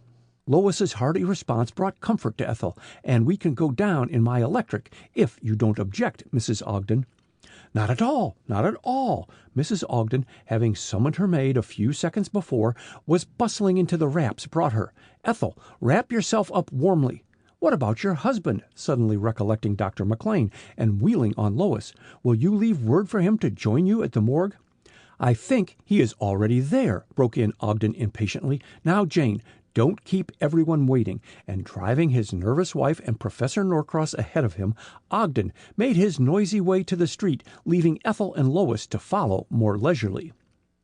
The speedier touring car of the Ogdens brought them and Professor Norcross to the morgue some moments before Lois's slower electric brougham put in an appearance, and they waited outside the weather-stained, stuccoed building with some impatience. Their arrival, however, was observed from inside the morgue, and Leonard McLean joined them.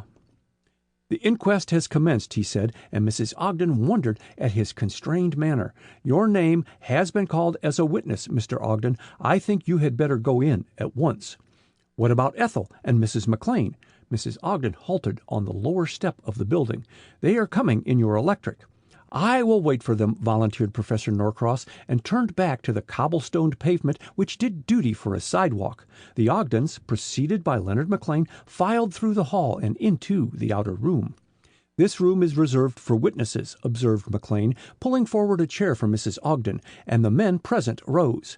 Ogden recognized among them the fire chief and several of his servants. "Ogden, this is the morgue master," added McLean, as a heavily built man stepped toward them. "Mr. Walter Ogden?" inquired the latter interrogatively. "Then, sir, kindly step into the courtroom with me." He turned back at the door to address the others. "Just sit down, all of you, and your names will be called in due time," and the door closed behind him. Taking but a cursory glance about the courtroom, Ogden followed the morgue master to the witness stand, pausing a moment at the base of the platform to permit the first witness to descend. Ogden, while waiting for the morgue master to administer the oath to, quote, "tell the truth, the whole truth, and nothing but the truth," end quote, gazed curiously at the 6 men composing the jury, who sat upright or lolled back in their chairs as each man's nature inclined him to take his brief publicity. The morgue master's authoritative voice brought Ogden's attention back to him with a jump, and after taking the oath, he turned to face Coroner Penfield. "Your full name?" demanded the coroner. "Walter Ogden." "How long have you been a resident of Washington?" 5 months. "Have you lived here before this winter, Mr. Ogden?" "I have never rented a house here before this winter," answered Ogden, "but I have made trips to Washington at different seasons for at least 10 years.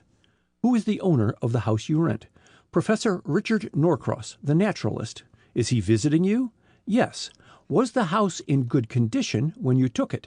"Oh, yes, in excellent condition." "No trouble with defective flues or smoking chimneys?" "None." "Have you any idea, Mr. Ogden, how the fire started in your den?" "Not the faintest," replied Ogden frankly. "The fire chief and insurance inspector seemed to think it came from crossed electric wires." Coroner Penfield frowned. "Their testimony will be taken later. Kindly restrict your replies to your own opinions. When did you first discover the fire?" "While at dinner." Ogden's reply was curt. He did not relish rebukes. "Were you dining alone?" "No. My wife and I were giving a dinner." "Mention the names of your guests," directed the coroner, and he glanced down a list, checking off each person as Ogden enumerated them. Then he examined a rough drawing of the Ogden house. "Why was it that you did not discover the fire until it had gained such headway?" "Because the folding doors leading into the hall and also into the drawing room were closed." "Would you have detected the fire more quickly if the doors had been open?" "I think so. The smell of smoke would have warned us." "Is it your custom to keep the folding doors closed while you were in the dining room?" "No. It is not." "Could they have been closed without your knowledge, Mr. Ogden?" Ogden pondered before answering. "I believe so. Heavy portieres were pulled across the doorways, and under cover of the noise occasioned by our talking and the rattle of dishes, the folding doors could have been pushed together without attracting my attention or being seen by others. But I cannot imagine why a servant should do it unless a guest complained of being cold." With the portieres drawn? Yes, there might be draughts even then, and ladies in evening dress are sometimes sensitive to cold. Ogden's voice was dry, and Penfield frowned. What were cartridges doing in your den, Mr. Ogden? I put 2 boxes in my desk drawer on my return from a hunting trip in Maine last fall. When you found the den was on fire, did you remember the cartridges? No, I had completely forgotten them and only thought of them again when the fire reached the boxes and exploded them. Who first discovered the fire? One of the servants, I believe. Someone called fire, and we all dashed into the hall, answered Ogden vaguely. I really don't know who turned in the fire alarm. Penfield consulted a memorandum. When did you last see Mr. James Patterson alive? He asked. Helping my wife and my cousin, Miss Ethel Ogden, to cross the lower hall, which was filled with smoke, to reach the sidewalk, answered Ogden thoughtfully. I cannot recall seeing him again. I accompanied the firemen upstairs, and Patterson may have brushed by me on the staircase, but if so, I did not recognize him in the smoke and general excitement. I think that is all just now, Mr. Ogden. Penfield laid down his memorandum and turned to the morgue master. Ask Professor Norcross to step here. Ogden rose with alacrity to give his seat to the professor and went hastily from the room, conscious that reporters were eyeing him apparently eager for an interview. But he did not loiter in closing the door between himself and the news-gatherers, and the reporters turned their eyes back to Professor Norcross. Washington is my legal residence, said the professor a few minutes later, after answering the coroner's question as to his age, occupation, and length of residence in Washington. I spend a few weeks of every year here, and own the house now leased to Mr. Walter Ogden. Have you or your other tenants ever had a fire in your house? Once, a number of years ago, a chimney caught fire, but since then I have had a new system of heating installed, and no more trouble has arisen. Is your house covered by fire insurance, Professor? It is. Penfield consulted the deputy coroner before asking another question, and Norcross spent his time inspecting the spectators who lounged about the courtroom. He wondered if they had come only to hear the evidence in the inquest on James Patterson, or if they were habitués of the place. He had heard of the morbidly curious who haunted the scenes of crime in the morgue, and the dress and deportment of the majority of the people in the room indicated they were from the poorer classes. A few women sat in one corner, and Norcross was surprised to find Lois McLean occupying a chair near them. She was evidently not to be called as a witness. Professor Norcross, the coroner turned back to the witness chair. Did you hear the closing of the folding doors to the dining room? Norcross smiled. I did not hear them being shut, but they were closed by the butler at my direction shortly after we entered the dining room, he said. Madame Takasaki, wife of the Japanese attaché, complained of being cold, and as she sat in a direct draught with the opening and closing of the pantry door, I had the folding doors closed at once. When did you last see Mr. James Patterson? At the front door of the Ogden house as he stood talking with Miss Ethel Ogden. What transpired then? Asked the coroner as Norcross paused. Mr. Patterson persuaded Miss Ogden not to enter the house and then disappeared inside, answered Norcross. After seeing Miss Ogden join her cousin, I also went into the house, hoping to be of some assistance to Mr. Ogden. And that was the last you saw of Mr. Patterson? Persisted the coroner. Yes, Mr. Takasaki, the Japanese attaché, stopped me on the staircase to ask for his wife, and when I reached the second story, Mr. Patterson was nowhere in sight. You are excused, Professor, said Penfield, and Norcross departed. End of Chapter 16.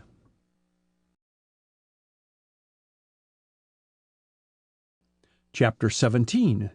The Coroner Asks Questions. The next to occupy the witness chair was the fire chief. He answered briefly the questions put to him, and Lois McLean, beginning to feel the closeness of the atmosphere, longed for his departure. She had promised Ethel to stay and take her home, and the morgue master had assured her that Ethel would probably be called to the stand after the fire chief had given his testimony. You think, then, that the fire was started by defective electric wires? Asked Penfield.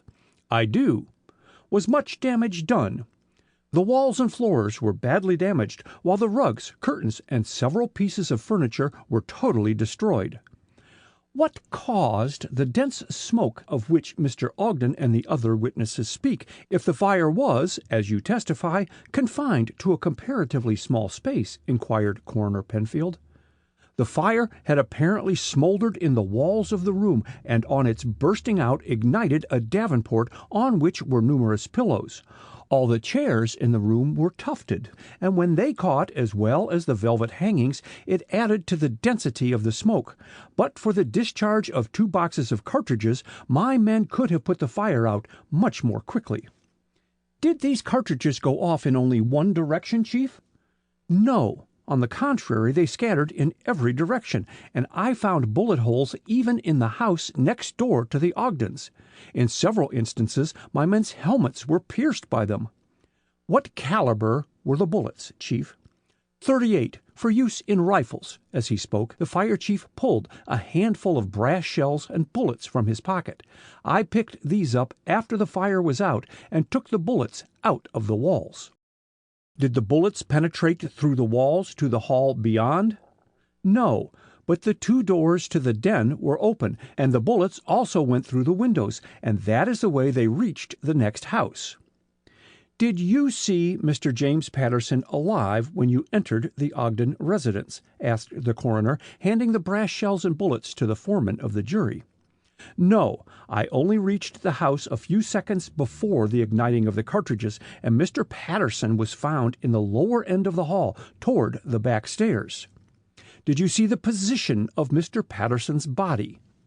Yes, Dr. McLean sent for me at once on finding the body. The coroner toyed for a second with his pencil, then tossed it on the high desk before which he was sitting. Had the body been moved? He asked. Dr. McLean told me that it had not.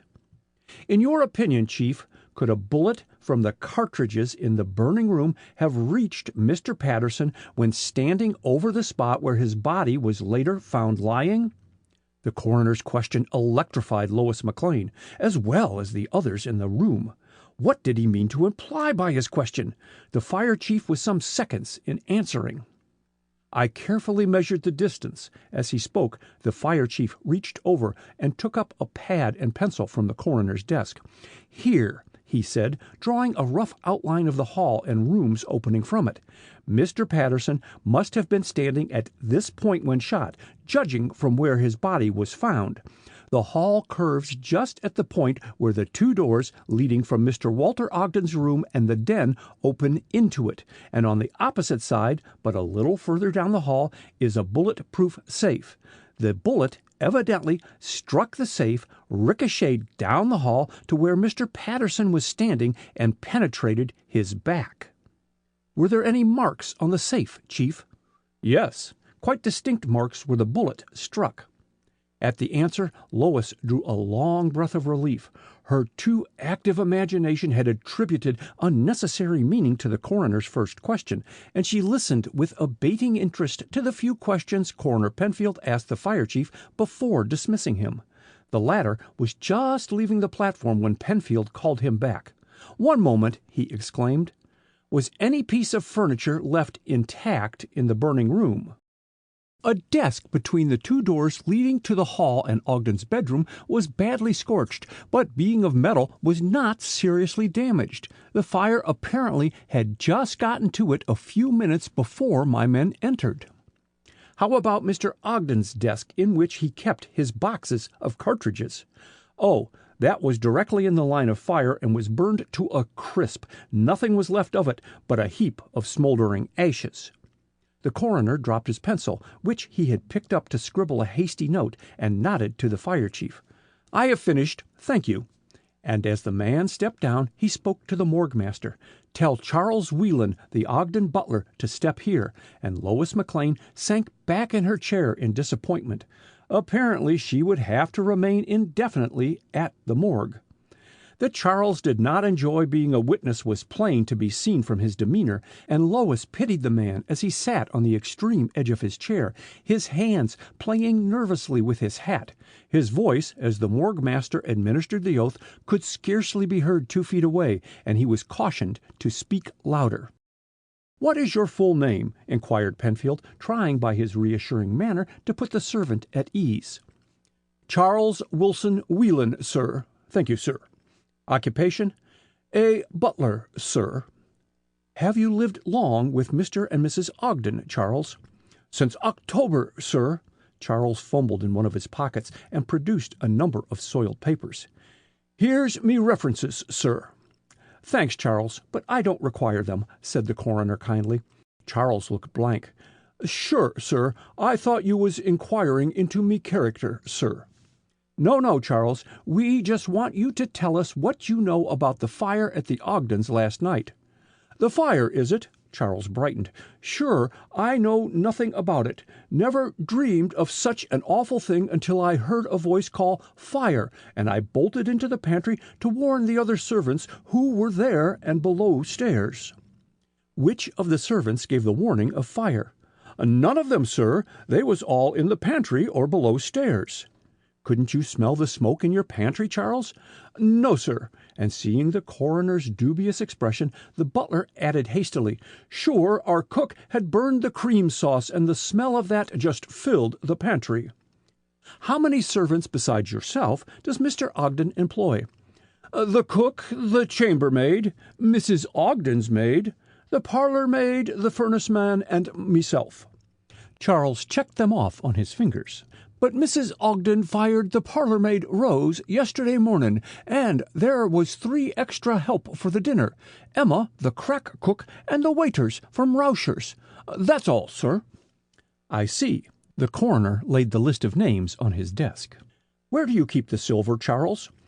"Down in the dining room in the daytime, but I takes it upstairs every night and puts it in the safe just at the end of the hall." The butler paused and stared doubtfully at the jury. Then, coming to a sudden decision, he turned back to the coroner. "Sure, there was a burglar at the Ogdens the night before the fire."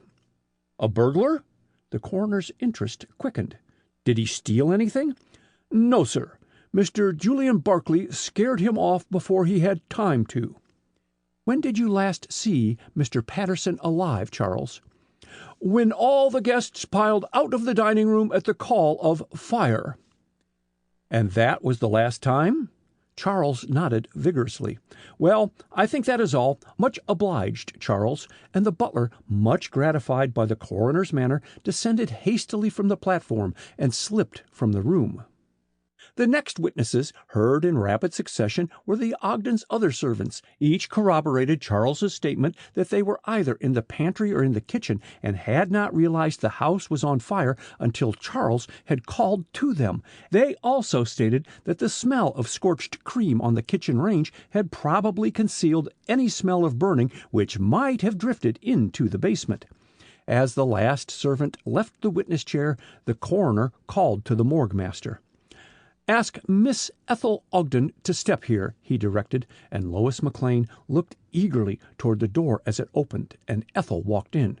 The coroner met her at the foot of the platform and assisted her to the witness chair. In spite of her white face and wildly beating heart, Ethel was outwardly composed, and her clear voice could be heard at the far end of the room as she took the oath and answered the preliminary questions put to her by the coroner. "Can you tell me, Miss Ogden," began Penfield, after a brief silence, "who among the guests at the dinner last night first called 'fire'?" Ethel shook her head. The voice seemed to come from the direction of the drawing-room. "Could you recognize it?" No, it was hoarse, too discordant to be recognizable." "Who sat nearest the drawing-room entrance?" Ethel considered a moment. "I believe Mrs. Leonard McLean and Mr. Julian Barclay sat directly in front of the drawing-room doors, but a huge centerpiece of flowers prevented my seeing that part of the table." The coroner turned in his chair and faced her squarely. "When did you last see Mr. James Patterson alive?" he asked. "As he went up the staircase to the second floor." Ethel's voice quivered, and her eyes filled with tears. Jim Patterson had, through his unfortunately jealous disposition, forfeited her friendship, but he had met his death bravely while endeavoring to carry out her last request, and his memory should be sacred. I have been told that it was at your request that Mr. Patterson attempted to enter the burning room. Coroner Penfield paused, then asked impressively, "Is that so?" "Yes, and I bitterly regret—" She choked and broke down. "I understand," said Penfield sympathetically, and waited considerately for her to regain her composure. "And what did you ask Mr. Patterson to procure for you from the burning room?" He waited an appreciable moment for a reply, and not getting it, repeated his question more emphatically. "I asked him to get something out of my desk in the den," said Ethel at last, and both Coroner Penfield and Lois McLean took silent note of her unwilling, almost sullen tone. "I could see from across the street that the fire seemed to be raging about the front of the room, and judged that my desk was not in the direct line of fire. I started into the house intending to go upstairs myself, but Mr. Patterson stopped me at the front door and went instead. Oh, I wish he hadn't," she added. "I shall always reproach myself." "Miss Ogden," Penfield touched her sympathetically on her arm to attract her attention from her bitter thoughts, "was Mr. Patterson successful?" "Successful?" she echoed uncomprehendingly. "Why, he was killed." "Successful in procuring what you sent him for, I mean," explained Penfield hurriedly. "I found one of the articles I asked him to bring me in the desk this morning. The other was gone." "And you infer," persisted the coroner as Ethel stopped, "that Mr. Patterson picked up one article and perhaps, driven back by advancing flames, had not time to find the other. What were these articles?" Ethel stiffened at the question. It was the one she dreaded. Was her secret to be laid bare? Was Julian Barclay to know she valued his ring and his miniature of her at so high a price that she had sent a man to his death to get them for her? So open a confession of her passionate attachment to him stung her proud and sensitive nature to the quick. Coroner Penfield gave her no time to consider her answer. "I must ask you to reply promptly," he said brusquely, glancing significantly at the wall clock. "You are unnecessarily wasting the time of the court. Quickly now, what were these articles?" "A ring and a miniature," she answered confusedly. "And which article did Mr. Patterson find?" "The miniature, as the ring was still in the desk drawer." "Of whom was the miniature?" "Of myself," replied Ethel faintly. She did not look at Lois, and missed her sudden start and low-toned ejaculation. "Have you recovered the miniature from among Mr. Patterson's effects?" asked the coroner. "Not yet. I fainted on hearing of Mr. Patterson's death, and when I felt equal to making inquiries, I was told that Dr. McLean had turned over everything found in Mr. Patterson's possession to the police. I have not seen Dr. McLean since learning this." "I see." Coroner Penfield contemplated her thoughtfully. The delicate, refined beauty of her young face, her trim figure and stylish clothes, all possessed unconscious appeal, and Penfield, seeing her effort at forced composure, altered his plans. "I will not detain you farther," he announced. "Look out for that bottom step," and Ethel thankfully accepted his assistance, conscious that her knees were trembling under her. But her ordeal in the witness chair had been briefer than she had dared to hope, and a ghost of a smile touched her lips at the sight of Lois McLean standing by the doorway. The two friends left the court together, but on the other side of the door Ethel halted involuntarily, for at their entrance Julian Barclay had turned from moody contemplation of the few pictures the room boasted and approached them. He shook hands with Mrs. McLean, and his gaze traveled over her shoulder to Ethel. As their eyes met, Ethel almost cried out. There was such dumb, agonizing appeal in his dark eyes. She leaned impulsively forward, but the words on her parted lips were checked by the entrance of the morgue master. "You are wanted, Mr. Barclay," he announced. End of chapter 17.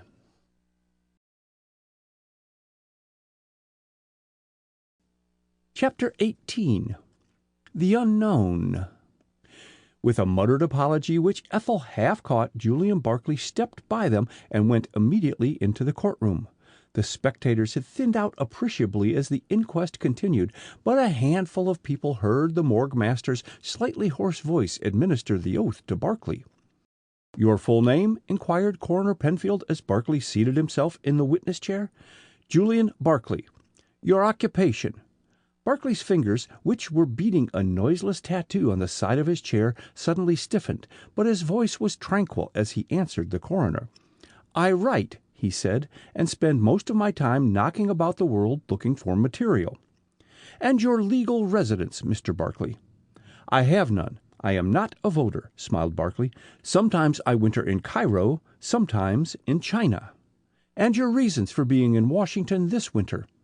"I came to visit my cousin, Mrs. Walter Ogden, and her husband. I have been with them nearly a month now." There was a momentary silence as Coroner Penfield sorted the papers on his desk. Then he turned again to Barclay. "At the dinner last night, Mr. Barclay, were you sitting with your back to the drawing-room doors?" "I was." "Can you tell us who first gave the warning that the house was on fire?" "Yes." Barclay fingered his watch fob and crossed his legs. "Yes, it was the Japanese, Yoshida Ito." Penfield, as well as the jury and the reporters, eyed him in surprise. "A Japanese?" he repeated. "Was he a guest at the dinner?" "No." He poked his head through the portieres before the drawing-room doorway and shouted, "Fire!" "Is this Yoshida Ito a servant?" asked Penfield, picking up a list of names from among his papers. "No." "Then, if he was neither a guest nor a servant, what was he doing in the Ogden house?" demanded the coroner sternly. "I don't know," responded Barclay, his bewilderment written in his expression and gesture. "I found him in the house the night before the fire and chased him out." "Was this Japanese the burglar of whom Charles the butler spoke in his testimony?" "I presume so." "Do you think this Ito set fire to the house?" "Such is my theory," returned Barclay. "He evidently fired the house with the intention of stealing valuables he could not get the night before." The coroner looked incredulous. If he set the room on fire with any such intention, why should he warn Mr. Ogden and his guests? "I'm afraid I can't answer that," said Barclay slowly, "but you should recollect that the cleverest criminals are sometimes guilty of inconsistent actions." "I'm quite aware of that," acknowledged the coroner dryly. "Have you other evidence to bear out your theory?" "Only that, on rushing to the portieres, intending to pass through them into the drawing-room, I found the folding doors behind the portieres closed and locked." "Locked?" echoed Penfield. "Yes," impatiently. "The Jap evidently called his warning, locked us in, and secreted himself somewhere, intending to remain hidden until everyone was out of the house, and he could steal at his leisure." "With the house on fire?" Penfield concealed a smile behind his hand. "It does not take long to steal with the coast clear. The fire was on the second floor, remember," argued Barclay. "He evidently locked the drawing-room door to force Ogden and his guests to seek egress from the room by the hall, and thus minimize the risk he ran of being discovered by a chance encounter which might have occurred had some of the guests fled through the drawing-room." "It is an ingenious theory," commented Penfield slowly. "Where were you during the fire?" "Searching for Ito." "And did you find him?" "No, I could find absolutely no trace of him." Observing Penfield's expression, Barclay added hastily, "The Jap saw me, saw that I recognized him, and I believe gave up his well-arranged plan and bolted, escaping unseen in the confusion." "That may be so." Penfield silently contemplated Barclay for a short moment. "Did anyone else see the Jap?" he inquired more briskly. "I don't know. They have not spoken of it to me." "Why have you not told all of this to Mr. Ogden?" "For two reasons." Barclay spoke with deliberation. "Mr. Ogden told me he had no time to listen to my theories this morning, and I received notification soon after that I was to testify here this afternoon. I have not seen Mr. Ogden to talk to in the interval." "When did you last see Mr. James Patterson alive?" And the repeatedly asked question stirred the jury to greater attention. "In the rush from the dining room into the hall." "What, not again?" "No," replied Barclay. "I believe Patterson assisted the ladies in reaching the street, but after opening the front door to admit the fireman, I rushed into the drawing room and, finding no sign of Ito there, unlocked the dining room door, passed through there thinking the Jap might be trying to steal the silver, and then rushed upstairs by the back way." "Were you the first to find Mr. Patterson's body?" inquired Penfield. "Yes. I stumbled across it as I was coming down from my fruitless search for Ito." "Exactly how was the body lying when you found it?" "Face down," answered Barclay, demonstrating with his hands to illustrate his meaning. "In this position. Not recognizing Patterson, I turned him partly over to see who it was, and to render what aid I could. I thought he had been overcome by smoke." "You say you did not recognize Patterson at once. Was there no light in the hall?" "Yes, but the hall was filled with smoke, and I could not see clearly. Secondly," added Barclay dryly, "one man in a dress suit is very much like another, and especially when lying on his back." "Exactly where did you find Patterson's body?" Penfield asked, handing Barclay a photograph of the hall. "This photograph was taken this morning." Barclay studied it with interest. "I found Patterson right here," indicating the spot, and Coroner Penfield marked it with his pencil. "Ah, yes, right under the hall light," he said. "You say you thought Patterson overcome by the smoke.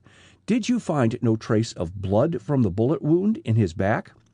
"I have already explained that I could see but dimly in the smoke-filled hall," answered Barclay impatiently, "and Dr. McLean can tell you that the wound bled superficially." The coroner turned again to consult the notes made by the deputy coroner. "You state that you found Patterson by stumbling over him. Did you thus accidentally change the position of his body?" "I think not. Stumble was more a figure of speech. I regret that I stepped on his hand at first, and the feeling of soft flesh giving under my weight caused me to drop on my knees, and I found his body right in front of me."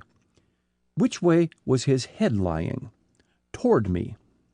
"Was Patterson holding anything in his hands?" asked Penfield. "Not a thing," and Barclay's gaze did not shift before the coroner's penetrating look. "I think that is all," announced Penfield. "Stay a moment. Are you quite sure that none of the other guests saw this Japanese, Yoshida Ito?" "They did not mention it to me after the fire," replied Barclay, pausing at the edge of the platform. "It may not be of any consequence, but I saw Ito talking to James Patterson before the dinner in front of the Ogden residence." "Indeed!" Penfield regarded Barclay attentively. "And what were Patterson and Ito discussing?" "I did not overhear their conversation," Barclay hesitated. "I only mentioned the meeting because you seemed to want corroboration of my having seen Ito around the Ogden premises, and because—" "Well?" The interrogation shot from Penfield as Barclay paused. "Because I was surprised at seeing James Patterson conversing with a Japanese when I was aware of his well-known animosity to that nation." "Did the conversation appear to be of a friendly character?" "Apparently so. Patterson did most of the talking." "And what became of the Japanese?" "He disappeared up the street." "Did Patterson speak of meeting the Japanese on entering the house?" "Not to me." Barclay moved restlessly. "We talked of other topics." "Just one more question." Penfield rose. "Did Patterson see Ito when the Japanese poked his head inside the portieres and shouted 'Fire'?" "He might easily have seen him," exclaimed Barclay. "The drawing-room doorway was directly behind Mrs. Leonard McLean, and Patterson and I sat on either side of her." "So that he could have seen the Japanese as readily as you?" Barclay nodded. "Thank you, Mr. Barclay. That is all." And Barclay hastened from the room. Coroner Penfield leaned over and whispered a few words to the deputy coroner, and they were still talking when the morgue master showed Leonard McLean to the witness stand and administered the oath to him. "Can you tell me, Dr. McLean, if you saw a Japanese named Yoshida Ito in the Ogden house last night?" inquired Penfield, having previously asked him his name, occupation, and length of residence in Washington. "I don't believe I did," answered McLean thoughtfully. "Great confusion prevailed, however, and the smoke was dense at times. Men whom I took to be firemen passed me on the staircase and in the upper hall, but I cannot swear to their identity." "Have you heard the name of Yoshida Ito before?" Yes, and after a pause, McLean added, in connection with the mysterious murder of my cousin Dwight Tillman. The inquest at Atlanta brought a verdict of guilty against him for that crime, but so far the Japanese has escaped arrest. Of course. Penfield colored with mortification. Ito's name struck me as familiar, but I had for the moment forgotten where I had heard it. When did you last see James Patterson alive? When he rushed past me in the lower hall. I ran upstairs a few minutes later, but the smoke was so dense the men about me were like shadows, and I could not distinguish one from the other. When did you first hear of James Patterson's death? On my way through the house to open windows, I came across Julian Barclay bending over a man lying on the floor. He informed me that it was James Patterson and that he had been overcome by the smoke. Was Mr. Barclay kneeling by the body when you first saw him? Yes. What was he doing? McLean shot a questioning look at the coroner's expressionless face. Barclay appeared to be testing Patterson's pulse when I reached him, he answered. How was the body lying? Partly on one side. The head, one hand tossed above it, lay toward the back stairs, and the feet pointed toward the burning room. Were Patterson's hands open or closed? Open. McLean stopped, then continued more slowly. Judging from his position, I should say that Patterson had first fallen on his knees and then plunged forward on his face. His hands looked as if he had braced them to break his fall. Mr. Barclay testified that he had turned the body over to see who it was, put in the coroner quickly. So he had, but only partly to one side. Patterson's legs were still doubled up under him. Was there much blood on Patterson's clothes and about the floor where he lay? No, very little. The bullet penetrated a vital point under the shoulder blade, and the wound bled internally. How long should you say Patterson lived after being shot?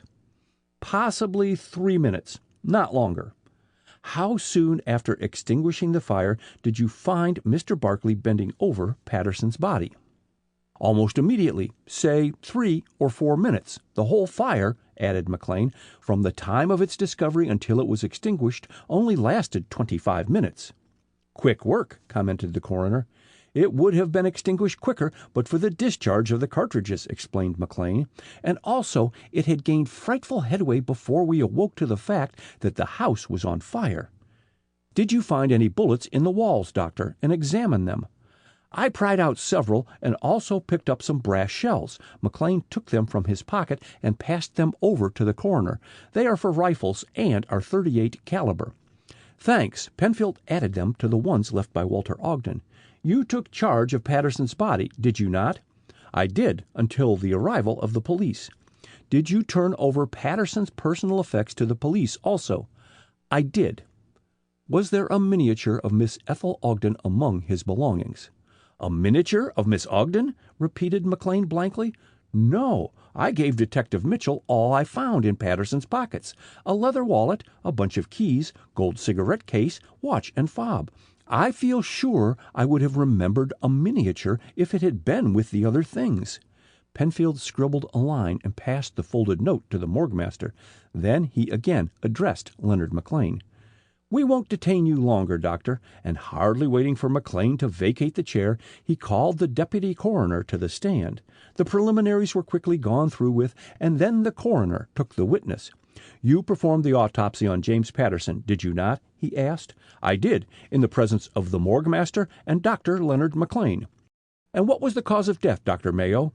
The deputy coroner held up an anatomical chart and traced a line on it with the reverse end of his pencil.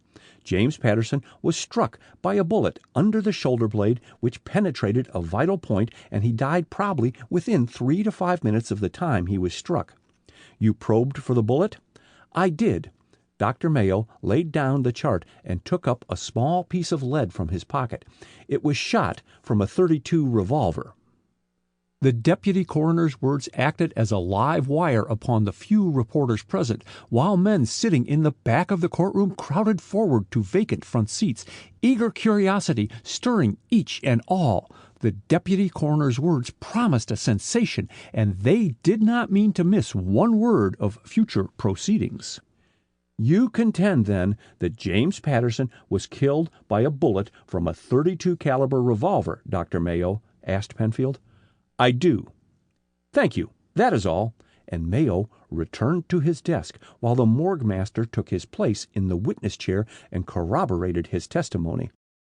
Recall Mr. Walter Ogden, directed Penfield, as the morgue master stepped down from the platform, and a second later Ogden was once again in the witness chair. Mr. Ogden, began Penfield, you testified regarding cartridges for your rifle. Why did you not mention that you also kept cartridges to fit a .32 caliber revolver in your desk in the den? Because I don't own a revolver, declared Ogden, and I had only .38 caliber rifle cartridges in my desk. I am speaking on oath, he added, seeing Penfield's dubious expression. Then probably a revolver cartridge got accidentally slipped among your rifle cartridges, suggested the coroner. No, it didn't, retorted Ogden. The two unopened boxes contained .38 caliber rifle cartridges, which the shop was late in delivering, and I did not take them to Maine with me.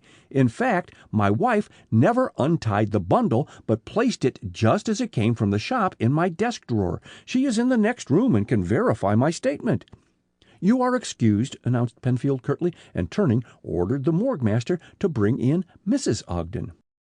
Although plainly agitated over her first appearance at an inquest, Mrs. Ogden was concise in her answers to the coroner's questions, assuring him that the package of cartridges had never had the seal on the boxes broken, and that they had remained for several months in her husband's desk, forgotten by both until the unfortunate fire of the night before.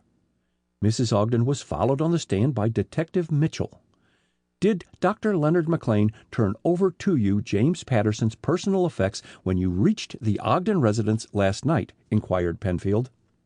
He did, sir, and here they are. Mitchell took from his pocket a gold watch and fob, a cigarette case, a bill folder, and a bunch of keys, and handed them to the coroner, who examined each article before passing it on to the jury. Is that all? He asked. Every single article, declared Mitchell. Dr. McLean and I searched Mr. Patterson's pockets, and that was all we found. You are sure a miniature of Miss Ethel Ogden was not among Patterson's belongings? I am positive it was not, stated Mitchell. I would have not overlooked a miniature. Did you examine the vicinity where Patterson's body was found? I did. The body was not moved until after I reached the house. Did you see a miniature lying in the hall? I did not. Mitchell stroked his chin thoughtfully. I don't believe it could have been carried off if Mr. Patterson dropped it when he fell, because Dr. McLean stationed firemen at either end of the hall with instructions to let no one pass until the police arrived. If the miniature was in the hall, either he or I would have found it. These two firemen are just outside. Wait. As the detective rose, did you examine any of the bullets and brass shells which were exploded by the fire? I did, sir. They were all .38 caliber and for use in a rifle. You found none of .32 caliber? None, sir. That is all. Penfield closed his memorandum book with a snap and directed the attendance of the first fireman, who testified that no one had been permitted in the hall in the neighborhood of Patterson's body until it had been removed. He stated that even from the doorway of the den it had been impossible to see the end of the back hall. His mate testified to the same effect, but on Penfield's persistent questioning admitted that he had seen a Japanese, but whether it was down in the front hall or upstairs near the burning room, he could not recollect. On the dismissal of the last witness, Coroner Penfield arose and addressed the jury. Evidence goes to prove that James Patterson was killed by a bullet fired from a .32 caliber revolver, he said. Evidence also goes to prove that all bullets discharged from cartridges ignited by the fire were of .38 caliber and for use in rifles. A reliable witness has told you of the presence in the Ogden residence of a Japanese, Yoshida Ito, a fugitive from justice already charged with murder. These are the facts. Penfield paused, then resumed. But in considering the evidence, you must bear in mind that it is within possibility that a .32 caliber revolver cartridge was accidentally packed in the box of .38 caliber rifle cartridges. It is for you, gentlemen of the jury, to decide if James Patterson was killed by the accidental discharge of a box of .38 caliber rifle cartridges, which might have contained one .32 caliber revolver cartridge, or whether he was shot by a Japanese burglar carrying a .32 caliber revolver with murderous intent. As the coroner ceased speaking, the jury filed out of the room, and for a time nothing was heard but the rustle of paper and scratching of pens as the reporters hurriedly arranged their copy. At the end of an hour the jury was back in the room, and signs of past dissensions were indicated in each man's flushed countenance as they faced the coroner, who had risen at their entrance. "Gentlemen of the jury," Penfield's sharp voice broke the stillness, "what is your verdict?" "We find," answered the foreman, and paused to clear his throat, "we find that Representative James Patterson came to his death in the city of Washington in the residence of Walter Ogden by a bullet fired from a .32 caliber revolver in the hands of a person or persons unknown." End of chapter 18.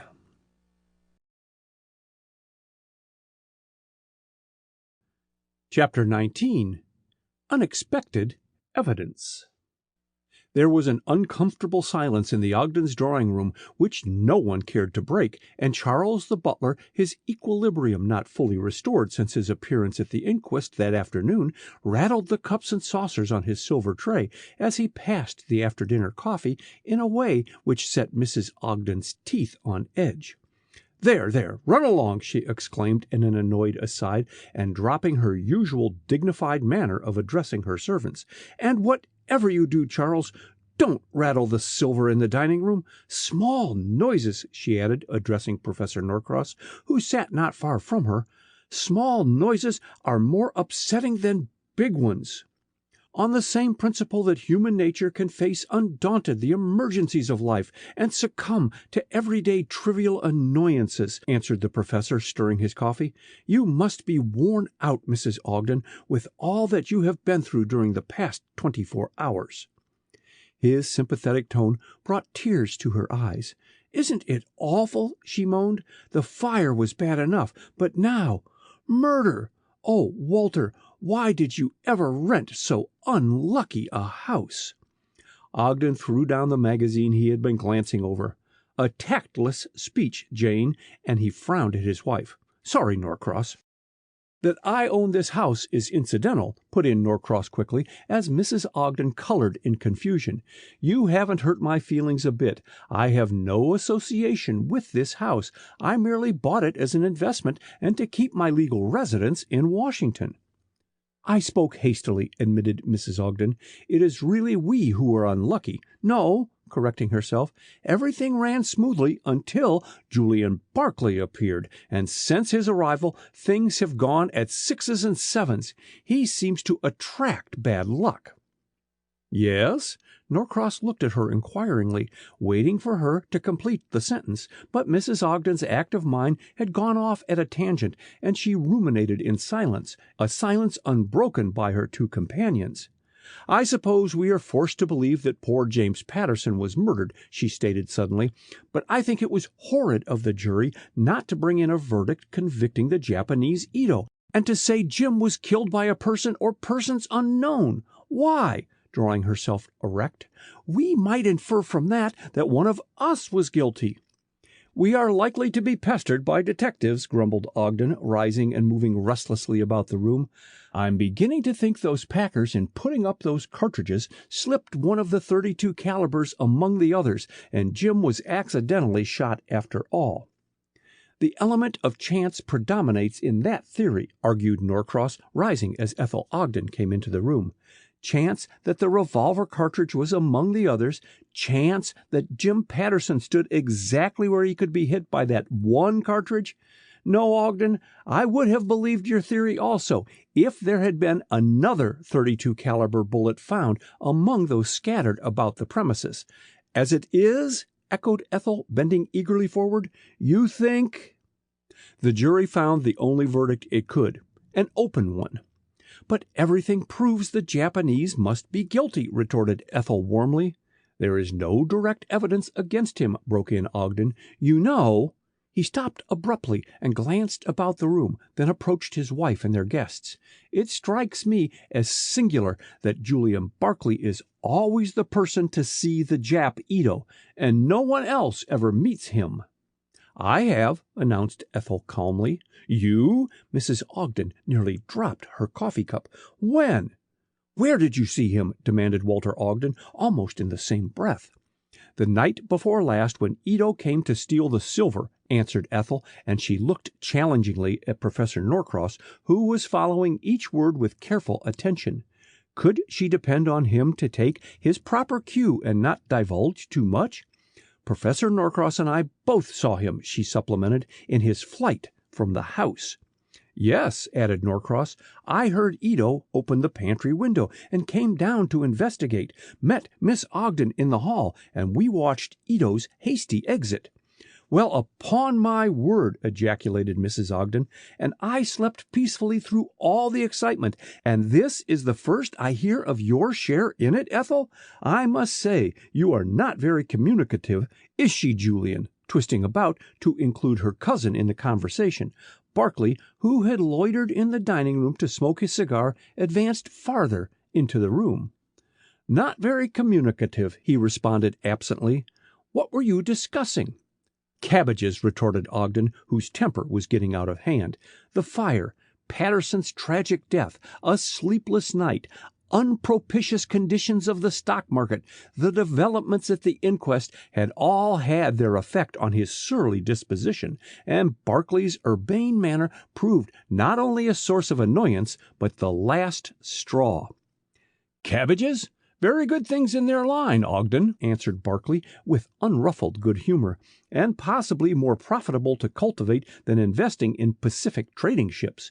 He turned to Norcross, apparently oblivious of Ogden's scowl. "I see by the newspapers that Japan and Russia plan to negotiate the new loan to China. Where will American interests and American invested capital be if the Yankees of the East steal a march on us in China?" Norcross looked grave. "It may mean the closing of the open door in the Orient," he said. "And to think that the United States was the first to open Japan's eyes to the world." "The flesh and the devil," supplemented Barclay skeptically. "Japan has learned the bad along with the good, and we are willfully blind to the situation developing in the Far East." "You talk like Patterson," complained Ogden. "Poor devil," he added as an afterthought. "Patterson was as rabid on the Japanese question, Norcross, as your friend Carter Calhoun." Norcross caught but the mention of Calhoun's name. He had intercepted a look exchanged between Ethel Ogden and Julian Barclay, a look on Barclay's part whose meaning bore but one interpretation, and which had brought a touch of color to Ethel's white cheeks. Until that moment, Ethel had ignored Barclay's proximity, her eyes and hands fully occupied with a small piece of embroidery. Professor Norcross was conscious of a growing distrust of Julian Barclay. What made him so laggard a lover, for that he worshipped Ethel, was plain to the observant professor, unless undesirable entanglements prevented open courtship. Suddenly aware that his stare at Barclay had become a glare of indignation, Norcross roused himself. "Speaking of Calhoun," he remarked, "I hear he is on his way to Washington." "The devil he is!" Ogden set down his coffee cup with a bang which imperiled the Dresden china and drew a protest from his wife. "With Calhoun around, we will never hear the end of this Japanese question." "Is Calhoun really coming?" asked Barclay, turning with some abruptness to Norcross. "Or is it simply a rumor?" The professor's reply was lost as Charles announced from the doorway, "Mr. Takasaki." The Japanese attaché appeared almost simultaneously with the announcement of his name, and Mrs. Ogden and her husband greeted him cordially. "I came to ask for the health of you," explained Takasaki, bowing low over Ethel's hand. "The fire and death of the Honorable Mr. Patterson was of the most dreadful." "Do sit here." Mrs. Ogden patted the sofa, and Takasaki, bowing gravely to Barclay and Professor Norcross, stepped past them and sat down by his hostess. "We feel Mr. Patterson's death awfully. Everyone does who knew him." "Mr. Patterson was a man of strong friendships," began Norcross.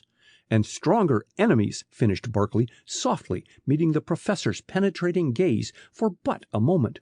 "True," agreed Norcross. "The Pattersons have a quarrelsome trait. Patterson's sister once told me that she always kept alive her brother's animosities." "The hateful woman!" broke in Mrs. Ogden with more vehemence than the occasion seemed to require, and at her husband's quick frown she modified her tone.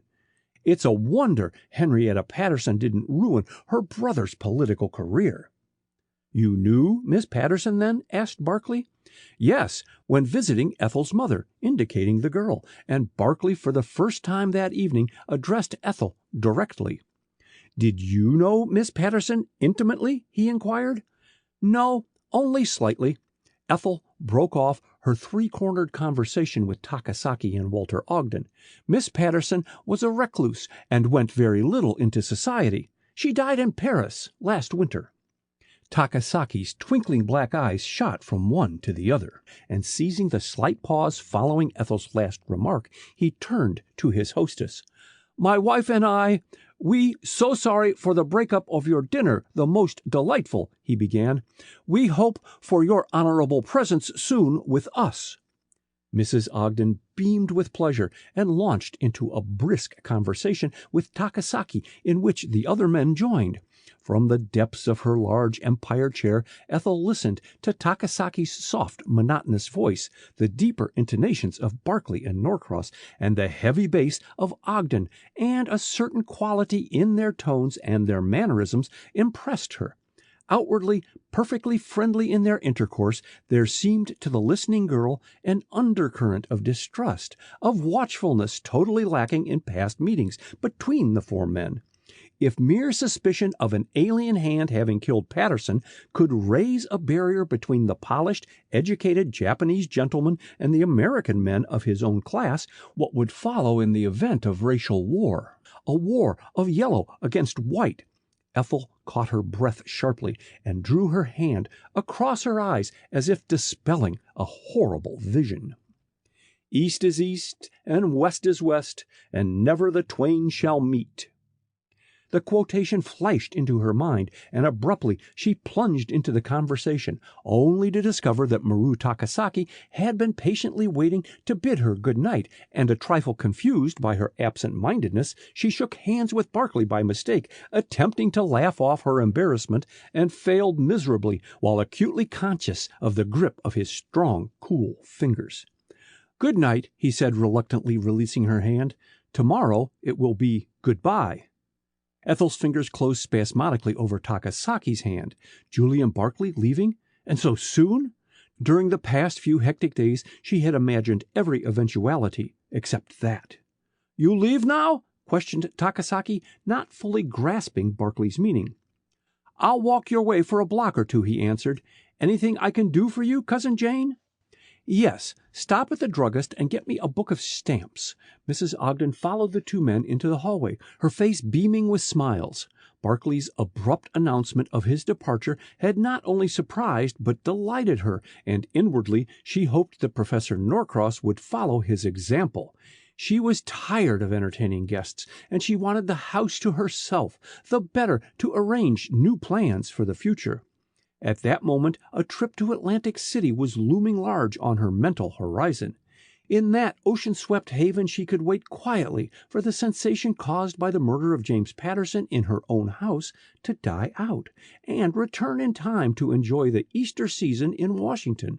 In fact, such a procedure would be in excellent taste, and the canceling of her many social engagements out of respect to the memory of James Patterson would also be a wise move.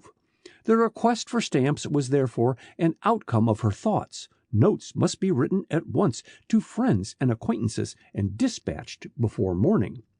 "Come into the library, Ethel," she called, after seeing the front door close behind Takasaki and Barkley. "Oh, I didn't know you were just behind me," lowering her voice. "I am on my way to bed," explained Ethel. "Oh!" Mrs. Ogden's face fell. Having once jumped to a decision, she despised putting off action, but Ethel looked spent and weary, and reluctantly she gave up her plans for the evening. "Run along," she said. "I wanted you to write letters to Mrs. Van Alstyne and Mrs. Warner, canceling my luncheon and dinner engagements, but it doesn't matter." Ethel was quick to detect the discontent in Mrs. Ogden's voice. "Certainly I will write them for you," she announced. "It will take no time at all." "I have a better plan," broke in Norcross, who, with Ogden, stood just behind them. "Let me write the notes at your dictation, Mrs. Ogden, and then your cousin can get the sleep she really needs." "What's the matter with writing them yourself, Jane?" demanded Ogden. "You never developed pen paralysis until you found a secretary fashionable." Mrs. Ogden turned her back on her husband. Of course Ethel must go to bed, and she smiled kindly at her. "If you will help me, Professor." "I shall be delighted." Norcross looked back as he followed Mrs. Ogden and her husband into the library to wave his hand to Ethel, who responded similarly as she went up the staircase. But on reaching the next floor, Ethel did not go at once to her bedroom. Almost against her will, her feet carried her to the den, and for the third time since the fire, she went over each article left in the room. By direction of the fire chief, nothing had been touched or moved. All furniture had been completely or partially destroyed except her metal typewriting desk, and after inspecting the debris about her, she sat down before her desk and methodically took out its contents. Her miniature was not there. At last, Ethel sat back in her chair and closed her eyes, endeavoring to recall each action of the day before. No, she had not taken the miniature away. She had put it in the top drawer of her desk just before luncheon, and there it must have remained until carried away by James Patterson. But what had become of it after he had secured it? Had the murderer picked it up in his hasty flight, or had Julian Barclay found and pocketed it on discovering Patterson's dead body? Ethel shook her head. No, Barclay would have spoken of it. But would he? He had, if he found it, only gotten back his own property. "Beg pardon," said a voice from the doorway, and Ethel started violently. "Miss Ogden, is it not?" Ethel looked at the well-dressed man in the doorway and nodded. "I did not mean to startle you, Miss Ogden. I have been watching you for several minutes." "Indeed?" Ethel flushed with indignation. "I thought you saw me." Hastily, "I am Mitchell from the central office," displaying his badge. "Have you found any trace of your miniature?" "No." Ethel, mollified by the detective's gentlemanly appearance and quiet manner, looked eagerly toward him. "Have you searched for it?" "Yes, but I can't find it high or low," admitted Mitchell. He came closer to her. "I believe the man who has that miniature killed Patterson." Ethel recoiled. "No," she declared vehemently, and Mitchell looked at her oddly. "It must be somewhere around, dropped in some crevice or crack." She bent over the wreck of a chair and fumbled about, more anxious to conceal her expression from Mitchell's inquiring gaze than in the hopes of finding anything. "Charles, the butler, has just admitted that before the fire chief gave orders to have everything left just as it was, he carried some of the debris down into the basement," volunteered Mitchell. "It's just possible your miniature may be in it." "Oh, let us go and see." Ethel sprang impulsively for the door and collided with Professor Norcross. "Excuse me." "It was my fault." Norcross laughed as he helped her regain her balance. Then his eyes lighted on the detective. "Charles brought me word that you wished to see me, Mitchell." "I did, sir." Mitchell stepped out into the hall. "I called to ask if you have a revolver." "I have," responded Norcross, and turned at the sound of footsteps, and a second later Barclay joined the small group. "Asking for revolvers, Mitchell?" he inquired coolly. "I have one," and simultaneously the two men went to their respective rooms, leaving Ethel staring in troubled silence at the detective. Before she could ask the question Mitchell felt coming, Norcross was back, revolver in hand. Mitchell took it, examined it critically, selected a shell from its breech, snapped it shut, and returned it to Norcross just as Barclay rejoined them. His revolver was likewise subjected to a prolonged examination, and a cartridge extracted, marked, and slipped into the detective's pocket. "Thanks," said Mitchell, handing the revolver back to Barclay. "That is all I wished. I won't detain you longer." Oh, wait. Ethel, without a glance at Norcross and Barkley, followed Mitchell down the back hall. Let us go and examine the debris which you said was downstairs. Certainly, and Mitchell made way for her to precede him. In the basement they found Charles, just closing the house. The debris, is it? He exclaimed, on Mitchell stating what they wished. Sure, it's all here. And Ethel, regardless of her white gown, dropped on her knees beside the bucket of trash and ashes. Dumping the pail on a newspaper spread out by the attentive Charles, Ethel ran her fingers through the mass, but without results. There was no trace of her miniature. What's this? Mitchell, searching with her, pulled out a piece of white flannel, and rising, examined the dark stains on it under the light. Suddenly he raised the flannel and sniffed at it. Powder stains, he exclaimed, thrusting the oily, dirty cloth under Ethel's nose. Where did you get this piece of flannel, Charles, as the butler returned from a trip to the kitchen? Oh, that, inspecting the flannel. Sure, Mr. Julian Barkley used that to clean his revolver this morning. You wouldn't be wanting me to leave a dirty thing like that in his room, Miss Ethel, would ye? Turning to her. But Ethel had fled. End of chapter 19.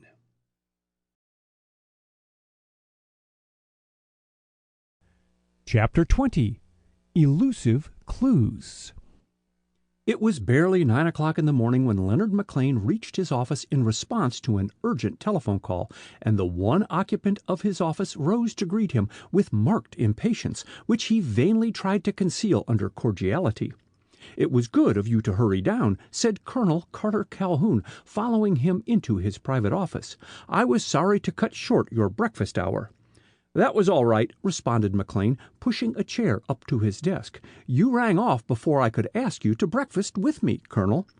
Thanks. Calhoun dragged his chair forward, close to McLean. I went at once from the Union Station to see the Secretary of War, and while breakfasting with him, telephoned you from his residence. I want to thank you for writing me of Dwight Tillman's murder. It was a shock, a very great shock, and now to be met with the news of James Patterson's murder. Calhoun sighed. It looks badly, very badly, and no trace of the murderer. I see you use the singular tense, commented McLean. You believe then, Colonel, that one man committed the two crimes? I prefer to reserve my theories until I've heard your facts, and McLean smiled covertly at his caution. Have you seen the morning newspaper and its account of the Patterson inquest? He asked. Yes. Does it not seem possible that James Patterson, blinded by the smoke from the burning room, unexpectedly encountered this Yoshida Ito, who might have been in the Ogden house only to steal, and instead killed Patterson, an outspoken enemy of his country, and escaped unseen in the smoke and confusion? Asked McLean thoughtfully. That did occur to me, acknowledged Calhoun, and your theory is borne out by the loss of the miniature, which I see in the newspaper article is reported mysteriously missing. Patterson may have taken it from the burning room and dropped it on meeting the Jap, who may have stolen it after killing him. Calhoun pursed up his lips and looked meditatively at McLean. It strikes me that Miss Ogden must have attached unusual importance to that miniature to have asked a man to risk his life to get it for her out of a burning room. Was it a particularly fine work of art? I don't know. I've never seen it. Too bad, muttered Calhoun. Is Miss Ethel Ogden closely related to Walter Ogden? Third or fourth cousin, I believe. McLean moved restlessly. He was not pleasantly impressed with Carter Calhoun. Miss Ogden is a charming, lovable girl, the soul of honor, he added warmly. Ah, indeed, I hope to meet her soon. Calhoun settled himself more comfortably in his chair. Professor Norcross, you've met him, of course, has been kind enough to keep me informed of several matters relating to Tillman's death, and wrote me that she was very beautiful. Who's in your front office? He added with some abruptness, and McLean stared at his keen hearing. He himself had not detected footsteps in the next room. I imagine it is Dr. Horace Shively, he said, rising hurriedly. He was to call here about this time, stopping with his hand on the doorknob. He was on the train when Tillman was murdered and first detected the use of oxalic acid. Oh, do you know him well?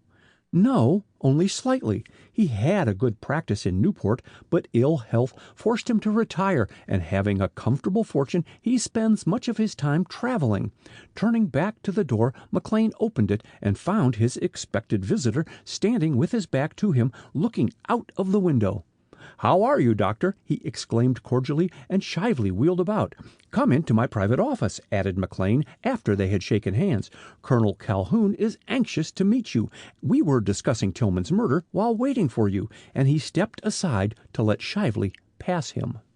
Calhoun rose on their entrance and bowed gravely to Shively as McLean introduced them. "Take my seat," he said, and dropped into another chair and sat with his back to the light. "I have traveled east, Dr. Shively, to secure data about the murder of my friend Dwight Tillman." "I am glad I am here," answered Shively, tilting back his chair to make room for McLean to reach his desk. "I wanted to come before, but was detained by business. However, I've sifted out the evidence extracted at the inquest at Atlanta." "And your conclusions?" demanded Calhoun. "I at first thought the Japanese Ito guilty, but now I believe a fellow traveler, Julian Barclay, poisoned Tillman," responded Shively. "Julian Barclay? Humph!" Calhoun clasped and unclasped his long, strong fingers. "He was mentioned in the newspapers as having been the first to find Jim Patterson's dead body. And now you say you suspect him of having some connection with Tillman's murder? Humph!" McLean, who had started at the mention of Julian Barclay's name, sat silent, studying the men, and debated in his own mind how much and how little he should tell them.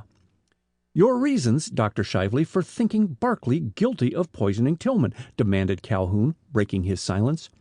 "I have been in communication with a porter who has made out a sworn statement of having seen Julian Barclay leave the train and go toward the station entrance, and then bolt suddenly back into his Pullman car, with every indication of a desire to conceal himself. I have also found out through the Pinkertons, whom I employed, that none of the few passengers traveling north in Barclay's Pullman remained in that car while the train was in the Atlanta station." "Ha! Then Barclay had the car to himself." Calhoun stared at Shively. "And unobserved, he could do as he wished without fear of detection. And also, let me state just here that if innocent, Barclay could not prove an alibi if no passengers were in his car while the train was in Atlanta," interposed McLean. "He gave no alibi in his deposition," retorted Shively. "That first directed my suspicion toward him. He must have committed the crime immediately on his return to the train, for Norcross and I got back from eating a light lunch in the station and stood in the vestibule of the smoking car until just before the train started, when we went back to our own section for a brief stay, and the conductor was standing in the vestibule of the car when we left it," he added. "With you and Norcross there, and later the conductor, it would have been impossible for a criminal to sneak on board your end of the car," commented Calhoun. "But a car has two entrances. What about the other?" "Oh, the porter was there." "Sure?" "Yes, I saw him standing on the lower step of the forward vestibule. Anyone passing into the smoker from that end would have attracted his attention, and railroad officials assured me they could place reliance on the porter's word and efficiency." McLean started to speak, then, thinking better of it, sat silent, contemplating his two companions. "Did you hear no sound inside the car?" asked Calhoun. "No. Norcross was telling me of a trip to South America as I sat below him on the step of the vestibule. We neither of us heard a sound from the interior of the car." "By sound, I mean a cry for help or raised voices quarreling," persisted Calhoun, looking directly at Shively. "I heard none," declared Shively positively. "I am sure we would have heard had Tillman been quarreling with anyone, for most of the windows were raised and screened." "But the noises of a railroad station might have drowned even raised voices," objected McLean. "I think not." Shively pulled his chair nearer. "Norcross and I conversed in our ordinary tones, and heard each other without difficulty.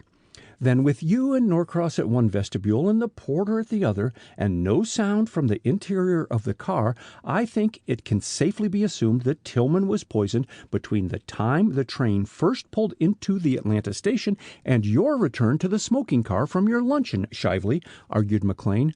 How long a time had elapsed while you were at luncheon? Let me see. About 25 minutes, I imagine. And how long was the train detained at Atlanta? 2 hours, but passengers commenced returning fully half an hour before the train started north. Shively paused. The mystery surrounding this crime has had a powerful attraction for me, and I have of my own volition employed Pinkerton detectives. They report that the hunt has narrowed down to 2 men, Yoshida Ito and Julian Barkley. What is the evidence against the Jap, Ito? Asked McLean. Sifted down, it amounts to little, admitted Shively slowly. Ito and Tillman had a fisticuff shortly before we reached Atlanta. Tillman compared the Jap to a yellow Negro, and Ito, on being questioned after the discovery of the crime, gave as his alibi that he was at the public library in Atlanta at the time the crime was committed. However, the hour's difference in Central and Eastern Time nullifies that alibi. He may have committed the crime and still have been at the library. Then the chief evidence against the Jap is the question of time, said McLean with growing impatience. You also contend that Ito took offense at an implied insult given 30 or 40 minutes before the train reached Atlanta. Now, I myself do not believe that crime was ever committed on impulse. It was too well planned and devilish in its ingenuity. That is no argument against a Japanese having been the criminal, said Calhoun dryly. They are the most silent, relentless people in the world. To me, the plot smacks of the East and is more far-reaching than we yet imagine and embraces the murder of James Patterson. What? Ejaculated Shively. You think the two crimes have a bearing on each other? I do. You surprise me, muttered Shively, looking dazed. I saw Patterson in the Atlanta station for a second on my way to the lunchroom. He told Norcross and me that he had decided to take the midnight express to Washington, as that would give him several hours more in Atlanta, and he would reach Washington but a few hours later than if he took the train we were on. McLean sat forward in his chair. Did Patterson by chance encounter Julian Barkley in the station? He asked. I couldn't tell you, replied Shively. It was more than coincidence which brought Tillman, Ito, James Patterson, and Julian Barkley together, perhaps unknown to each other, in that station. It was fate, said Calhoun solemnly. In sifting out one crime, we will clear up both. Heavens! Tillman's death is mysterious enough without having another murder hinging on it, exclaimed Shively impatiently. There is one interesting point which has not been brought out. Tillman, after his scuffle with the Jap, borrowed a flask from Julian Barkley. McLean's hand closed with some force over his armchair. How did you make that discovery? He asked. The brakeman who passed through the smoker just after the scuffle saw Barkley hand a flask to Tillman. Unfortunately, the man was hurt in an accident and did not appear at the inquest. Shively paused, then resumed more quietly. I sent Barkley back to the empty smoker after removing Tillman's body, and he thus had ample opportunity to recover his flask and remove all trace of his crime. But what motive had he in poisoning Tillman? Demanded McLean excitedly. The loss of a large sum of money to Tillman during a game of cards the night before the murder. Calhoun shook his head. No, too thin, he said curtly. A deeper motive than that lies behind the murder. Tillman was coming to Washington on a special mission, and he had with him valuable state documents, and their possession cost him his life. I examined Tillman's personal effects and luggage, exclaimed Shively in bewilderment, and I found no sign of their having been disturbed or searched, nor did I see any valuable papers. Calhoun smiled enigmatically. Did you not? Then the murderer must have secured the documents and left no trace of having done so. The loss of these documents may do the United States irreparable harm, may, in fact, precipitate war between this country and Japan.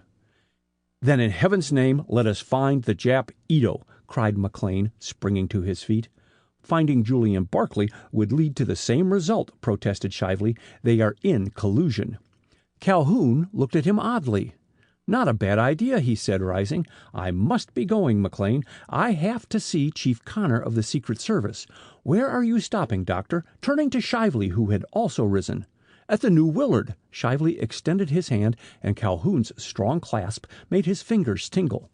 "One more question, Doctor, before I go." As he spoke, Calhoun turned back from the door held open by McLean.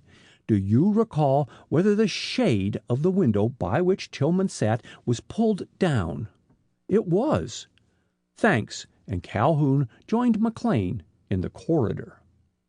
End of Chapter 20.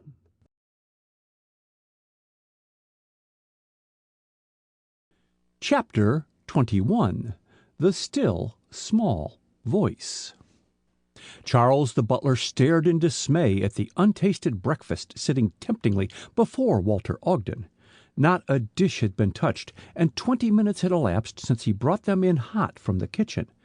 The perturbed butler took a hesitating step toward Ogden, but a glimpse of his face behind the morning paper and its forbidding expression caused Charles to retreat on tiptoe, his warning about a cold breakfast unspoken. Once before he had incautiously interrupted Ogden at just such a moment, and had fled before the storm provoked by his temerity. Charles had left the room but a bare 5 minutes when Ogden threw down his newspaper, poured out a cup of coffee, drank it almost in one gulp, and leaving his breakfast uneaten, walked heavily away from the table. His destination was his wife's bedroom, and he found her sitting before the mahogany dressing-table, arranging her hair, with an absorption as to detail which admitted no hurry.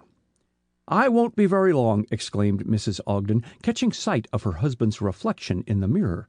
"Go down and get your breakfast. Don't wait for me. I can't be any quicker than I can."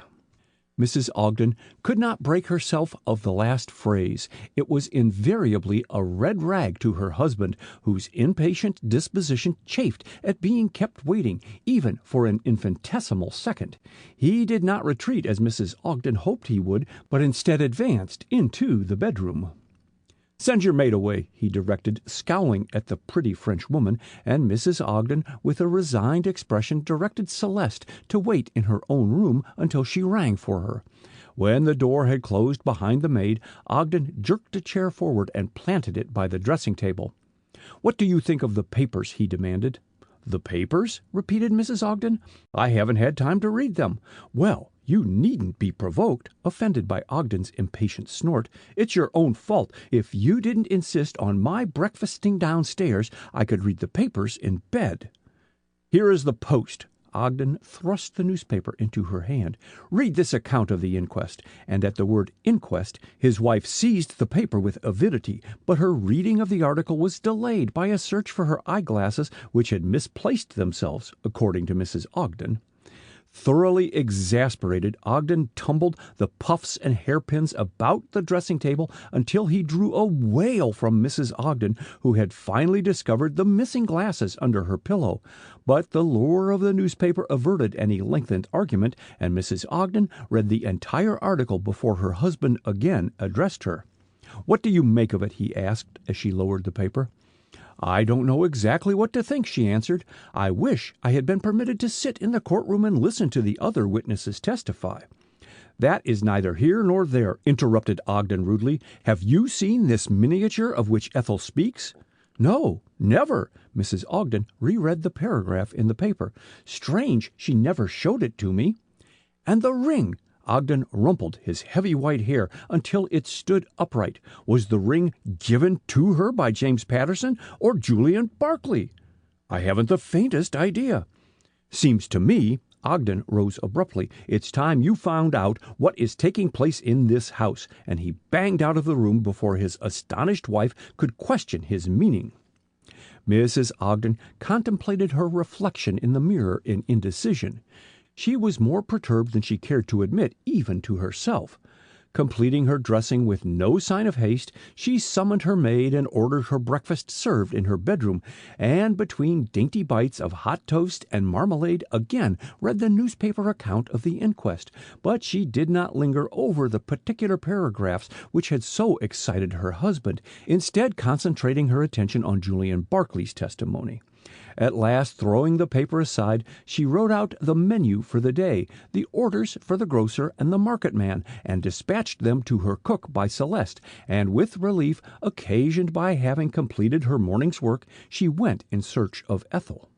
A faint "come in" answered Mrs. Ogden's determined rap on Ethel's bedroom door, but she stopped abruptly just over the threshold on beholding the room in darkness.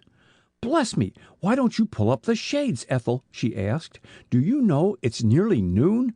And not waiting for a reply, she hurried across the room and pushed aside the blinds. "Brr! Every window open!" she ejaculated, shivering, "and the steam heat turned off. Ethel, you are incorrigible. Do you want to have pneumonia?" "No such luck," muttered Ethel, and Mrs. Ogden, busily turning on the cock of the steam radiator, missed the remark. "Do you want me for anything, Cousin Jane?" throwing back the bed-covers as she spoke. "Just to chat with you." Mrs. Ogden ensconced herself in a big chair, first taking the precaution to slip on Ethel's sweater, which lay on a nearby sofa. "My goodness, Ethel, I don't believe you slept a wink last night," getting a good look at her as she moved toward her bureau. "I couldn't sleep," acknowledged Ethel. "That is why I stayed in bed this morning." She paused to gather up her underclothes and returned to her bed, on which she perched. "Nothing exciting has occurred, has there?" In spite of Ethel's effort to keep her voice indifferent, a trained ear would have caught the undertone of pent-up anxiety and fear, a fear of herself, of Julian Barclay, and of Detective Mitchell, which had kept her a prisoner in her room. Her night had been a night of horrors. Her faith in Julian Barclay had been shaken to its foundations by the discovery of the powder-stained flannel and Charles's unintentional incriminating remark. Julian Barclay had occasion to clean his revolver the morning after James Patterson had been murdered by a shot from a revolver, and Barclay had surrendered that self-same revolver to the detective, cleaned, and each chamber containing a loaded cartridge. Coincidences, Ethel had told herself, all coincidences, but the mere word brought little comfort as she twisted and turned on her pillow. Detective Mitchell did not look like a man who would place confidence in coincidences, and Ethel, toward daylight, had fallen into fitful slumber in which dreams of Julian Barclay, handcuffed, standing in the prisoner's pen while she, Ethel, testified against him, haunted her. The nightmare had seemed so realistic that she awoke cold with fright, but with one resolve firmly taken. For weal or for woe, she would befriend Julian Barclay, and until he himself confessed his guilt, she would believe him innocent. Mrs. Ogden's sudden descent on her bedroom had aroused her dormant fear of Mitchell. Had he acted precipitously after his discovery of the powder-stained flannel, and had Mrs. Ogden appeared to break the news of Julian Barclay's arrest to her? "No more excitements here, thank heaven," exclaimed Mrs. Ogden, having taken her time to make herself comfortable. "My nervous system won't stand any more cyclonic outbreaks. I've been spending the morning reading accounts of the inquest. Here, glance at the Post," flinging the newspaper across the bed, and Ethel, but half-dressed, perused the article with feverish haste, and she, like Mrs. Ogden, lingered longest over Julian Barclay's testimony. "Well, what do you think of it?" asked Mrs. Ogden finally, unconsciously repeating her husband's question to her earlier in the morning. "I wonder what the Japanese Yoshida Ito and James Patterson were discussing," replied Ethel, laying down the paper and resuming her dressing. "You think they met?" "Julian Barclay states so, according to this article," and Ethel glanced curiously at the older woman. Mrs. Ogden shrugged her shoulders. "As Ito is still a fugitive from justice and poor Jim dead, we are not likely to know what they talked about, nor can Julian's statement of the meeting be confirmed." "You doubt Julian's testimony?" And Mrs. Ogden had the grace to blush under Ethel's scorn. "You? His own cousin?" "Well, my dear," she began, moving uneasily, "Julian has sometimes, prevaricated. I remember as a boy he used to tell the most abominable stories to get out of going to church, and I have reason to fear the habit's grown on him. Of prevarication, I mean," she added confusedly. "Have you ever caught him in an, evasion?" It was the one thing in which Ethel had caught Barclay in, and she winced at the question. "Oh, pshaw! What is an evasion?" she asked with assumed lightness. "We are all guilty of it, and you remember the boy who said, 'A lie is an abomination of the Lord, but a very pleasant help in time of trouble.'" Instead of smiling, Mrs. Ogden sighed. "Some people attract trouble," she said gloomily. "Julian is one of them." Ethel selected a silk waist from the bureau drawer with care. "Has Julian spent many years in the Far East?" "I don't know how long he was out there," answered Mrs. Ogden. "We haven't met for years until this winter. Julian has traveled ever since the death of his cousin Julian Barclay Sr. He adopted him, you know." "No, I wasn't aware of it." Ethel dressed more slowly. She had tried before, but unsuccessfully, to get Mrs. Ogden to discuss Julian Barclay, and she was determined to learn something of him, now that Mrs. Ogden was at last in a communicative mood. "Yes, cousin Julian left him all his money, as well as his name."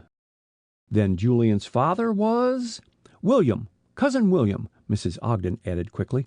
"Both Julian's parents died while he was young, and he was brought up by cousin Julian, the most eccentric, cantankerous old wretch." Mrs. Ogden paused breathlessly. "No one grieved when he died, and his will just about saved young Julian from—" "What do you want, Celeste?" she asked abruptly as the Frenchwoman appeared. "Mrs. McLean is downstairs, madam." Ethel paused, conscience-smitten. "Oh, I asked Lois to lunch with me, thinking you were going to the Van Alstynes today, Cousin Jane, and I never thought of it again until this minute." "I'm glad you did. I like Lois McLean," answered Mrs. Ogden. "Ask her to come upstairs to Miss Ethel's room, Celeste." She waited until the maid had disappeared, then turned to Ethel. "What about this miniature business? You never told me you had one of yourself." I meant to," stammered Ethel, taken by surprise. "I will some day." "Who made it?" Mrs. Ogden was not to be put off. "The artist?" "I don't recall his name." Ethel brushed a stray curl into place. "The miniature was a surprise to me, Cousin Jane." "Humph! James Patterson was always doing the unexpected." Mrs. Ogden, deterred by Ethel's manner from too close questioning, was trying by indirect means to elicit information. "Did he give you the ring, too?" "No." Mrs. Ogden left her chair and faced Ethel. "Did Julian Barclay give you the ring?" she demanded, looking straight at her, but evasion was far from Ethel's mind. "He did," she said simply. Her eyes, however, told more than she knew, and Mrs. Ogden suddenly saw her through a mist of tears. "What have I done?" she stammered, laying her hand almost imploringly on the girl's shoulder. "God forgive me for ever asking Julian Barclay here." And turning, she stumbled blindly from the room, and passing Lois McLean in the hall without a word of greeting, made her way into her bedroom and flung herself on her lounge. Lois stopped to look after Mrs. Ogden in bewilderment. It was the first time she had known her to be guilty of rudeness. Then she continued more slowly to Ethel's bedroom. Ethel was still standing where Mrs. Ogden had left her, and her face lighted with relief at the sight of Lois. "I'm so glad you've come," she said, clinging to Lois as they embraced. "I am frightened, Lois, frightened," and a sob broke from her. Lois's arms closed about her lovingly. "Come and tell me all about it," she coaxed, and Ethel, her natural reserve giving way to her longing for comfort and help, poured her hopes and fears into Lois's sympathetic ears. "Let me understand clearly, Ethel, the reasons you have for thinking Julian guilty of Dwight Tillman's death." Lois's expression had grown graver and graver as Ethel's account had progressed. They were both from California, both on the same train. They played cards the night before the murder, and Julian lost a large sum of money to Dwight, which was strangely missing after his death. Dwight remained alone in the smoker while the train was in Atlanta, and was there poisoned. Julian, among the men who might have poisoned Dwight, is the only one who cannot give an alibi, and your mother, passing along the train shed, saw a hand wearing a peculiar ring, holding a small paper aloft in a suspicious position, and this ring is here." Springing to her feet, Ethel took the ring and a letter from her bureau drawer. See, they are identical, spreading out the sketch of the hand sent by her mother, and appearances lead me to believe that Julian gave me the ring that it might not be found in his possession. Because it might be incriminating evidence, finished Lois. Do you not think it is just possible that Julian gave it to you because he wanted you to have something of his? Ethel flushed and glanced up eagerly, hopefully. Have you other reasons for thinking Julian connected with Dwight's death? Yes. Ethel hesitated, then plunged ahead with her story. The night I saw Ito dash out of the house with Julian in pursuit of him, I heard Julian call to Ito in a guarded voice, "Ito, I have no more money to spare." Ethel paused again. It may be that this Ito may have seen Julian poison Dwight Tillman and be blackmailing him. Lois looked at her pityingly. It may be, she repeated mechanically. A discreet knock on the door interrupted her. "The mail, Miss Ethel," announced Charles from the hall, and Ethel hastened over to the door, returning to Lois an instant later with a letter. "Go on, Lois, I am listening," she urged, tearing open the envelope. "What is this?" her voice changing as her eyes fell on a torn and ragged photograph. It was the upper half of a man's face, and as Ethel studied the fine eyes, wavy black hair, and straight nose, an exclamation escaped her. Why, it might be Julian, taken years ago, before his hair turned gray at the temples. Lois looked at the photograph attentively, then sat bolt upright. "I've seen that before," she announced excitedly. "Jim Patterson received it during the dinner just before the fire, and in opening the envelope the picture fell into my lap, face uppermost, and but that he wore a beard in the photograph, I should have known instantly that it was Julian Barclay." "Really?" Ethel stared perplexedly at the torn photograph, and then examined the envelope. "Why should this scrap have been sent to me? There is no name on the envelope, no card or message, and the address is typewritten." "I can't imagine." Lois rubbed her hands excitedly together. "Jim said that he had ordered the letter forwarded to him as it was important." "Did Julian see Jim receive the letter?" "Yes, and the picture as well, for he caught the photograph as it slid out of my lap." "Oh!" Ethel covered her face, then dropped her hand, disclosing such misery that Lois cried out. "Hush! Lois, before dinner I found Julian and Jim quarreling, and Jim threatened to expose Julian. For what, I don't know. Perhaps this photograph had something to do with the exposure. It was evidently taken years ago." "True, and Julian saw the photograph, saw exposure imminent, and—" "Shot Jim," completed Ethel with forced calmness. "So I reasoned it out last night. I did not then know of the existence of this photograph, but I knew of the quarrel, Jim's threat of exposure, and that Julian cleaned his revolver the morning after the murder." Lois's eyes opened to their widest. "Heaven!" she exclaimed aghast. "And Julian Barclay was the first to find Jim Patterson. My husband saw him bending over his dead body, and no one else was in the vicinity." "It all dovetails," admitted Ethel, and her eyes were indescribably sad. "What more likely than that Julian took his revolver, intending to use it in the capture of the Jap, Ito, met Jim unexpectedly, and under cover of the smoke and fusillade of shots which drowned his, gave way to temptation and killed Jim." "It is too horrible." Lois's gesture was eloquent.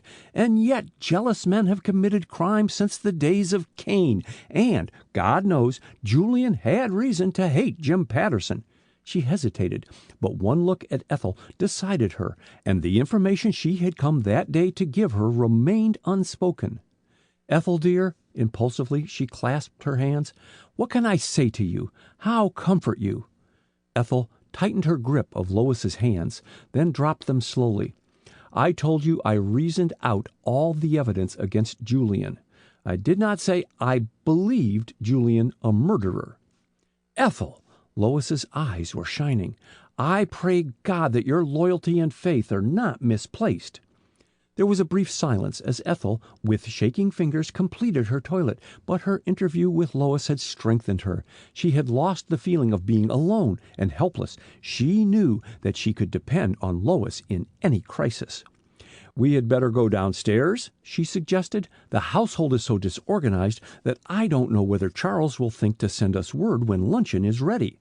She paused long enough to replace Barclay's ring, the sketch, and the photograph in her bureau and take the drawer key, then accompanied Lois downstairs. Ogden was standing in the large entrance hall. He greeted their appearance with a grunt of approval. "Your cousin Jane has a very ill-regulated appetite," he said after shaking hands with Lois. "She never knows when it's time for luncheon or dinner. Have you seen her this morning, Ethel?" And a penetrating look, of which his cousin was totally unaware, accompanied the question. "Yes," answered Ethel. "Cousin Jane came into my room for a few minutes this morning." "Any idea where she is now?" "No, but I can look for her," and Ethel slipped into the drawing-room, only to find Professor Norcross the sole occupant of it. "Don't let me disturb you," she exclaimed, as he dropped his newspaper on seeing her. "I'm looking for Mrs. Ogden to tell her that luncheon is ready." "Let me find her for you?"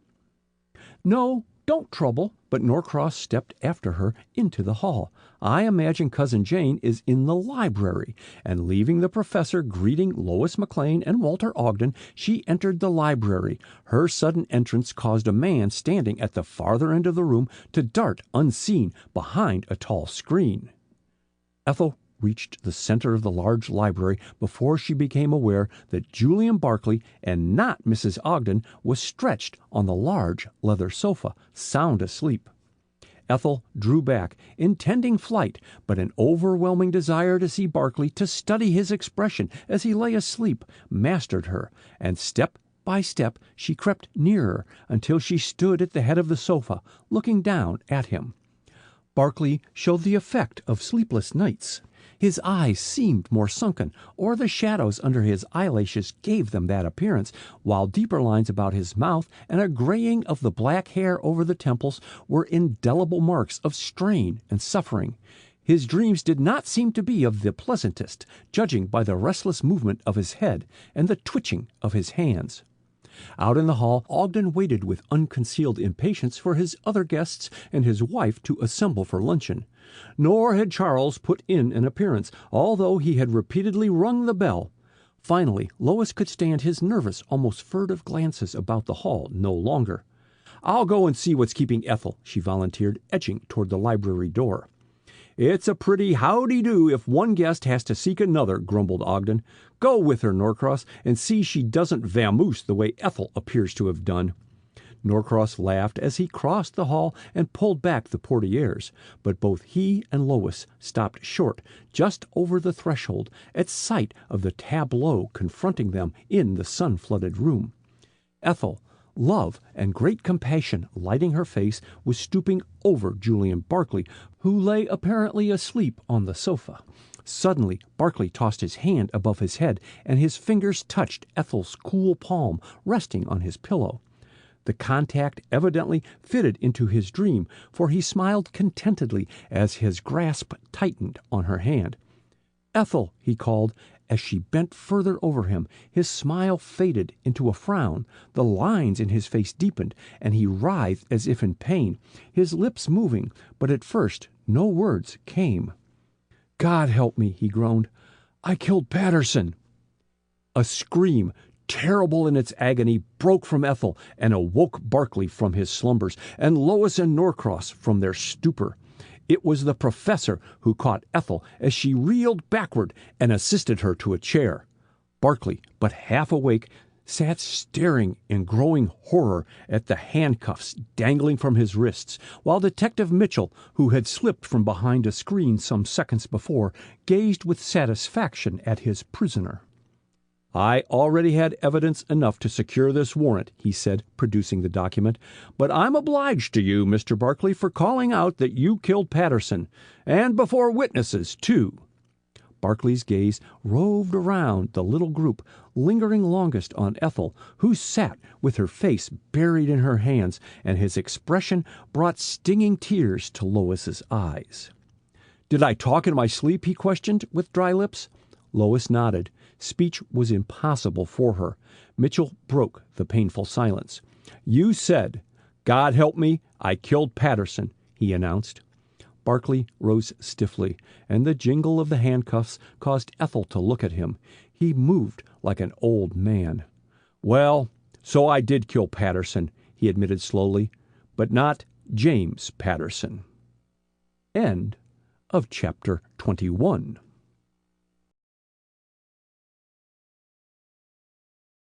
Chapter 22. The Confession. Julian Barkley's confession staggered his hearers, who gazed at him in amazement too great for words. "I don't get your meaning," stammered Mitchell. "Explain yourself." Before Barkley could comply with his request, the portieres were dragged aside, and Walter Ogden strode into the room. He came to an abrupt stop as his eyes lighted on Barkley, standing handcuffed, the central figure of the little group. Ogden hardly seemed aware of the others, his gaze being focused on Barkley and the handcuffs. Great beads of perspiration appeared on his forehead. "What is the meaning of this?" he demanded. "What deviltry are you up to?" And he glared at them all. Mitchell took the question to himself, and an angry sparkle lit his eyes. "Don't interfere with the administration of the law," he snapped. "I've just arrested your cousin, Mr. Julian Barkley, for the murder of James Patterson." "Of which I am entirely innocent," declared Barkley, facing the detective with something of his habitual poise and self-command. "That remains to be proved," exclaimed Mitchell skeptically. "I am still awaiting an explanation of your cryptic remark that you killed Patterson and not James Patterson." Barkley cleared his throat and, not looking at Ethel, addressed them inclusively. 15 years ago, I accidentally shot and killed Dr. Paul Patterson, with whom I roomed in Baltimore while a student at Johns Hopkins University," he said. "I was acquitted by the grand jury. After 3 trials, the comment slipped from Walter Ogden, and too late he regretted the words. "After 3 trials," repeated Barkley slowly. "Quite true, but I was acquitted and cannot be tried again for that offense." "I don't recall any such case," muttered Mitchell. "How did you come to kill this Paul Patterson?" Barkley did not reply at once, and his labored breathing indicated the strain he was under. "From a child I was imaginative, highly strung, nervous," he began. "As I grew older I gained self-control, and when I entered Johns Hopkins University I was as normal as any student. I was very ambitious, and during my last year overstudy and the tension under which I was living brought on somnambulism." "Oh!" Ethel, who was hanging on his words, was unaware that she had spoken, but from that moment she was Barkley's only audience, and his voice deepened with emotion as he rehearsed old memories and lived through old scenes.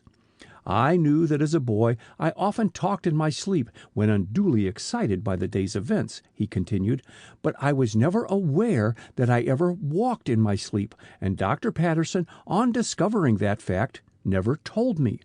One night he inadvertently awoke me, and the revolver I had picked up from his desk in the library went off without my volition." Barkley shivered, lifted his manacled hands as if to shut out a vision, and dropped them impotently. "When fully awake, I found Paul Patterson lying dead across the desk, and the housekeeper crying 'Murder!' as she ran through the house. My arrest followed." "I am beginning to remember the case," interrupted Mitchell excitedly, "but the student's name was not Barkley, it was—" "Julian Meredith," answered Barkley. "Shortly after my acquittal at the hands of the grand jury, my mother's cousin left me his fortune, with the proviso that I drop my last name and legally assume his, which I did." "Wait!" Mitchell held up an imperative hand, and Barkley paused. "Did not the proof of your somnambulistic state rest on a letter written by Dr. Paul Patterson and begun by him just before you shot him, in which he mentioned your sleepwalking propensities, and that you were at that moment walking about in his library sound asleep?" "That is correct," acknowledged Barkley. "And this letter was secured by the housekeeper who, instead of turning it over to the police, told its contents to Dr. Patterson's fiancé, who, in revenge for the killing of her lover, bribed the housekeeper to withhold the letter," added Mitchell. "Which the housekeeper did," said Barkley, "until conscience made her confess to the police during my third trial. And the name of Dr. Paul Patterson's fiancée was—" Mitchell paused, and Barkley filled in the remainder of the sentence. "Henrietta Patterson, a distant cousin. And this Miss Henrietta Patterson was the only sister of James Patterson," finished Mitchell, "and James Patterson died by your hand 2 nights ago." "He did not," declared Barkley vehemently. "As God is my witness, I never knowingly raised my hand against any member of the Patterson family. You can prove no motive for such a crime." "You've just supplied me with one," returned Mitchell. "Before I had only evidence of guilt to go on, but now I'm positive of the motive. Henrietta Patterson avenged her lover's death by almost sending you to the gallows, and you, in turn, avenged the suffering she had caused you by murdering her brother." "A specious argument, nothing more," scoffed Barkley. "You have absolutely no proof against me." Mitchell looked about him. "Suppose we sit down," he said, drawing up a chair. "Now we can talk more comfortably. Mr. Barkley, why did you carry a revolver the night of the fire?" "I carried my revolver to use in case of encountering the Jap, Ito, for whom I was searching." "Did you meet this Ito after securing your revolver?" "I did not." "Then at whom did you discharge your revolver?" No answer. "Did you discharge the revolver at James Patterson?" persisted Mitchell, and this time Barkley's denial was prompt and forceful. "I did not," he declared. "I did not discharge it at anyone." "Mr. Barkley," Mitchell slipped his hand inside a pocket and produced a rag, and at sight of it Ethel shivered. "Charles the butler swears that you used this powder-stained flannel to clean your revolver the morning after Patterson's murder, and he was killed by a .32 revolver bullet, such as you use in your revolver." "I did not know that Patterson was killed by a .32 caliber revolver bullet until after the inquest," retorted Barkley. "I thought, as did everyone else, that he had been killed by the explosion of Ogden's rifle cartridges, and I cleaned that revolver before the inquest." Mitchell shook his head. "That fact does not help you," he argued. "It only goes to show that you knew before the others that Patterson was killed by a .32 caliber bullet, and that you cleaned your revolver so that the bullet could not be said to have been fired from your revolver, and you, with your medical knowledge and past experience in a murder trial, knew that the probing of the wound would establish the fact that Patterson had been shot by a .32 caliber bullet. You were simply forehanded in cleaning your revolver." Before Mitchell had finished speaking, Ethel was on her feet, her eyes flashing, and she turned and addressed her companions, indignation in tone and gesture. "In his heckling of Mr. Barkley, the detective has forgotten to inquire at whom Mr. Barkley fired," she said, and as Barkley looked up at her, his haggard face was transformed. "Thanks," he exclaimed, springing to his feet. "As I reached the back hall on my return from my fruitless search for Ito, I made out dimly a figure advancing, head down, half crouching under the hall light. Thinking it might be Ito, overcome by the smoke, I raised my revolver just as the fusillade of shots rang out, and instinctively I pulled the trigger of my revolver, supposing I was attacked." "Ah, then you contend that you accidentally killed James Patterson?" asked Mitchell incredulously. "It strikes me that you are working the accident plea rather fine." "I have not used it in this instance," declared Barkley hotly. "I did not shoot James Patterson." "Then the advancing man under the light was not Patterson?" "Yes, it was," admitted Barkley, "but you will all recall that Patterson was shot in the back, whereas when I fired that revolver, I stood directly in front of him." Silence followed Barkley's statement. Norcross was the first to speak. "Did you observe anyone standing down the hall behind Patterson?" he asked. "No, the dense smoke was drifting toward me, and I could not see down the hall," was Barclay's answer, and Norcross looked his disappointment. "Will you kindly tell us, Mr. Barclay," began Mitchell, "if your bullet did not go into Mr. Patterson, exactly where did it go?" He waited, and then added significantly, "The walls and ceilings in every direction on the second floor have been examined by experts in search of .32 caliber bullets which might have been embedded in them, and while we have found numerous .38 caliber bullets, none have been located in the neighborhood where Mr. Patterson's body was found, and every bullet that has been found in other parts of the halls and rooms has been a .38 caliber bullet. Where did your revolver bullet go?" "Out of the hall window," retorted Barclay. His words caused a sensation. "Come upstairs, and I will show you," he urged. "Yes, come," echoed Ethel, and taking Lois's arm, she led the way to the second-floor back hall.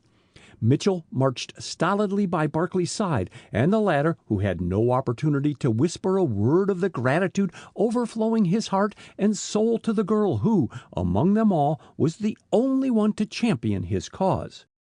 On reaching the back hall, Barclay moved down toward the servants' staircase. "I stood here," he said. "Norcross, just crouch down under the light and balance yourself as if you were going to topple forward on your face. Yes, that's about right. Hold the position. Steady." Barclay raised his right arm, hand closed as if he grasped a revolver butt. "See, the window at the curve of the hall is just in line. The bullet passed directly through it." "Without breaking the glass?" asked Mitchell, lifting his eyebrows. "The window was open," answered Barclay, "and the current of air coming from there lifted the smoke so that I could see a man's figure crouching where Norcross is. Thanks," he added as Norcross rose. "Now, I hope you are satisfied, Mitchell?" But Mitchell looked unconvinced. "It's pretty thin," he grumbled. "You've got to produce that bullet from somewhere in this neighborhood before I'll believe your bullet did not go into Patterson's body." "It's a poor rule that doesn't work both ways," exclaimed Ethel, who had loitered behind for a second. "If Mr. Barclay's bullet entered Mr. Patterson's body, Mr. Mitchell, what became of the bullet which struck this safe? See the mark? And ricocheted from its bulletproof surface. That bullet, if it did not strike Mr. Patterson in the back, had to go somewhere. Now, where is it?" The men stared at her in dumbfounded surprise. Then simultaneously they wheeled about and gazed at the uninjured, unmarked wallpaper down the hallway, and when they turned back to Ethel, their faces were as blank as the wall. "Ethel, you've struck the nail on the head," shouted Ogden loudly. "Now, Mitchell, take off those handcuffs and apologize to Mr. Barclay." Mitchell, with bad grace, did the former, but not the latter. "I have 2 bullets to trace now instead of 1, he said, "but that does not exonerate you, Mr. Barclay, and you will have to accompany me to headquarters. I take it you will come peaceably," dangling the handcuffs suggestively before returning them to his pocket. "Certainly." Barclay looked as if years had been taken from him. "And my cousin, Mr. Walter Ogden, will go surety for me if you desire it." Ogden dropped the cigar he was lighting. "No," he said, his face red from the exertion of stooping. "I am not a property owner in the district." "But I am," put in Norcross. "I own this house, Mitchell, and if anything is wanted, call on me." Barclay paused to wring the professor's hand, and when he turned back to the others, Ethel and Lois were nowhere in sight. "You must come with me at once, Mr. Barclay," insisted Mitchell at his elbow. "Just a minute." Barclay tore a leaf from his memorandum book and scribbled, "Ethel, I must go at once to detective headquarters. I go with a greater courage, a newer, happier faith in human nature, inspired by you, the most loyal friend a man ever had. My life, my love are yours. I pray God that soon I can stand before you cleared of all suspicion, and ask the question which honor forbids while I am under a cloud. Julian." Barclay folded the note and addressed it. Then, catching up with Norcross and Ogden, and with Mitchell at his heels, hastened into the lower hall. Charles, much agitated, met them at the foot of the staircase, and before he could speak, Barclay thrust the note into his hand with a treasury bill. "Take this note at once to Miss Ethel," he directed. "Yes, sir," promised Charles. "Mr. Ogden, luncheon is served, sir." "Well, thank heaven for small mercies," ejaculated Ogden. "Come on in, Norcross." End of chapter 22.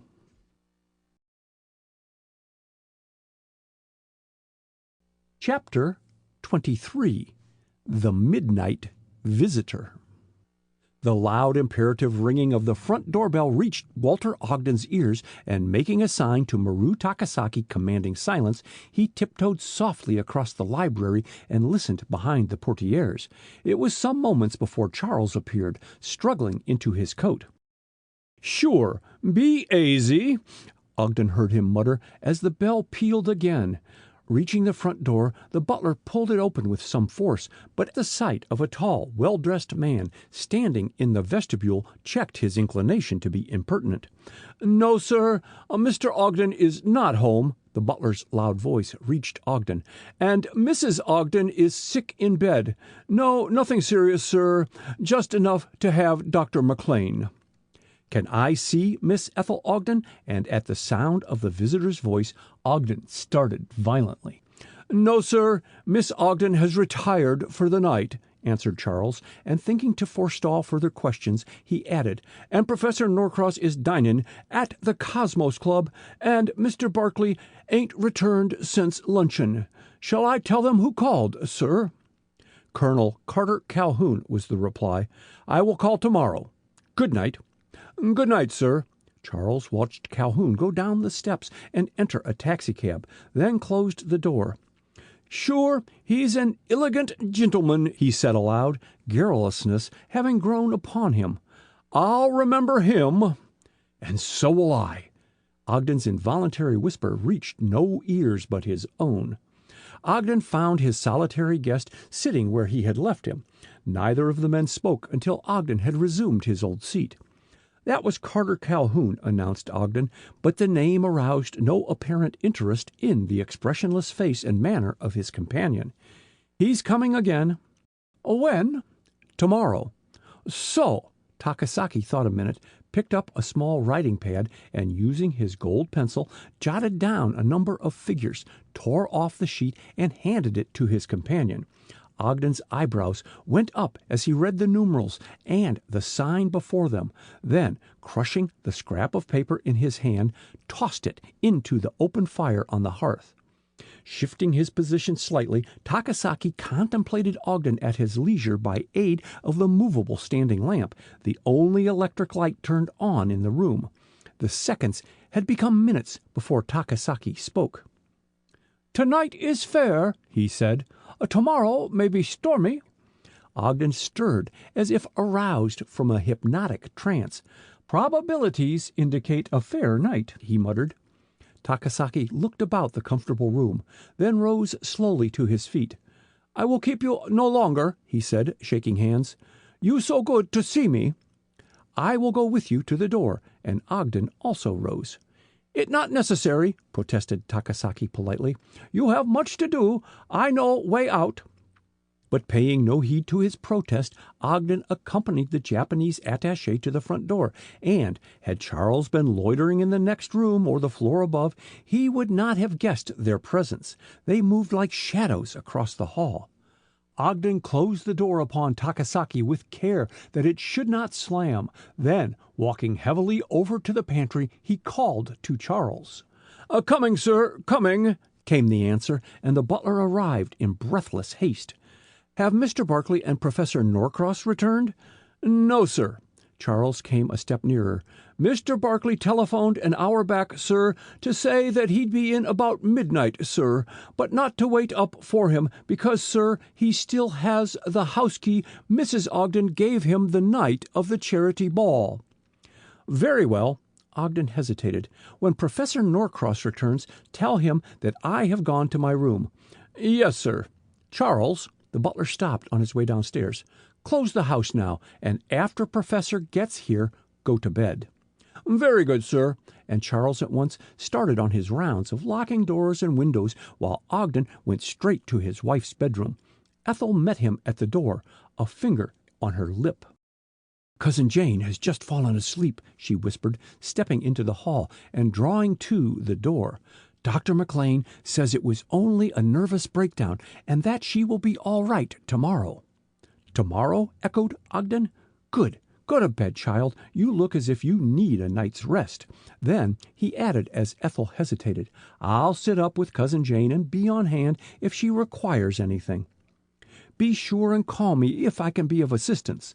Ethel took a step down the hall and then returned. "Have you heard anything from Julian?" "Charles said he telephoned that he would be back about midnight," answered Ogden impatiently. "Probably the police put him through the 3rd degree and found they haven't enough evidence to hold him." Ethel's fervidly whispered "Thank God" was too low to reach her cousin's ears, and with a lighter heart than she had known in many hours, she went to her bedroom. But before starting to retire, she read again and yet again Julian Barclay's hastily scrawled note brought to her by Charles before luncheon.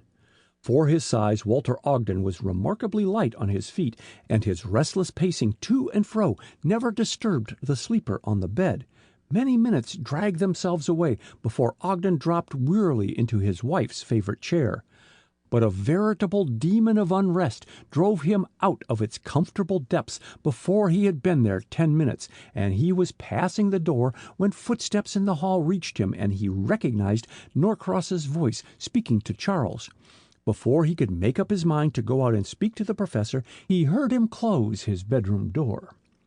Crossing over to the hearth, on which burned a small fire lighted by Ethel to take the chill off the room, Ogden drew first one document out of his pocket and then another, tossing them in succession into the blaze. "I've got to do it," he muttered between clenched teeth, and the firelight showed the dogged determination of his set, stern face. Barclay's got to—" He closed his outspread hands slowly, forcefully, and turning about, again sat down, this time nearer the fire and where his gaze would not fall on his wife, still sleeping peacefully. Sleep, however, was far from Ogden's eyes as he sat brooding over the fire. So great was his absorption that he never heard Julian Barclay, his footsteps lagging and weary, pass down the hall to his bedroom. Once in his bedroom, Barclay threw his coat and waistcoat on the nearest chair, kicked off his shoes, and flinging himself on the bed, drew up the outer sheet and quilt, and was soon asleep, the heavy, dreamless sleep of utter exhaustion. No sound broke the stillness except Barclay's even breathing, and the moonlight, flooding his bedroom, fell softly across the bed where he slept. A movement of the bedclothes caused a ripple in the moonlight, then a shadow appeared, a shadow which moved ever nearer Barclay's head until a hand was outlined on the white pillow. The groping fingers, with touch as delicate as a woman's, at last found the object they sought, but the soft sign of triumph which came from the side of the high 4-post bedstead was premature. Barclay felt the breaking of the cord which held Ethel's miniature suspended around his neck, and throwing out his hands, his fingers closed on a human wrist which tore and writhed in his grip. Struggling to retain his hold and sit up at the same instant, Barclay was horrified to hear Ethel's voice raised in a scream of terror. "Help, Julian! For God's sake, help!" The hand was torn from his grasp as his fingers relaxed their hold, and Barclay, forgetting all else, rushed to Ethel's aid. He stopped, bewildered, in the hall. There was no sign of Ethel, and half crazed at the thought of her in peril, he ran madly down the staircase, her voice, fainter now, guiding his footsteps. As he bounded downstairs, he collided with a man racing upward, and the contact brought them both to the floor. Through the blinding stars produced by his head coming in violent contact with the sharp edge of the newel post, Barkley glimpsed Yoshida Ito just staggering to his feet and made a futile grab at him. The agile Japanese avoided his hand and fled upward 2 steps at a time. Barkley was quick to follow, his fury lending wings to his feet, and one idea obsessed him. The Japanese had frightened, perhaps injured Ethel before he could get there to save her. As he ran upward, Barkley became dimly conscious that others were keeping step with him. Who they were, he never stopped to see. A stinging pain in the back of his head and warm blood trickling down his back dazed his senses. Another pajama-clad figure appeared in one of the doorways as Barkley sped down the second-floor hall and stared aghast at him. "Don't stop! Don't stop!" Barkley panted. "Hurry, Norcross! He's just ahead of you! There! Jump for him!" The Japanese, apparently confused by the chase, had lost his bearings and cut back on his tracks, and a second later he and Norcross went to the floor, locked in each other's arms. Barkley, struggling to lend his aid to Norcross, bent over the fighting men, but which was more than his failing sight could distinguish. A strong hand pulled him back, and Mitchell, with the aid of Dr. McLean, dragged the men apart. Barkley leaned weakly against the wall and stared at the writhing Japanese, at the panting professor, and last at Walter Ogden. His eyes were certainly deceiving him. With difficulty he checked an hysterical laugh. "Mitchell, you fool," he gasped. "You've put the handcuffs on the wrong man." Carter Calhoun, standing in the background, advanced and laid his hand on Barkley's swaying shoulder. "The handcuffs are where they belong, Barkley. On the wrists of Richard Norcross, naturalist, murderer, and ventriloquist." End of chapter 23.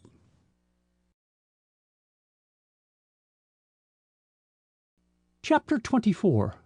The Road to Happiness. Too thunderstruck to move or speak, the little group in the hall stared at Norcross, down whose white face great drops of perspiration were stealing. Then their regard was transferred to the Japanese, Yoshida Ito, whose rough handling in the fight with the professor was attested by the closing of one eye and a bleeding lip. He looked far more the criminal than the learned professor, and a cry of protest broke from Ethel, who stood fully dressed behind Leonard McLean. "You must be mistaken," she stammered, addressing Colonel Calhoun. "Oh, say you have made some mistake." "That would be to defeat the ends of justice," he said gravely. "Richard Norcross murdered Dwight Tillman and James Patterson." "You have no proof to substantiate your charge," retorted Norcross, speaking for the first time, "and I deny it absolutely." "Of course," ironically, and Calhoun turned to Ito. "I have a witness here who saw you drop Barkley's flask under the train at Atlanta, just after Tillman drank the poisoned brandy from it. Speak up, Ito." The Japanese stepped forward into the center of the group. "It is true," he began, without a trace of foreign accent. "I picked up the flask immediately afterwards and had its contents tested on reaching Washington." Norcross faced them undauntedly. "Will you, gentlemen, Americans all, take the word of a renegade Japanese, a lying, treacherous murderer against me, an American in good repute, a naturalist of some renown?" Silence answered him, and he continued more rapidly. "I was with Dr. Horace Shively during the whole time the train was in Atlanta. If you accuse me of the crime, you must accuse him also." "You were talking to Shively the whole time you were standing on the vestibule of the smoker, while he sat on the lower step with his back to you," corrected Calhoun. "And while giving him a description of a South American trip, you, using your powers of ventriloquism to carry on your tale unbroken, which made him think you were still standing right behind him, slipped inside the open door of the smoker." "Wait," interrupted Ito, seeing that Norcross was about to speak. "Tillman was sitting right at the end of the car, but a step or two inside the open door." "And Tillman obligingly permitted me to drop the oxalic acid inside the small mouthpiece of the flask?" broke in Norcross scornfully. "No, you crept up behind him and dropped the powder into the wide silver cup of the flask, which Tillman held in his hand, and out of which he was intermittently sipping brandy while sitting with his eyes closed." Indeed, and why was I not seen doing all this by the people in the car on the next track? Because the window shade was down, was Ito's prompt reply. It was in the cup that the chemist found the dregs containing oxalic acid. So, Norcross smiled bitterly, you have learned your lesson well from your master, Carter Calhoun, and there was no mistaking the fury which blazed in the professor's eyes as he turned on his chief accuser. Your fantastic statement that I am a ventriloquist is without foundation and is a lie. For answer, Calhoun took a worn magazine cutting from his pocket. Your past condemns you, he said sternly. Our brain plays us queer tricks at times. In talking of your South American trip to Dr. Shively, while in the act of poisoning Dwight Tillman, you gave the clue to his murder. I have a retentive memory, and the mention of your South American trip recalled a magazine article published many years ago recounting your adventures in the wildest part of the Amazon. And in that article you made mention of your mimicry of the human voice and of bird calls, and spoke of once extricating yourself from a dangerous situation among a hostile tribe by the use of ventriloquism, of which you said you were a past master. Bosh! But Norcross's lips were trembling, all manufactured out of whole cloth. No, Calhoun handed the clipping to Mitchell. After talking with Dr. Shively this morning, I went to the Congressional Library and there found the magazine on file and was permitted to take this clipping from one of the copies. Out of your own mouth, Norcross, you are condemned. Leonard McLean stepped forward. If additional evidence is needed, he said, I can testify that Ethel Ogden and I were attending Mrs. Ogden in her bedroom when we apparently heard Ethel's voice from the hall crying, Help, Julian, for God's sake, help. We heard the voice continue down the hall, and all the while Ethel stood facing me, absolutely silent. Ethel, who had kept in the background, advanced to Barclay's side. She avoided looking at Norcross. Did you, Julian, the night you chased this Japanese, indicating Ito, out into the backyard say to him, quote, Ito, I tell you I have no more money to spare, end quote? Barclay looked at her in blank amazement. No, I never made such a remark, he protested. I did not catch up with Ito. That is true, confirmed the Japanese. I have never exchanged a word with Mr. Barclay since our meeting in the train. Ethel looked accusingly at Norcross. You were at my side. By using ventriloquism, you made me think that Julian Barclay was in collusion with Ito, then accused of the murder of Dwight Tillman. The professor's eyes fell before her passionate indignation, and when he looked up, he addressed Colonel Calhoun exclusively. I did all that you accuse me of, he said coldly, and his hearers gathered closer about to hear him. The Japanese are good paymasters. He looked at Walter Ogden. You have found them so, with insolent meaning. No. Ogden drew himself erect. Although Takasaki tried to bribe me earlier tonight to engineer a congressional lobby to prevent passage of the bills for universal military service, most of my fortune is invested in Eastern trade and has been practically swept away by the ruining of our Pacific shipping. The Japanese are aware of my financial straits and brought pressure to bear to make me accept their offer. Ogden cleared his throat. I had but one alternative, to apply to my wife's cousin and our guest, Julian Barclay, to loan me ready money to tide me over the next few months. My wife had a heart attack a little after 1 o'clock this morning, and I telephoned for Dr. McLean. My wife's condition, he gulped and broke down. I shall be very glad to assist you financially, volunteered Barclay, then addressing Norcross. What was your object in poisoning Dwight Tillman? You appeared the best of friends on the train. I killed him because he had stolen important documents from a Japanese Secret Service agent, Mr. Soto, in San Francisco. A low cry of astonishment broke from Ethel. I had to recover the documents before Tillman returned them to the Secretary of War, added Norcross sullenly. But I was too quick for you, put in Ito. A cipher dispatch from Colonel Calhoun told me of Tillman's mission east and of the rumor that the Japanese were trailing him.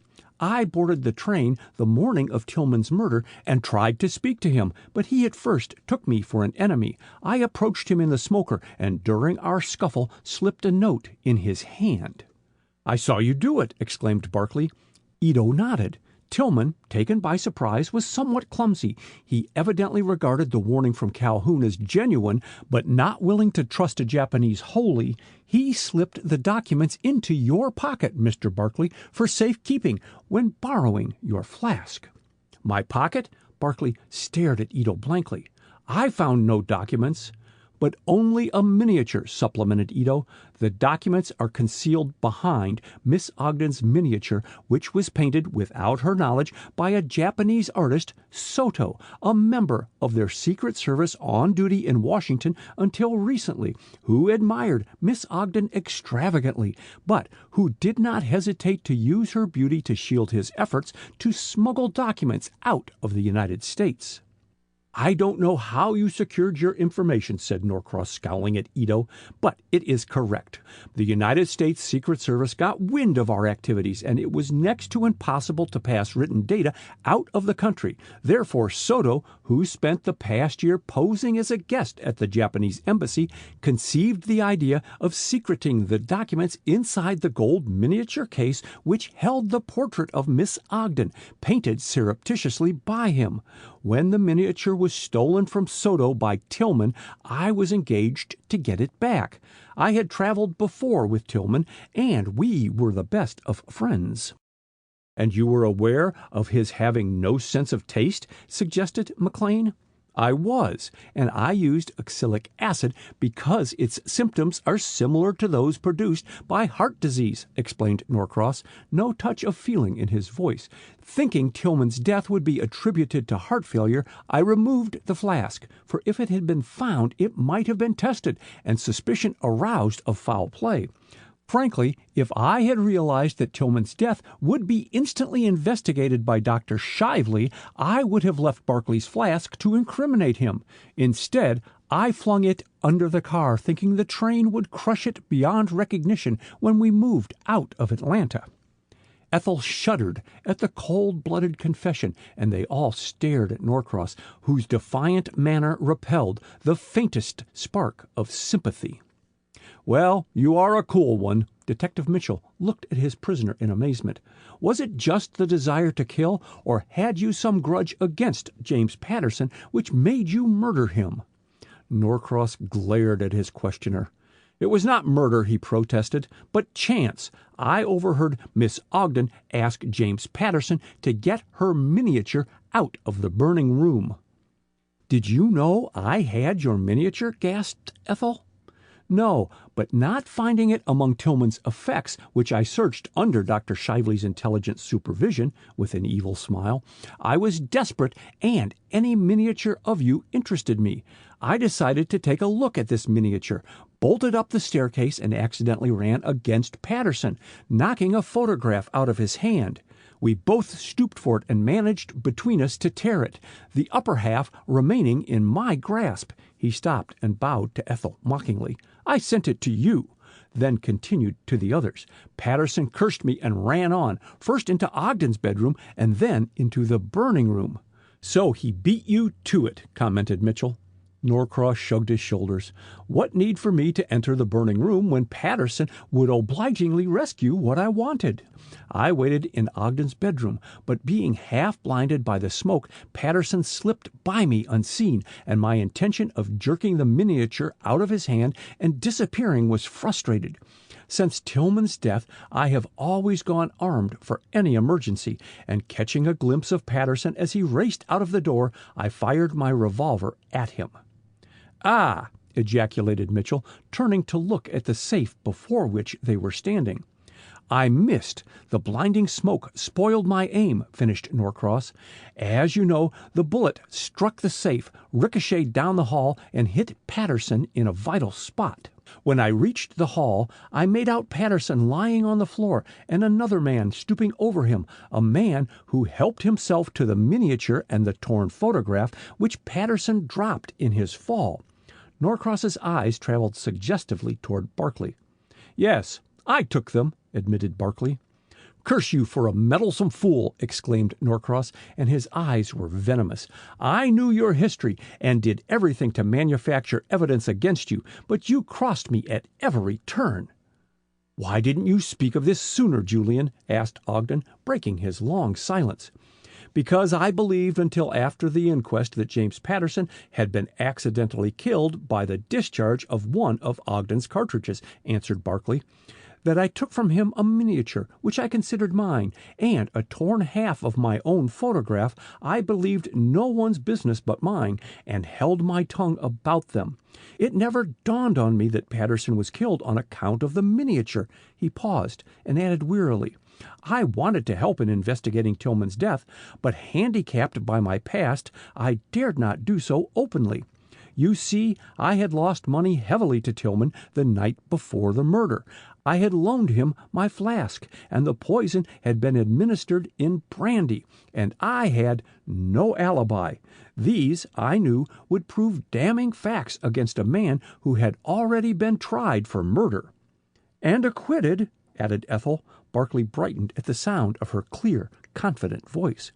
"I did go see Dr. McLean," he went on, "to tell him what little I knew of Tillman's death and my suspicions, and McLean—" "Recognized you almost at once," said the surgeon quietly. "There were not so many honor men in the senior class at Johns Hopkins University that I should not have recollected you, Barkley, even if I was only a freshman when you were there. And your trial absorbed my attention. Also," he spoke with growing earnestness, "I have always regretted that you did not pursue your profession, for which as a student you showed so brilliant an aptitude." "I owe you a great deal, McLean." Barkley's tone was husky. "Some day, perhaps—" He broke off abruptly. Norcross smiled scornfully. "People do not desire a physician with sleepwalking propensities," he sneered brutally. "I am hardly surprised you became a wanderer in other lands. And you," swinging on the Japanese, "for you there will be no land of refuge. The Japanese never pardon a traitor." The man addressed laughed softly. "My Japanese is only skin-deep and removable," he said, rubbing off some of his makeup. "My somewhat oriental cast of features enabled me to take this disguise on numerous occasions, as the United States Secret Service, to which I belong, believes in fighting the devil with fire." Barkley listened to him with eyes almost starting from his head. "You fooled me completely," he stammered. "Why did you draw the design of my flask on the tablecloth in the dining car?" "Because I desired to test you and find out if you had a guilty knowledge of Tillman's death," was the answer. "I had seen you loan him your flask at the time he slipped the miniature in your pocket. I was also behind you when you started from the station and saw you bolt back to the train at sight of James Patterson.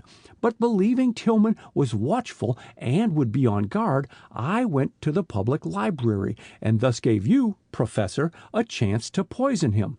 And the Secret Service operative glared at Norcross. "In avoiding James Patterson, I acted on impulse," explained Barkley, breaking the pause. "I had not seen him for years.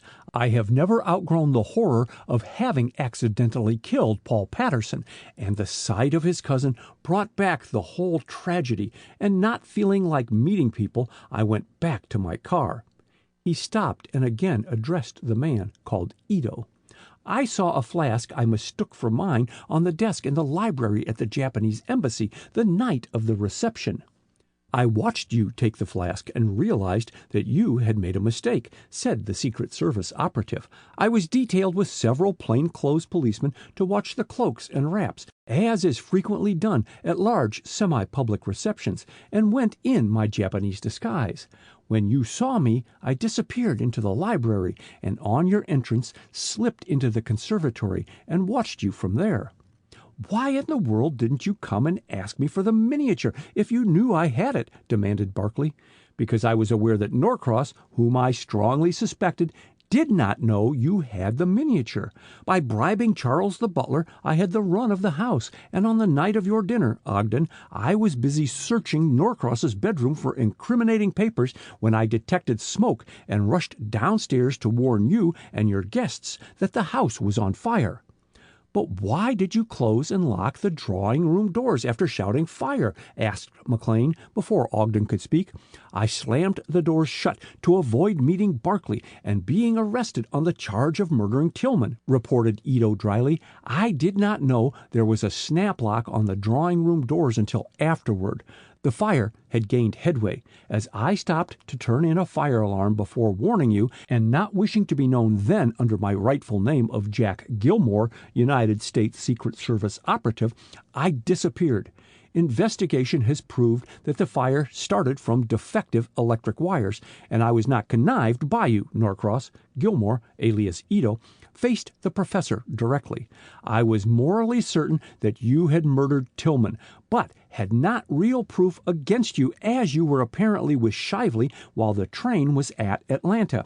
So I decided to use the miniature as a decoy to trap you in a confession of guilt. But that even would have failed had not Colonel Calhoun proved you an accomplished ventriloquist." Barkley felt his throat tenderly. "Norcross stole the miniature from me just now." "And I have it." The Secret Service operative laid the miniature in Calhoun's hand. "Well done, Gilmore," he exclaimed, examining the miniature. "I am sorry to break so beautiful a painting of you, Miss Ogden." "Oh, please do," begged Ethel. "It is too associated with murder and treachery for me ever to want to look at it again." There was a faint tinkle of broken glass and ivory as Calhoun ground his heel into the miniature, and gathering up the gold frame and its broken contents, he withdrew from behind the ivory many sheets of folded rice paper, on which were fine writing and cabalistic signs. "The Secretary of War will sleep easier in his bed than he has for many nights," he said. "God!" He swung on Norcross, one hand lifted menacingly. "Murder I can understand, but treachery and treason, you!" in gathering fury. "What shall I call you?" "The Nameless Man," was the bitter retort. "Why should I show loyalty to a country whose people repudiated my mother because she married a yellow man?"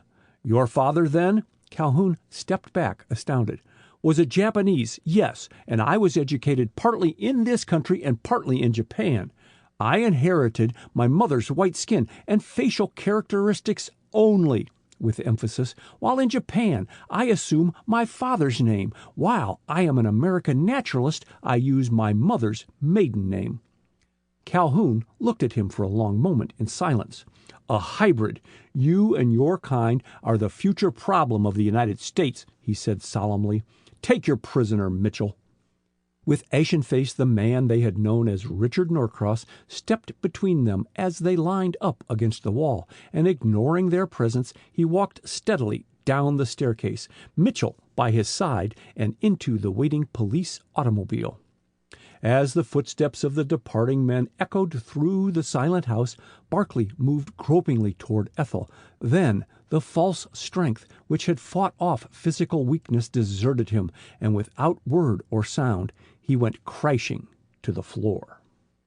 5 hours later, Barkley opened his eyes, and at first too dazed to move, lay in bed gazing in bewilderment at Leonard McLean, taking a quiet snooze in a nearby chair. Gradually, Barkley pieced together the events of the night which culminated in the arrest of the murderer and the solution of the mysteries surrounding the death of Dwight Tillman and James Patterson. A light footstep and the swish of a skirt caused him to turn as quickly as his bandaged head permitted, but the sight of Ethel Ogden repaid him for the excruciating pain that followed the movement. "How is Julian, Doctor?" asked Ethel. Her low voice brought McLean to his feet, and he smiled sleepily at her. "You caught me napping," he admitted. "How did you leave Mrs. Ogden?" "Very much better. The trained nurse says she has rallied wonderfully." Ethel tiptoed into the room. "It was so fortunate that Cousin Walter got you immediately on the telephone on discovering Cousin Jane's condition." I was sitting up talking to Mitchell and Carter Calhoun," explained McLean. "We were threshing out the problems of the two tragedies. Calhoun, who called here earlier in the evening, was longing to see you and ask about the miniature, as well as talk with Norcross, with whom he has had a more or less scientific correspondence for a number of years, and he suggested that I bring him and Mitchell with me. He argued that you would undoubtedly be up if your cousin was ill. They were waiting downstairs talking to Gilmore, alias Ito, when Julian Barkley made his spectacular run downstairs." "Don't." Ethel shaded her eyes. "He must have hurt himself seriously when he struck his head against the newel post." "Nonsense, Ethel. Men have tough skulls," smiled McLean. "Barkley lost a great deal of blood while we stood talking in the hall, and that is mainly responsible for his loss of consciousness. I assure you he is—" "Quite recovered," said Barkley, and at the sound of his weak voice McLean hastened to the bed, leaving Ethel to follow more slowly. "Well, I can't pronounce you quite recovered," he said, feeling Barkley's pulse and examining the bandages, "but you are getting along satisfactorily. Come and see for yourself, Ethel," making room for her, but she approached only as far as the foot of the bed. McLean, his eyes twinkling, was about to speak again when a tap sounded at the side of the open door, and Charles looked in. "If ye please, sir, Mr. Ogden do be asking for ye, doctor," he announced, "and he is in the divil of a hurry." McLean smiled. "I'll come at once." He paused at the door, and Ethel, walking at his heels, stopped herself just in time from bumping into him. "Please wait, Ethel, and find out if Barkley needs any beef tea or coffee," he said, and slipped away. The quick-witted Irish servant hastened after him, conveniently blind to Ethel's beckoning figure. Slowly, shyly, Ethel approached the bed. "Would you care for some bouillon?" she asked. Barkley watched her with passionate, longing eyes. "What did you say?" He raised his bandaged head. "I can't possibly hear you at that distance," he protested, and her heart beating with maddening rapidity, Ethel drew nearer, step by step, until she reached his side. "Would you like something?" she asked faintly, not meeting his eyes. "Yes, you." Barkley looked at her pleadingly, his voice deserting him. He reached up and imprisoned her hand, and as her fingers nestled in his broad palm, a ring fell out of her grasp. "My ring?" he said, catching it up in his other hand. "Yes, I was bringing it back to you." "Ethel!" Barkley's face grew ghastly as hope and happiness died away. "Only to ask you to explain this sketch." Ethel was stammering badly as she held her mother's drawing before Barkley's eyes. "Mother saw your hand, or what we thought your hand, wearing that ring through the Pullman car window at the Atlanta station just at the time Dwight Tillman was poisoned. And Barkley looked at the sketch with dawning comprehension. "Will you hand me my tobacco pouch and the small book by it," indicating a table by the bed. Ethel quickly laid the two articles in his outstretched hand, and tearing out a cigarette paper, Barkley held it in exactly the position indicated in the sketch. "It might very well be mistaken for a paper containing powder," he said. "When traveling about, I make my own cigarettes, but in cities I buy them already made. I recall now starting to smoke on my return to the Pullman, but awoke from my preoccupation to realize that I must not smoke in that car, so I tipped the paper at that angle to pour the tobacco back into my pouch just at the moment your mother saw me." "She didn't see you, only your hand," explained Ethel, "and it seemed so mysterious." "You told no one?" Ethel shook her head, and the look that leaped into Barkley's eyes repaid her. "I owe you everything," he said, his voice shaking with emotion.